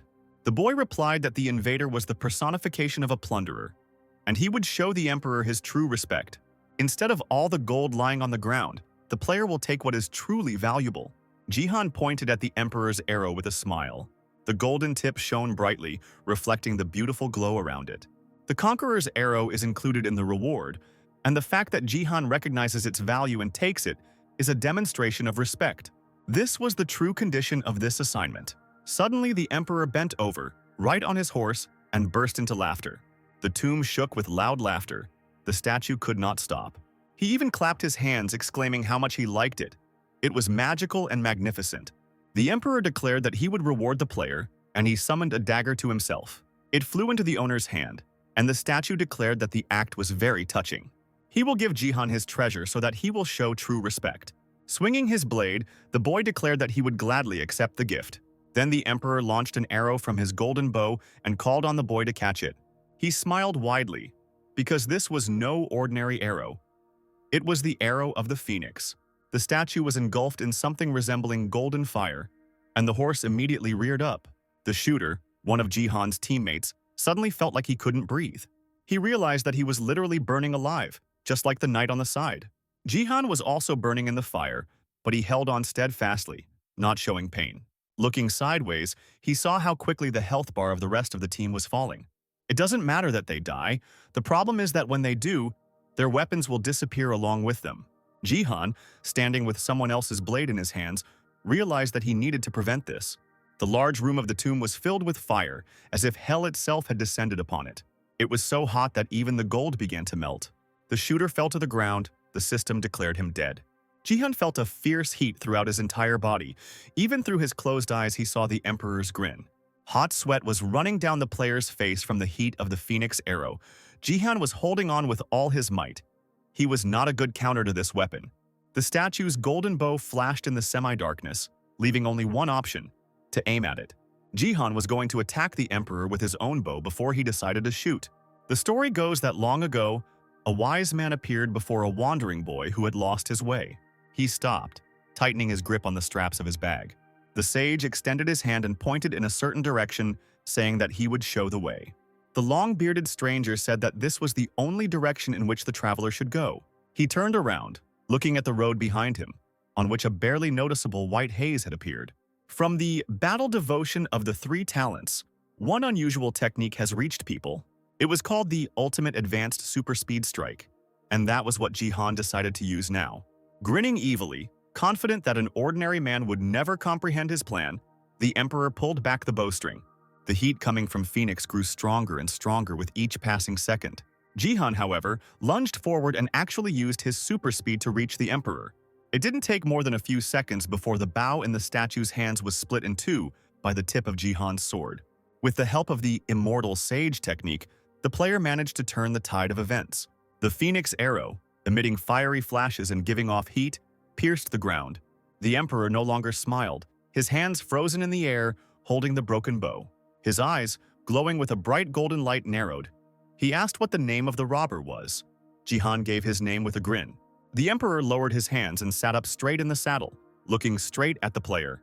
The arrow stuck in the ground began to move, driven by an alien force. The emperor called the guy a remarkable and noble warrior. He mentally ordered the bird artifact to take off and rush towards Jihan. He, without flinching, suddenly grabbed the spear with one hand, hearing that the emperor appreciated the respect shown to him. The The statue of the conqueror decided to give up his phoenix arrow with all his usual gratitude. The emperor said that he looked forward to meeting them again in a more worthy battle in the future. Then Jihan suddenly thrust his sword into the ground. It pierced the surface and froze there firmly. The player replied that he would also wait, at which time the figure of the statue dispersed into the air as a hot fire. Jihan knew that there were plenty of battlefields on Battle.net, so they would see each other again. Then he grabbed his trophy tightly. Having checked the arrow for strength, the player smiled with satisfaction and barely noticeably, deftly pressing the weapon to himself. He then decided to cut off the feathers at the end to use this phoenix arrow as a spear. Meanwhile, viewers were discussing the stream. The camera couldn't even capture the improved super speed punch. Jihan shook his head with a smile. Of course. The path of the immortal dead is not just very fast. This technique strikes a specific point with a thin sword of chi, and strikes at literally the speed of light. Moreover, Jihan understood that he was beginning to have better control over the nameless divine arts. When first used, it was unstable and a lot of energy was wasted. But the more I used it, the more refined and stable it became. This is how Jihan will be able to demonstrate the basic forms of martial arts. The system announced that the conqueror had recognized the player, and he was released from the conditions of the 7th floor. Looking at the screen, Jihan asked himself if it was all over, then glanced sideways at his traitorous teammates. The knight looked terrible, almost at death's door. He looked with a shudder at his window of state. Trembling with fear, the knight quietly asked when the archer died and timidly looked at Jihan. He, having twirled the arrow above his head, decided that he could move on with a clean slate. The knight began to sob out loud like a small child as his leader threw up his hands. He said he was not so generous as to allow a man who had betrayed him to take first place. With unprecedented fury, the boy turned the arrow so that, using the feathers at the end, he could throw the traitor into the air. The yellow, glowing eyes went out. Then, having done what was necessary, Jihan grinned imperceptibly. The investors who had been waiting for the player at the school peered intently at their system screens, then exclaimed in unison when they saw that the game was over. Jihan slowly disappeared from the game space and appeared in the real world. The audience was amazed by the artifact in the player's hands. The highest level first. Casually putting one hand in his pocket, Jihan held the arrow with the other, looking at Lim Gayan and Lee Hayan standing to the side. Winking at the women, he asked if they had watched everything on stream. And again the player was first. Gayan pursed her lips, almost rolling her eyes, and Hayoung admitted that Jihan was amazing. Photographers and investors were watching them from a distance, so the guy immediately asked the head of the 3rd department of the guild to fulfill the agreement. He asked if the lady was retracting her words, but she hesitated, glancing sideways at the arrow behind the player's back. Gayan unconsciously reached for her sword, and Hayoung timidly asked Jihan to lower his spear while they were talking. It was incredibly frightening, possessing stunning power. The woman frowned, shook her head and rubbed her forehead vigorously. She even covered her face with her hand, muttering that the guy would regret this, just like she warned. Looking out the window of the state, Hayoung Jihan allowed himself a victorious smile. He knew what he would see. The woman had an auxiliary gift that helped other players become stronger. Nurture, which allowed the user to nurture a player. Hayoung exclaimed dejectedly that Jihan shouldn't tell anyone about this, while Gayan was worried about her mistress. The bodyguard knew better than anyone that Hayoung hated talking about him, because it was sad to spend all the money on a worthless gift. While sitting together in the car, Hayoung admitted that she was jealous of the good gifts the newcomers gave her this time. She spent all the money and prayed for days on end, and in the end, she received education. She grimaced and muttered that it was a complete waste of time to go to that damn academy. Hayoung always spoke badly of the academy and her gift when the opportunity presented itself. And of all places, it was the academy that gave her education. The color flooded the guild department head's cheeks. She was angry and embarrassed at the same time, not understanding why Jihan was silent. Looking up, she saw a smile on someone else's lips and almost pulled back, deciding that the guy was mocking her. Hayoung defiantly asked why Jihan was being rude and laughing at her in her face, and he replied that he was simply happy with what he saw. The woman's face was filled with confusion, and she let out a surprised cry when she heard this. Suddenly, the player took out his mobile phone from his pocket and asked Hayon for her number. She mumbled that she had lost the bet, but Jihan shrugged, saying that he just needed her mobile number. Frowning, the head of the department rudely replied that the guy could look at the business card he received last time. Jihan simply replied that he had lost his business card, leaving Hayoung and Gayun completely baffled. Did the player really just admit that he wasn't interested in the lady? First he lost his business card, and now he's asking for her number. Still, having started to enter numbers on someone else's mobile, Haeyeon thought that the player was for some reason interested in education. Frowning again, the woman decided that she was being deceived. Her ego couldn't stand it. And how could she give him her number after everything that had happened? But pulling herself together and remembering who she was, Haeyeon decided that she didn't care. She could do it and wouldn't pay attention to anything. So she wrote her number in Jihan's phone book, even adding a heart at the end of her name. Taking the phone, the guy looked at the screen and raised an eyebrow when he saw this. He didn't answer, and Haeyeon turned on her heels, calling Gaeun to follow her. She glanced slyly at Jihan, deciding that he was seriously puzzled by this technique. But instead of surprise, the woman saw a grin on the stranger's face that she had not expected at all. The bodyguard even had to pull the lady along, who froze halfway. Jihan threw out a parting shot that they would call each other sometime, and left Haeyeon to be angry alone. Stepping aside, the guy looked at the number for a long time, trying to remember it. The BattleNet school was buzzing with talk after the recent battle. The students were watching Song Jihan's stream in the dungeon with all their might. Sia listened with joy to her classmates, who vied with each other to praise her uncle, who had become even stronger. Hiso, a close friend, did not look pleased. She was tensely catching the admiration about the clearing of the conqueror's tomb.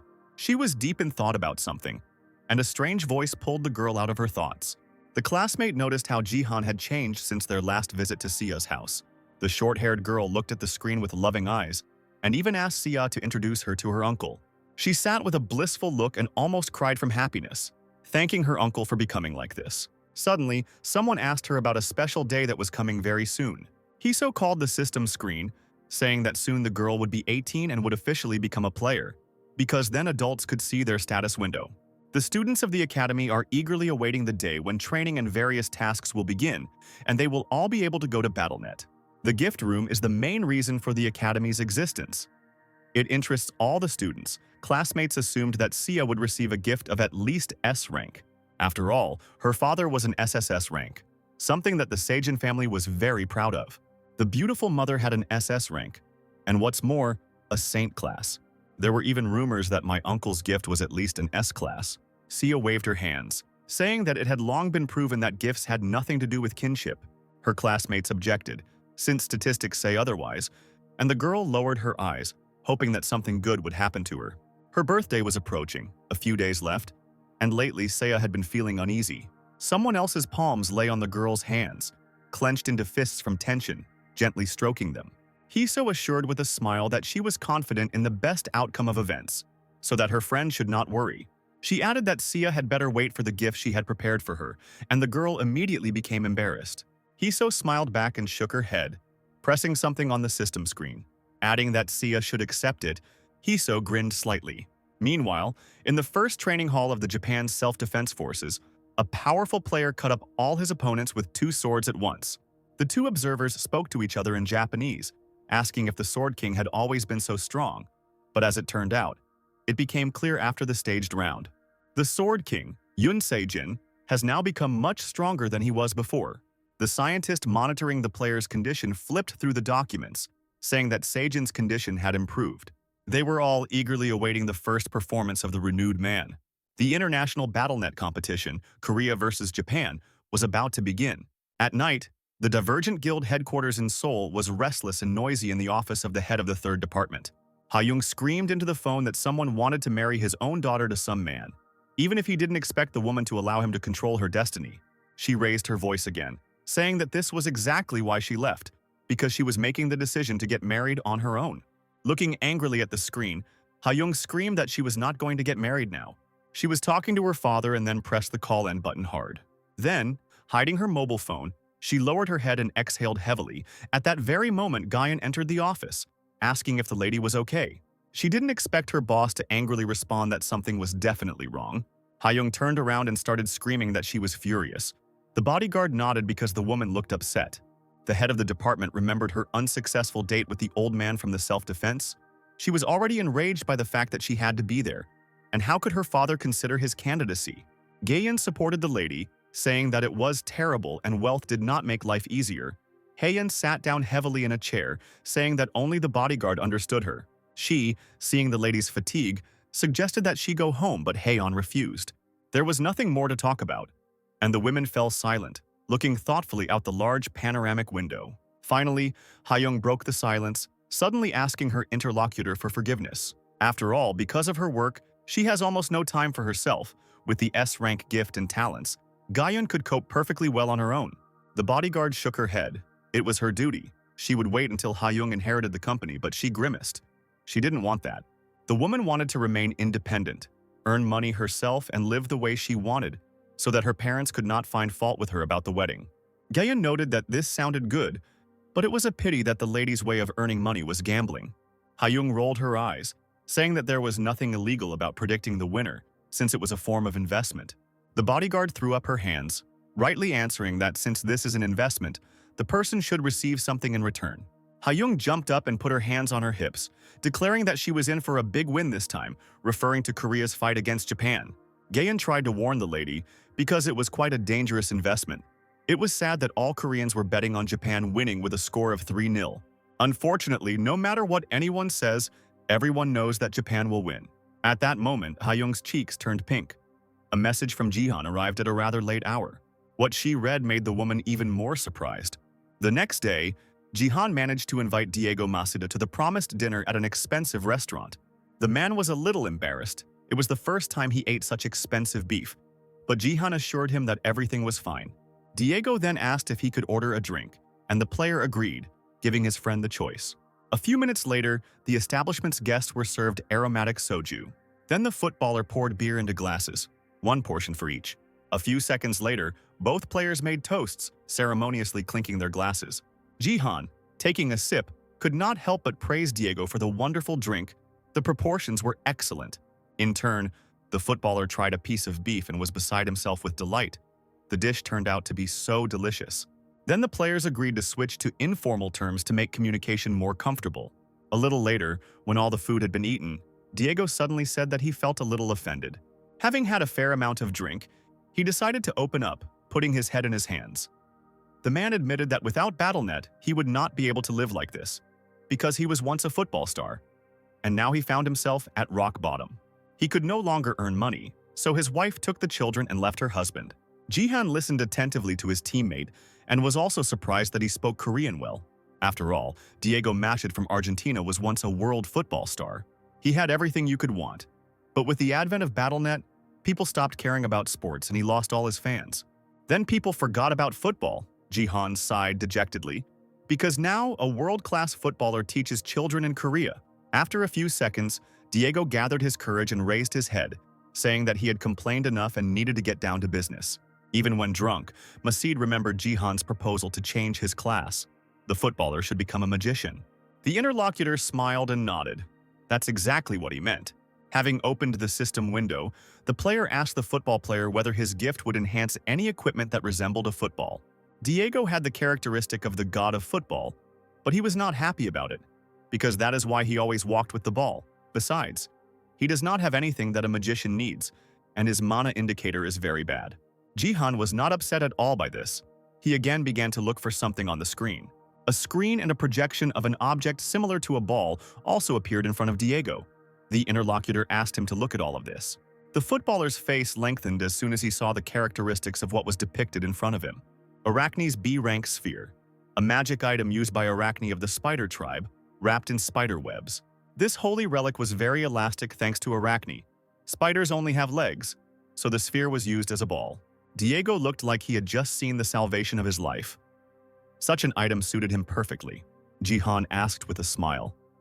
If the man was interested in this thing, it could reveal his potential. In his past life, Masuda was the most powerful magician that ever existed. When asked how much the artifact cost, the footballer squealed, "About 50 million, a price more than the down payment on his house." Having calmed down, Diego thanked him for the information, saying that he would not be able to save up for the sphere even in 10 years. How amazed the man was when Jihan announced his intention to donate the artifact, and if necessary, to provide financial support. Masuda was covered in sweat. He couldn't help but ask why the player decided to be so generous. Then, becoming more serious, Jihan expressed his desire to see Diego in his own league, which he planned to create when he reached the Silver League. When asked if the guy had money for this, Jihan took out his phone and nodded. Then he turned the screen towards the astonished Diego, saying that he would soon earn even more. At this time, Ha-young did not take her eyes off the screen of her mobile phone. She was visibly nervous. Unable to bear it any longer, the woman hissed, thinking that this made no sense. What a strange choice. Son Jihan sent her the results of the competition at different stages of the matches. 1 win, 3 losses. It was unimaginable that Korea could defeat the King of the Sword. He stood in front of a whole group of warriors, armed from head to toe. Sejin closed his eyes for a second and collected his thoughts, but he didn't even have to try to feel his own strength. The man and his team met the Korean representatives at a specially decorated, dilapidated arena, around which spectators, BattleNet fans, were already jubilant. The international BattleNet competition between Korea and Japan, D-Day, has begun.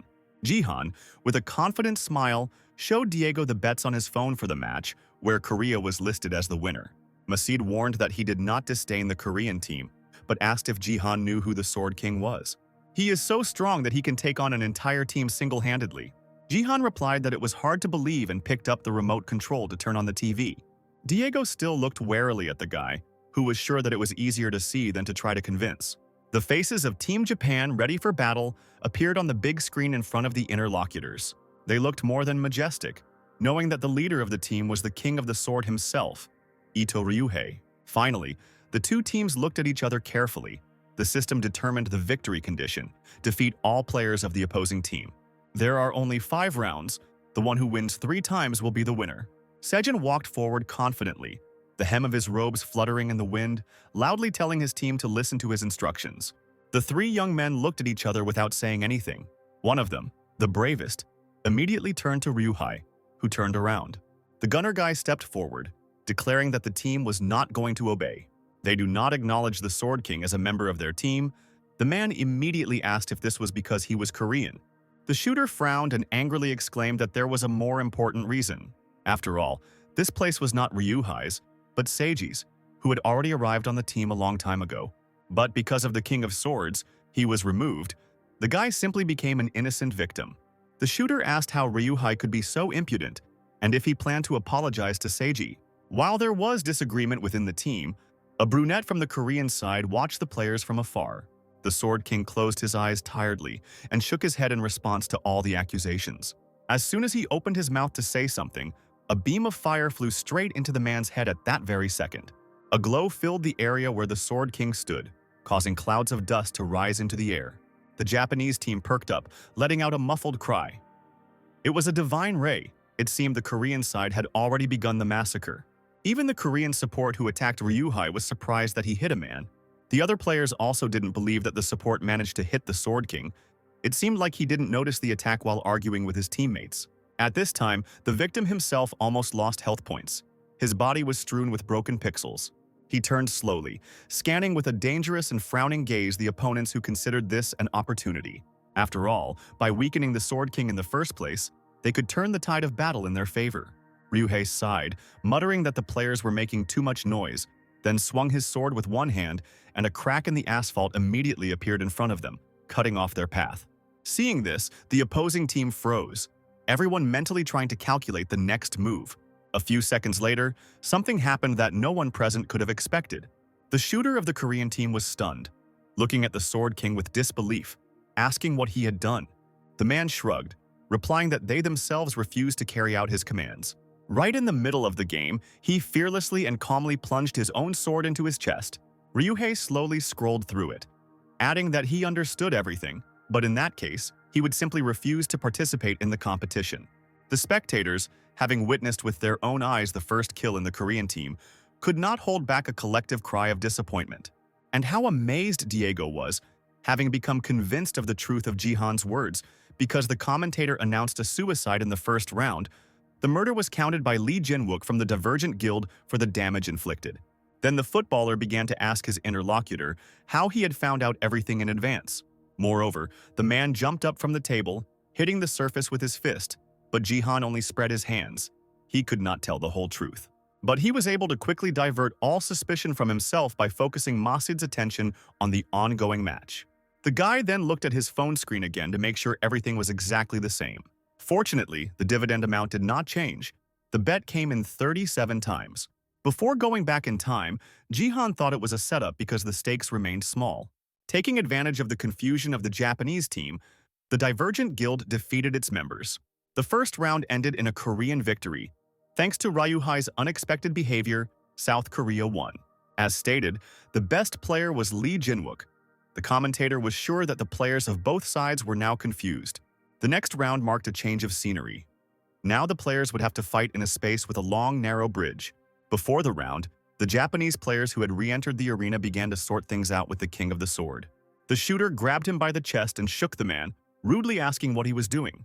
The veins on the boy's face bulged as he screamed that Ryuhai had no right to kill himself, being a representative of the nation. In response, the shooter received only calm words from his interlocutor. He could no longer look at all this.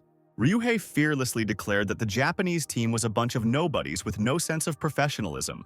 Now it became clear to him why the team lost to Korea every time.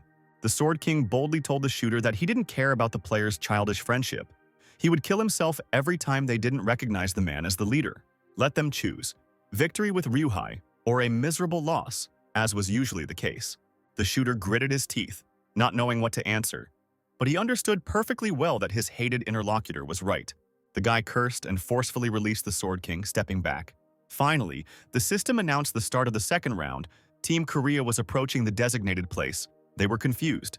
They did not understand why Ryuhei killed himself. There were suggestions that the man was sent deliberately. But the team leader didn't believe it. Looking at the lonely standing figure of the Sword King, he thought that the man could repeat this move again. But such a probability was low, because the hero's mood had completely changed, and even the aura hovering around him spoke of this. The Korean team took up defensive positions. The captain ordered everyone to be on guard. He tried to give a parting speech, managing to say that their enemy was the Sword King. At that moment, Ryuhei made only one lunge forward and immediately cut the bodies of 3 of the opposing team in half. Only support Jinwook remained alive, looking in surprise as his teammates crumbled into pixels. They barely understood what had happened, as their health points instantly began to decline. The spectators watching this let out stifled gasps. Some even covered their faces with their hands. Jihan, although he knew the results in advance, could not calmly perceive what was happening. Ryuhei was invincible, and everyone knew it, and he himself could easily remind others of it. The man's hand tightly clutched a weapon that struck several opponents at once. The Sword King didn't even have to get close to the team captain to deal with him. The winner of the previous round, the support, was also in the kill zone along with him. There was no emotion on Ryuhei's face. It seemed like he was just deep in thought at that moment. The audience's reaction remained unchanged. Even the commentator fell silent at that moment. But the next moment, everything changed. The fans of the Japanese team cheered enthusiastically, welcoming the winner. Shouts of praise for Ryuhei came from all sides as he stood motionless on the battlefield. In just 2 strikes, he managed to equalize the score between the teams. The Sword King killed the entire Korean team. The commentator announced the start of the 4th round, and it was clear that the Korean team was already slowly losing strength. Japan won the 3rd round. The score was now 1-2. The Korean players needed to cheer up. The commentator expressed hope that there would not be another such miserable loss as there was in the 3rd round. Then the Sword King dealt with the entire guild just as mercilessly. That round was heartbreaking, with an overwhelming force of a completely different nature than the second. The Sword King deftly dodged the heavy attacks of Team Korea's leader. When the man was successfully repelling the other men's attacks, the commander ordered the others to prevent him from counterattacking. Support Jinwook nodded, gathering energy for the next throw. Using his ability, a golden chain appeared on Ryuhei's wrists. The commander rushed at the pinned enemy, shouting for his team to ignore the attacks on the commander. They need to hit with all their might while he is tied up and under attack. But the King of the Sword did not bear his proud title in vain. When the Divergent Guild leader attempted to attack Ryuhei, he was somehow still able to counterattack. The man looked angrily at the spiritual sword that was glowing blue in front of his face. Indeed, Ryuhei didn't even need to hold a physical weapon in his hands. Straining just a little, he wriggled out from under someone else's grip and easily broke the chains. The support cursed when he saw that his spell didn't last even a few minutes. He had barely whispered how this was possible when he himself was hit by a powerful blow from a Japanese player. Ryuhei flew past Jinwook like lightning, cutting off his head with his sword. The rest of the Korean team perked up, and the shooter was ordered to shoot and not let anyone get any closer. But their mistake was that the guys completely forgot about the other members of the Japanese team who remained in the shadows. The opposing team's shooter pierced his opponent with an arrow, sneaking up from behind. He grinned, reminding them that he was also in the game. A second later, the Sword King slowly descended next to his team. His Zanpakuto levitated nearby, emitting blue mist. The man turned to one of his team members and said that she remained the same. Ryuhei had an incredible technique called the flying sword. Not everyone could master it. The girl bared her teeth, asking if he had gone crazy against the backdrop of his own coolness, since this version of the technique looked better than when the hero simply stood on the sword. Ryuhei snorted, calling the player a disgrace. She better fight as well as she insulted. The girl decided to show what she was capable of by collecting the magic sphere in her hands. The next moment she was transformed. Even the participants' clothes changed, and lightning spread around her body like an ocean. She growled, releasing all her anger and strength, which even affected the Sword King. He covered his face with his hand and grabbed the sword, praising his opponent's abilities. But it was his turn to show off his strength. Ryuhei jumped up, tightly gripping the handles of his weapons in his hands. Seeing this, the girl screamed, sending a multitude of stinging lightning bolts towards the Sword King. He decided to try out a new ability, and the top of the arena was illuminated with a bright light. His opponent immediately tried to fight off the attack by raising her hands up. Like an emotionless robot monster, Ryuhei rushed down, attacking the girl. There was an explosion of incredible force. Fragments flew around. Clouds of dust covered the surrounding area. The glow filled the faces of the audience. They had seen such a performance for the first time in their lives.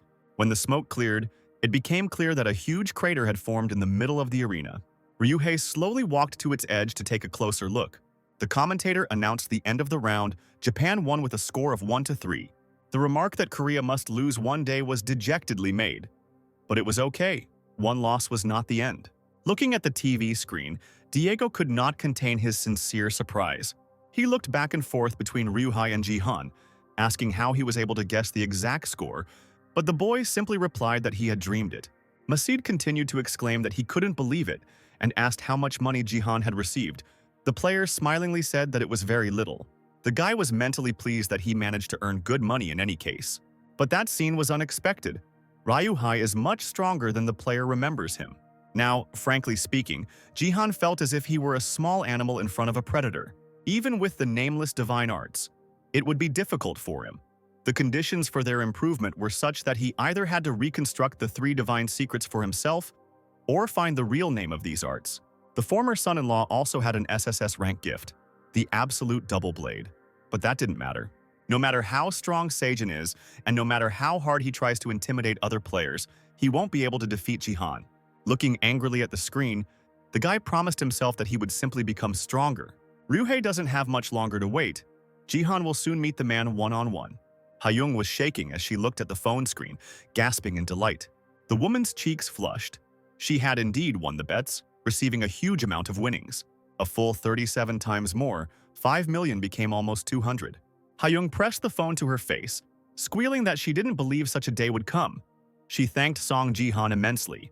Thanks to the guy, the woman won 180 million, not believing her own luck. But all in all, she lost 20 million. Hyung bet 5 on what Jihan said, but was confident of South Korea's loss with a score of 0-3. She bet 200 million on Japan's victory and lost it. Hyung's shock, disappointment, and hurt were beyond words. Trying not to go crazy from defeat, the woman was ready to slam the phone against the wall. She had lost not 200 million, but a chance for a happy future. A single tear slid down the cheek of the head of the 3rd department, mentally cursing everything in the world. At this time, Jihan and Diego continued to discuss the matter with which they began their conversation. The B-rank arachne sphere levitated in front of the guy. He asked if Masid would sign a contract with him. The man scratched his neck, admitting that he did not understand how such a person wanted to work with him. The player looked at his interlocutor in bewilderment, tilting his head to the shoulder. Diego explained that he did not consider himself such a valuable person to collaborate with. To this, Jihan replied that the footballer had seen his predictions of the outcome of the competition, and now the guy is confident in the correctness of his choice. At this, Diego perked up. It was his turn to be surprised. Jihan easily pushed the sphere closer to his interlocutor, deciding to share his thoughts. The magic item approached the player. He was afraid to even touch the sphere. Jihan is convinced that he will become the most powerful magician. This contract was an investment in the footballer's future. The guy knew that for sure. As Diego looked at Jihan with admiration, carefully squeezing the sphere, the interlocutor asked to be on his side. Masid couldn't remember the last time he had been offered something like this. He missed being important to others so much. The footballer felt that after the start of BattleNet, he would never again experience such a feeling. Diego couldn't take it anymore and dropped his hands to his face. Unable to contain his emotions, Jihan gave him hope. Therefore, the man had no reason to refuse. The agreement was further reinforced with a firm handshake. Getting up from the table, Masid solemnly declared that he would be glad to cooperate with the future head of the guild.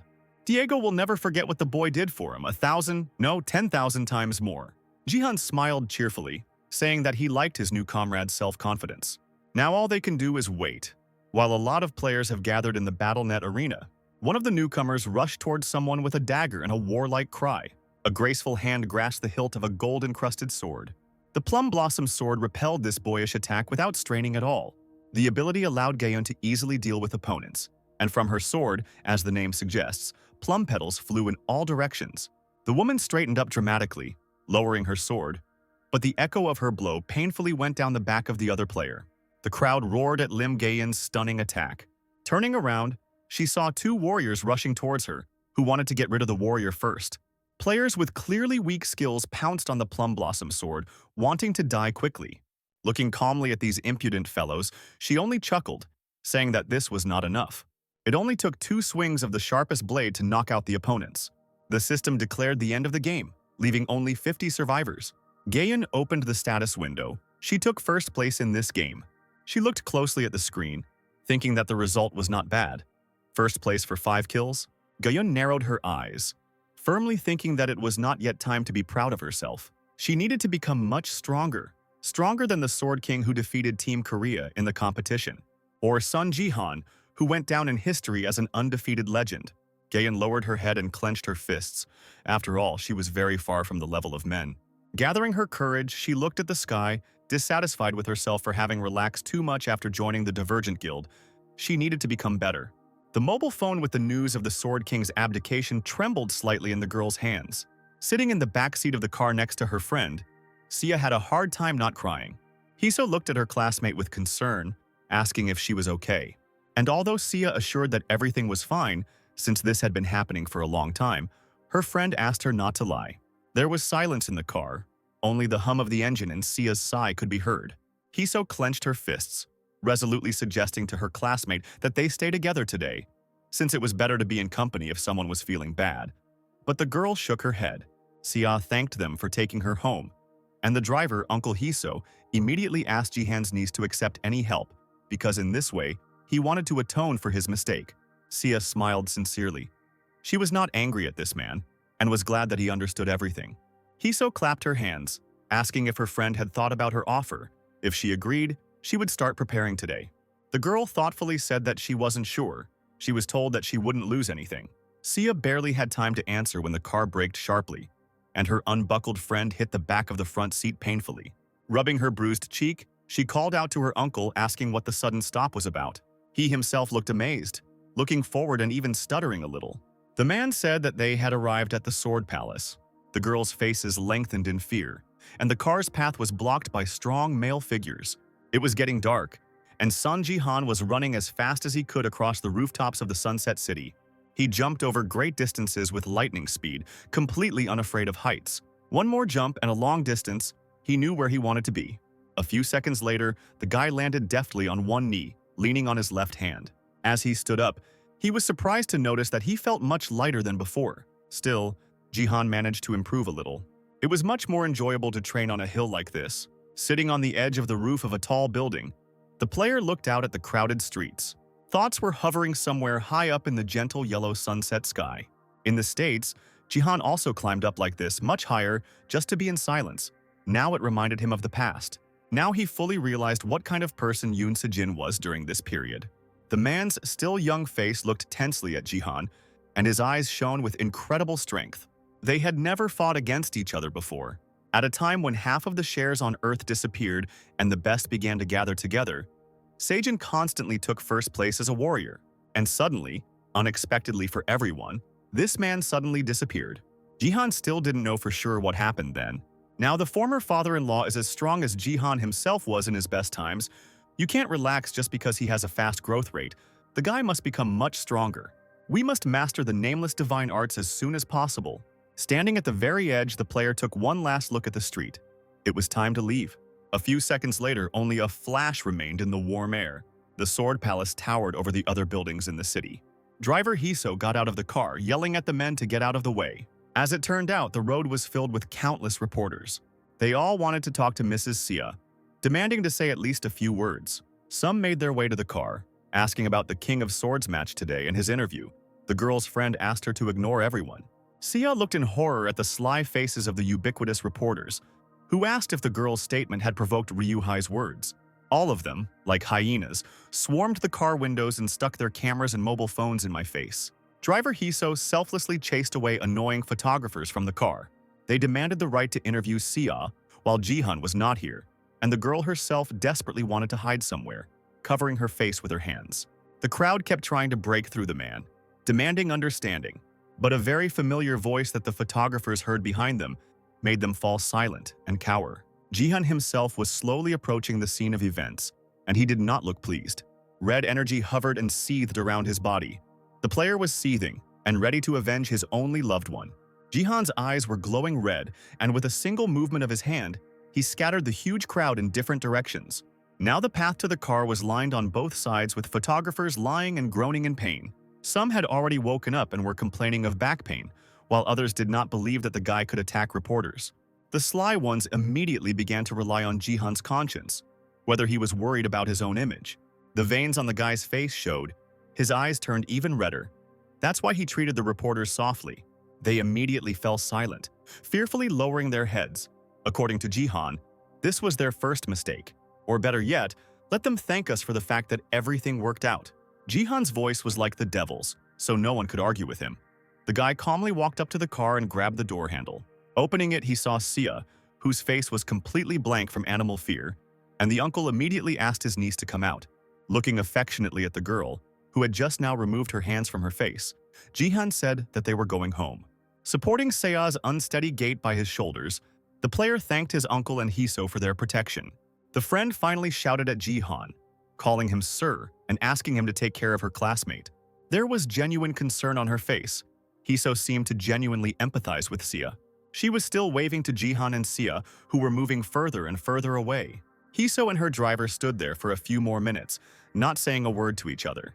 The next second, the girl covered her face with her hand, looking down. Her uncle looked at her in surprise. A moment later, the girl burst into laughter as if she were mad, tears streaming from her eyes. She had a hard time holding back her laughter. Such a performance did not escape the ubiquitous reporters. They remembered the girl sitting next to Sia. Him Ki-so was the granddaughter of the CEO of Taewon Daily, South Korea's first publishing company. The girl wiped away her last tear, muttering that it was all over for little C now. When Ryuhai gave an interview after his stunning victory, he stated that he no longer had a daughter. The man buried his entire life before Japan, and therefore disowned his daughter, asking her to refrain from any personal and unnecessary questions like this. Jihan and Sia returned home. The guy was just listening to the speech of his niece's father, realizing that the reporters pounced on Sia precisely because of this interview. The guy bared his teeth, looking at the smug face of his former father-in-law through the phone. The player was just dreaming of giving him a dressing down. Then he wondered what to do because Sia was just starting to get better, and this stupid interview ruined the whole mood. And now the niece could not come to her senses. When Jihan returned to his report, Sia suddenly called him, asking if he remembered his promise to fulfill her wish.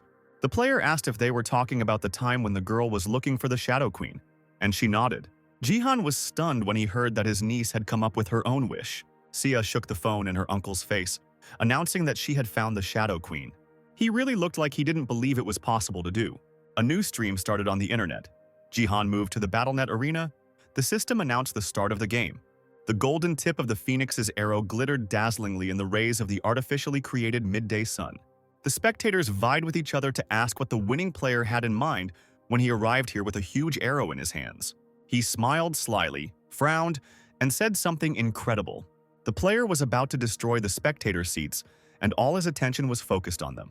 Next to a large column, hidden in the shadow, stood a figure in a long cloak, the hems of which fluttered in the wind. Raising his head, the elf's sharp gaze swept over the player. Jihan was about to check if it was really the Shadow Queen. Earlier in the day, C convinced her uncle that she had found the Shadow Queen on the stream recording. The boy peered at the graceful figure on the screen, still not trusting either his niece or his own eyes. But Sia stubbornly continued to insist that this dark elf was the Queen of Shadows, And although the girl admitted that she was not 100% sure, this was her main suspect. At first, Sia looked at the elven queens who had risen to the thrones. They were two obvious queens. But it was this elf in the cloak who looked more like Shadow. Jihan asked his niece what she meant, and she asked the guy to look at his mobile phone. First, you should have paid attention to the color of this stranger's gaze. Elves with black eyes exist, but very rarely. And even here she had black sclera. Jihan thought hard, admitting that his niece was right, but she gave another argument. This elf kept her eyes on who would take first place every time before the game even started. At Jihan's questioning look, Sia explained that the dark elf had been constantly looking at the player. However, in addition to this, the girl checked other matches as well. Those games where Jihan did not participate, but there were other strong warriors. Including Lim Gayan, the elf is always in sight and looked at the winner. This strange creature pierces players with its gaze, as if it knows the future. Dark eyes are sometimes even frightening with their depth and causticity. Jihan found this argument to be very suspicious indeed. Saya suddenly drew her uncle's attention to the last video. It was the most important. There, standing behind the column, the dark elf looked unusual, or rather, her shadow did.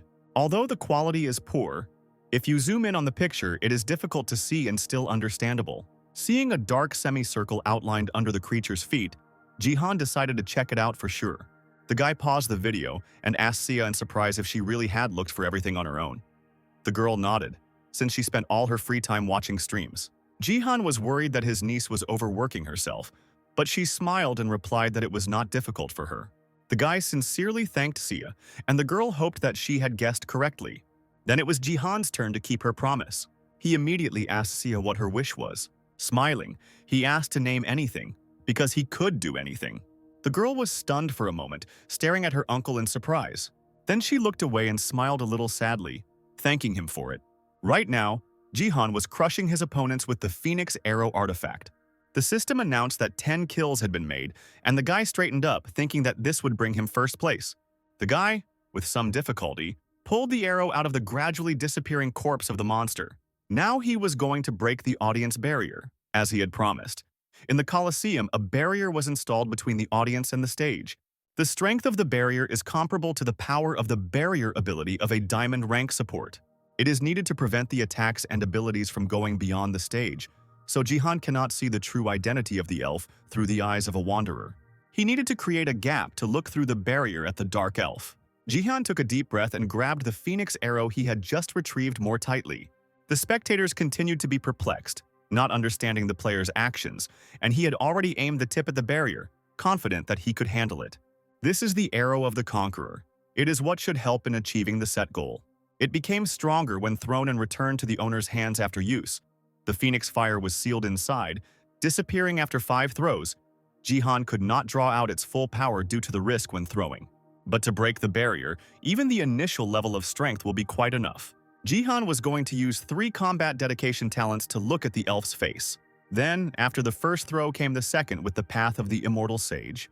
A powerful explosion occurred between the barrier and Jihan, and the result was not visible due to the bright light. There was no emotion on Jihan's face as the smoke cleared. At first, the elves sitting behind the barrier seemed not to even notice the flash, but it was followed by an explosion of the same force which sent the commentators into raptures. Jihan had no intention of stopping and used the 3 talents of martial commitment.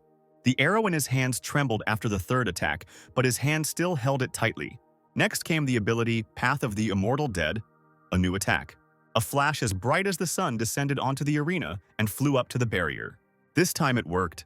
The cells on the wall began to crumble like eggshells, spreading out to the sides. Jihan froze not far from the breach. He himself did not expect that it would be possible to break through the barrier so soon. It was time to find out everything. The player immediately activated the Wanderer's eyes. His pupils began to glow a bright blue color. Jihan aimed straight at the spot where the dark elf was sitting. He needed to hurry before the barrier closed. The creature's raven-like eyes slowly widened as they stared at the approaching player. He demanded to reveal the identity of this dark elf, to understand who she was. But as soon as he managed to meet those gazes, he immediately felt how the environment changed. He himself seemed to drown in the elf's black pupils and immediately saw reflections of blue behind his back. Jihan turned around sharply, trying to remain as calm as possible. But this blue was not an ordinary reflection. Right above the player in oblivion were those very eyes, as if they were about to swallow Jihan. In the real world, the sun was gradually setting over a large city. The guy lay in his bed, occasionally groaning from the echoes of pain and tension. Even a soft blanket and pillow couldn't make this difficult day easier. Jihan tousled his hair in silent torment. He could not calm down. He can't do anything, because this meeting with something like this in the Bronze League did not bode well. That image scared the player to the point of madness. Even if he were in his previous body, he would still be scared. However, grinning, Jihan sat up in bed, deciding that someone else's power would be of great help. He immediately called the achievement store to use the accumulated rewards to upgrade it to level 5. It can provide space for an additional constellation. After reviewing all the offers, the player decided to choose several constellations. What he wished for turned out to be premature. Earth is currently going through a tutorial. If the player chooses place for an additional constellation, it will not be shown in his status window. Then Jihan added a slot for the title. The system reported that he had acquired a place for an additional first-level title. After closing the achievement store, the guy called up the status window. Jihan has reached level 22. 3 more to go before reaching the Silver League. Now that he has such combat and normal strength, the player can practically be classified as a Silver League player. The extra title slot was not chosen at random. It will be required for the title of Successor of the God of Martial Arts. Soon, Jihan's combat strength would reach 30 points, and he would obtain the Nameless Martial Arts, thus linking himself with the God of Martial Arts. The player will become the Successor of God, a title he used in his past life until his death. At any cost, Jihan intended to take possession of it this time too. The guy looked into the distance, remembering one person. It is with him that he will soon meet in the arena, engulfed in flames and strewn with the corpses of opponents. Her light hair will flutter in the wind, and her gaze will be directed to the side, waiting for Jihan. The realtor talked about how they were in the heart of Gangnam, where there was good public transportation and plenty of updated schools. On top of all that, his clients will get a symbol of success, a view of the Han River from a high floor. The man gestured professionally around the room, asking for the client's opinions, as these were the best apartments in his arsenal. Seiya was amazed, but Jihan did not look impressed when he was told that 200 square meters would be more than enough for 2. The guy glanced sideways at his niece and for some reason decided that such an apartment would be too small. The realtor, realizing that the client was making up his mind, immediately distracted the girl's attention by inviting her to look at another room. Jihan shook his head and decided that Seiya didn't like this apartment. After all, the niece spent her entire life in the penthouse of the Sword Palace. An ordinary apartment would hardly impress her. Stopping, the player looked around the room, looking out the window. Regardless, moving was what Seiya wanted when she found Shadow. Then, sitting on the couch in the penthouse, the girl was silent for a long time before speaking. Seiya wished to leave the Sword Palace. She said it quietly, without looking her uncle in the eye. It seemed like the sooner it happened, the better. Since that place was full of memories of Seijin, Jihan was sure that staying in the house was depressing for his niece. The realtor smiled and pointed out the large rooms and ideal layout. Because it's not for nothing that only apartments are sold in this building, and it's not even about the price. Seeing Seiya Jihan's confusion, he decided that he had to find a suitable home for her. He approached his niece decisively, saying that they needed to find more space. Seiya will soon become a player, so a room for a connector will be needed. The realtor immediately said that he will look for more. The man smiled at the girl, noting that she was very lucky to have such a strong and reliable uncle. Jihan waved his hand. He still had something to work on. As it turned out, the realtor was a fan of the player, and he directly said so, adding that he would root for him. The man suddenly shook his head. He wanted to thank Jihan. He used to be part of the Sword King fan community, but the hero's move to Japan shocked the man so much that he immediately left and was very worried about Lady Seiya. The realtor heard that the family is having a hard time, but he is happy to see for himself that they are coping well. Tears came to the girl's eyes when she heard these words, and she was also congratulated on waking up, despite the long journey. She pressed her hand to her chest, trying not to burst into tears even more. The realtor hoped that the girl would receive a great gift. Even good words didn't particularly touch Jihan, because he was worried about his niece. Attention to Seiya only increased after the battle between Korea and Japan, and it even came to persecution, like last time. Surely everyone is interested in her awakening and the gift that the girl will receive. And when it turns out he's F rank, all their attention will turn into poison. In her past life, Seiya lost her life because of this. This must be prevented, even at the cost of being isolated from people for some time. Well, and especially from the ubiquitous and incredibly intrusive reporters. Kim Hee-seo sat in a large chair with her legs tucked under her and chatted on the phone, carelessly twirling strands of her long hair around her fingers. She made dastardly plans, telling reporters about Sia's birthday and where she would be, promising to provide an interview opportunity. In the office, a guy with blonde hair was sitting on a chair nearby.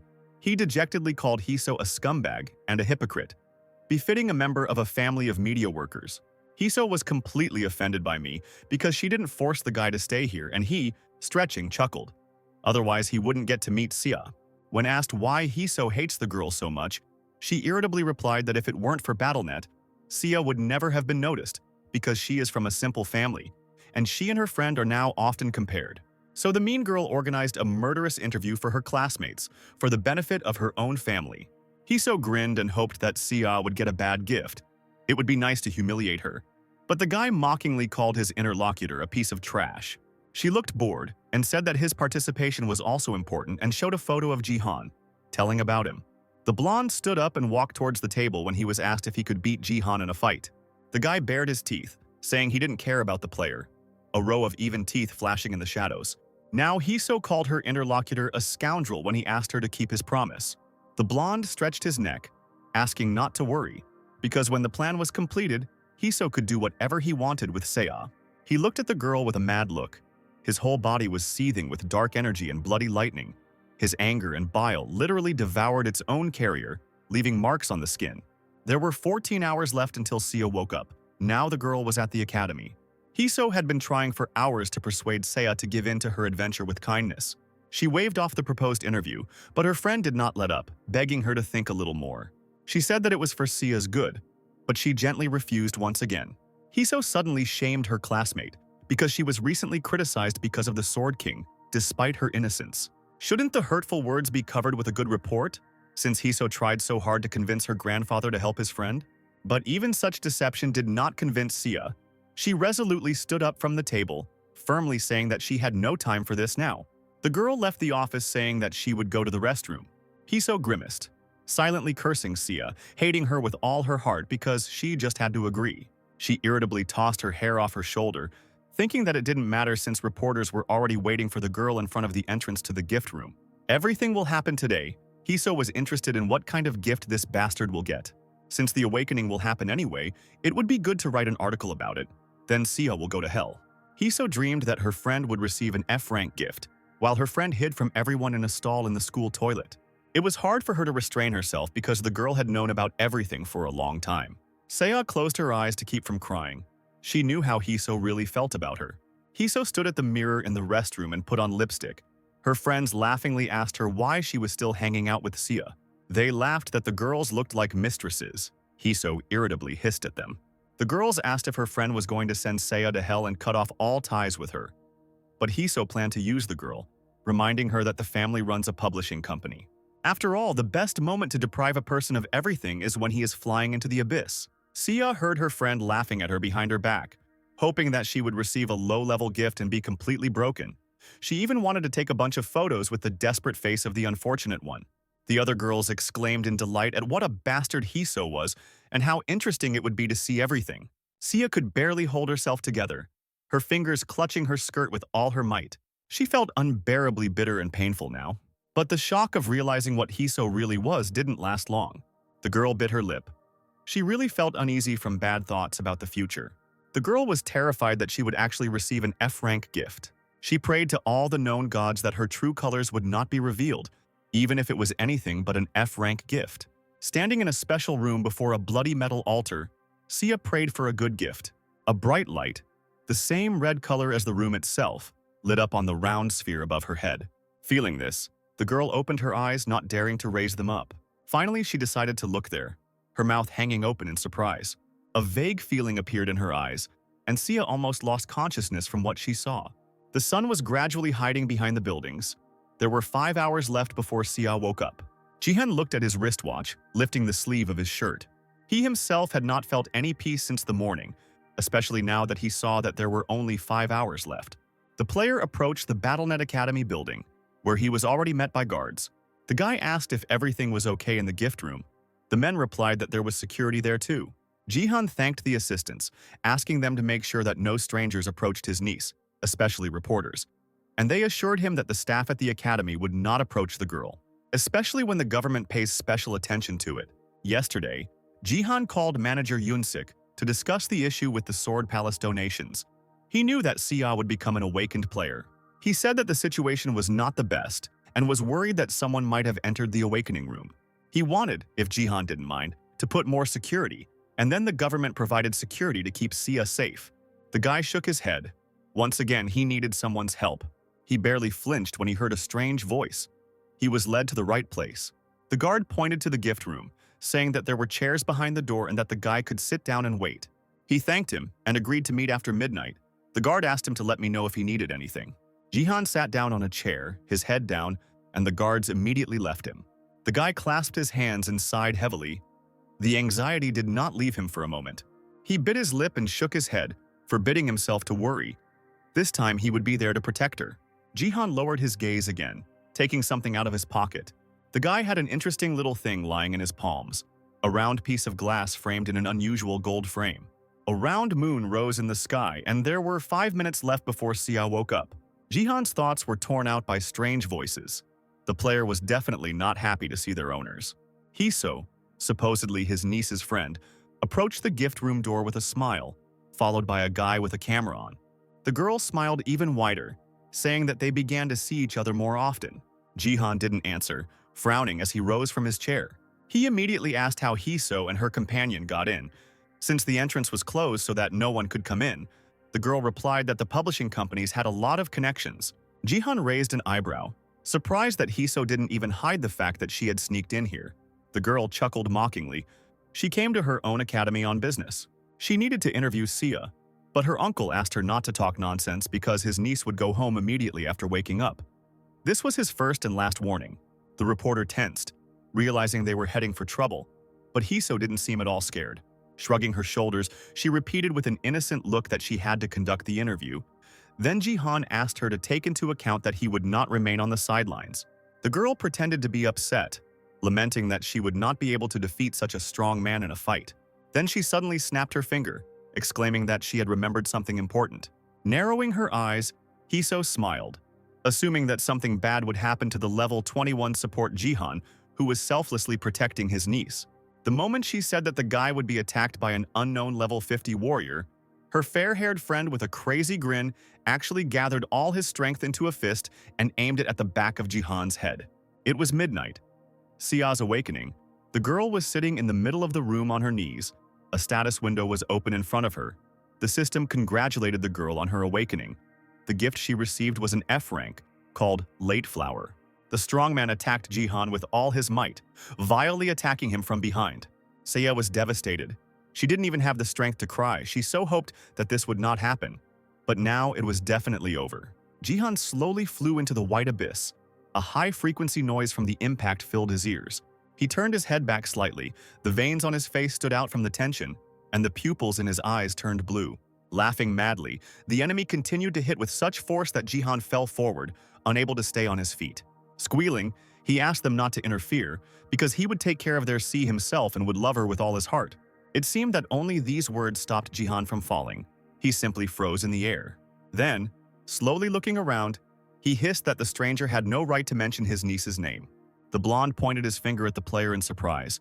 He didn't expect that nothing happened to him after the blow. Jihan was stronger than he seemed. He barely had time to finish speaking when the guy returned the blow with all his might straight into the hated face opposite him.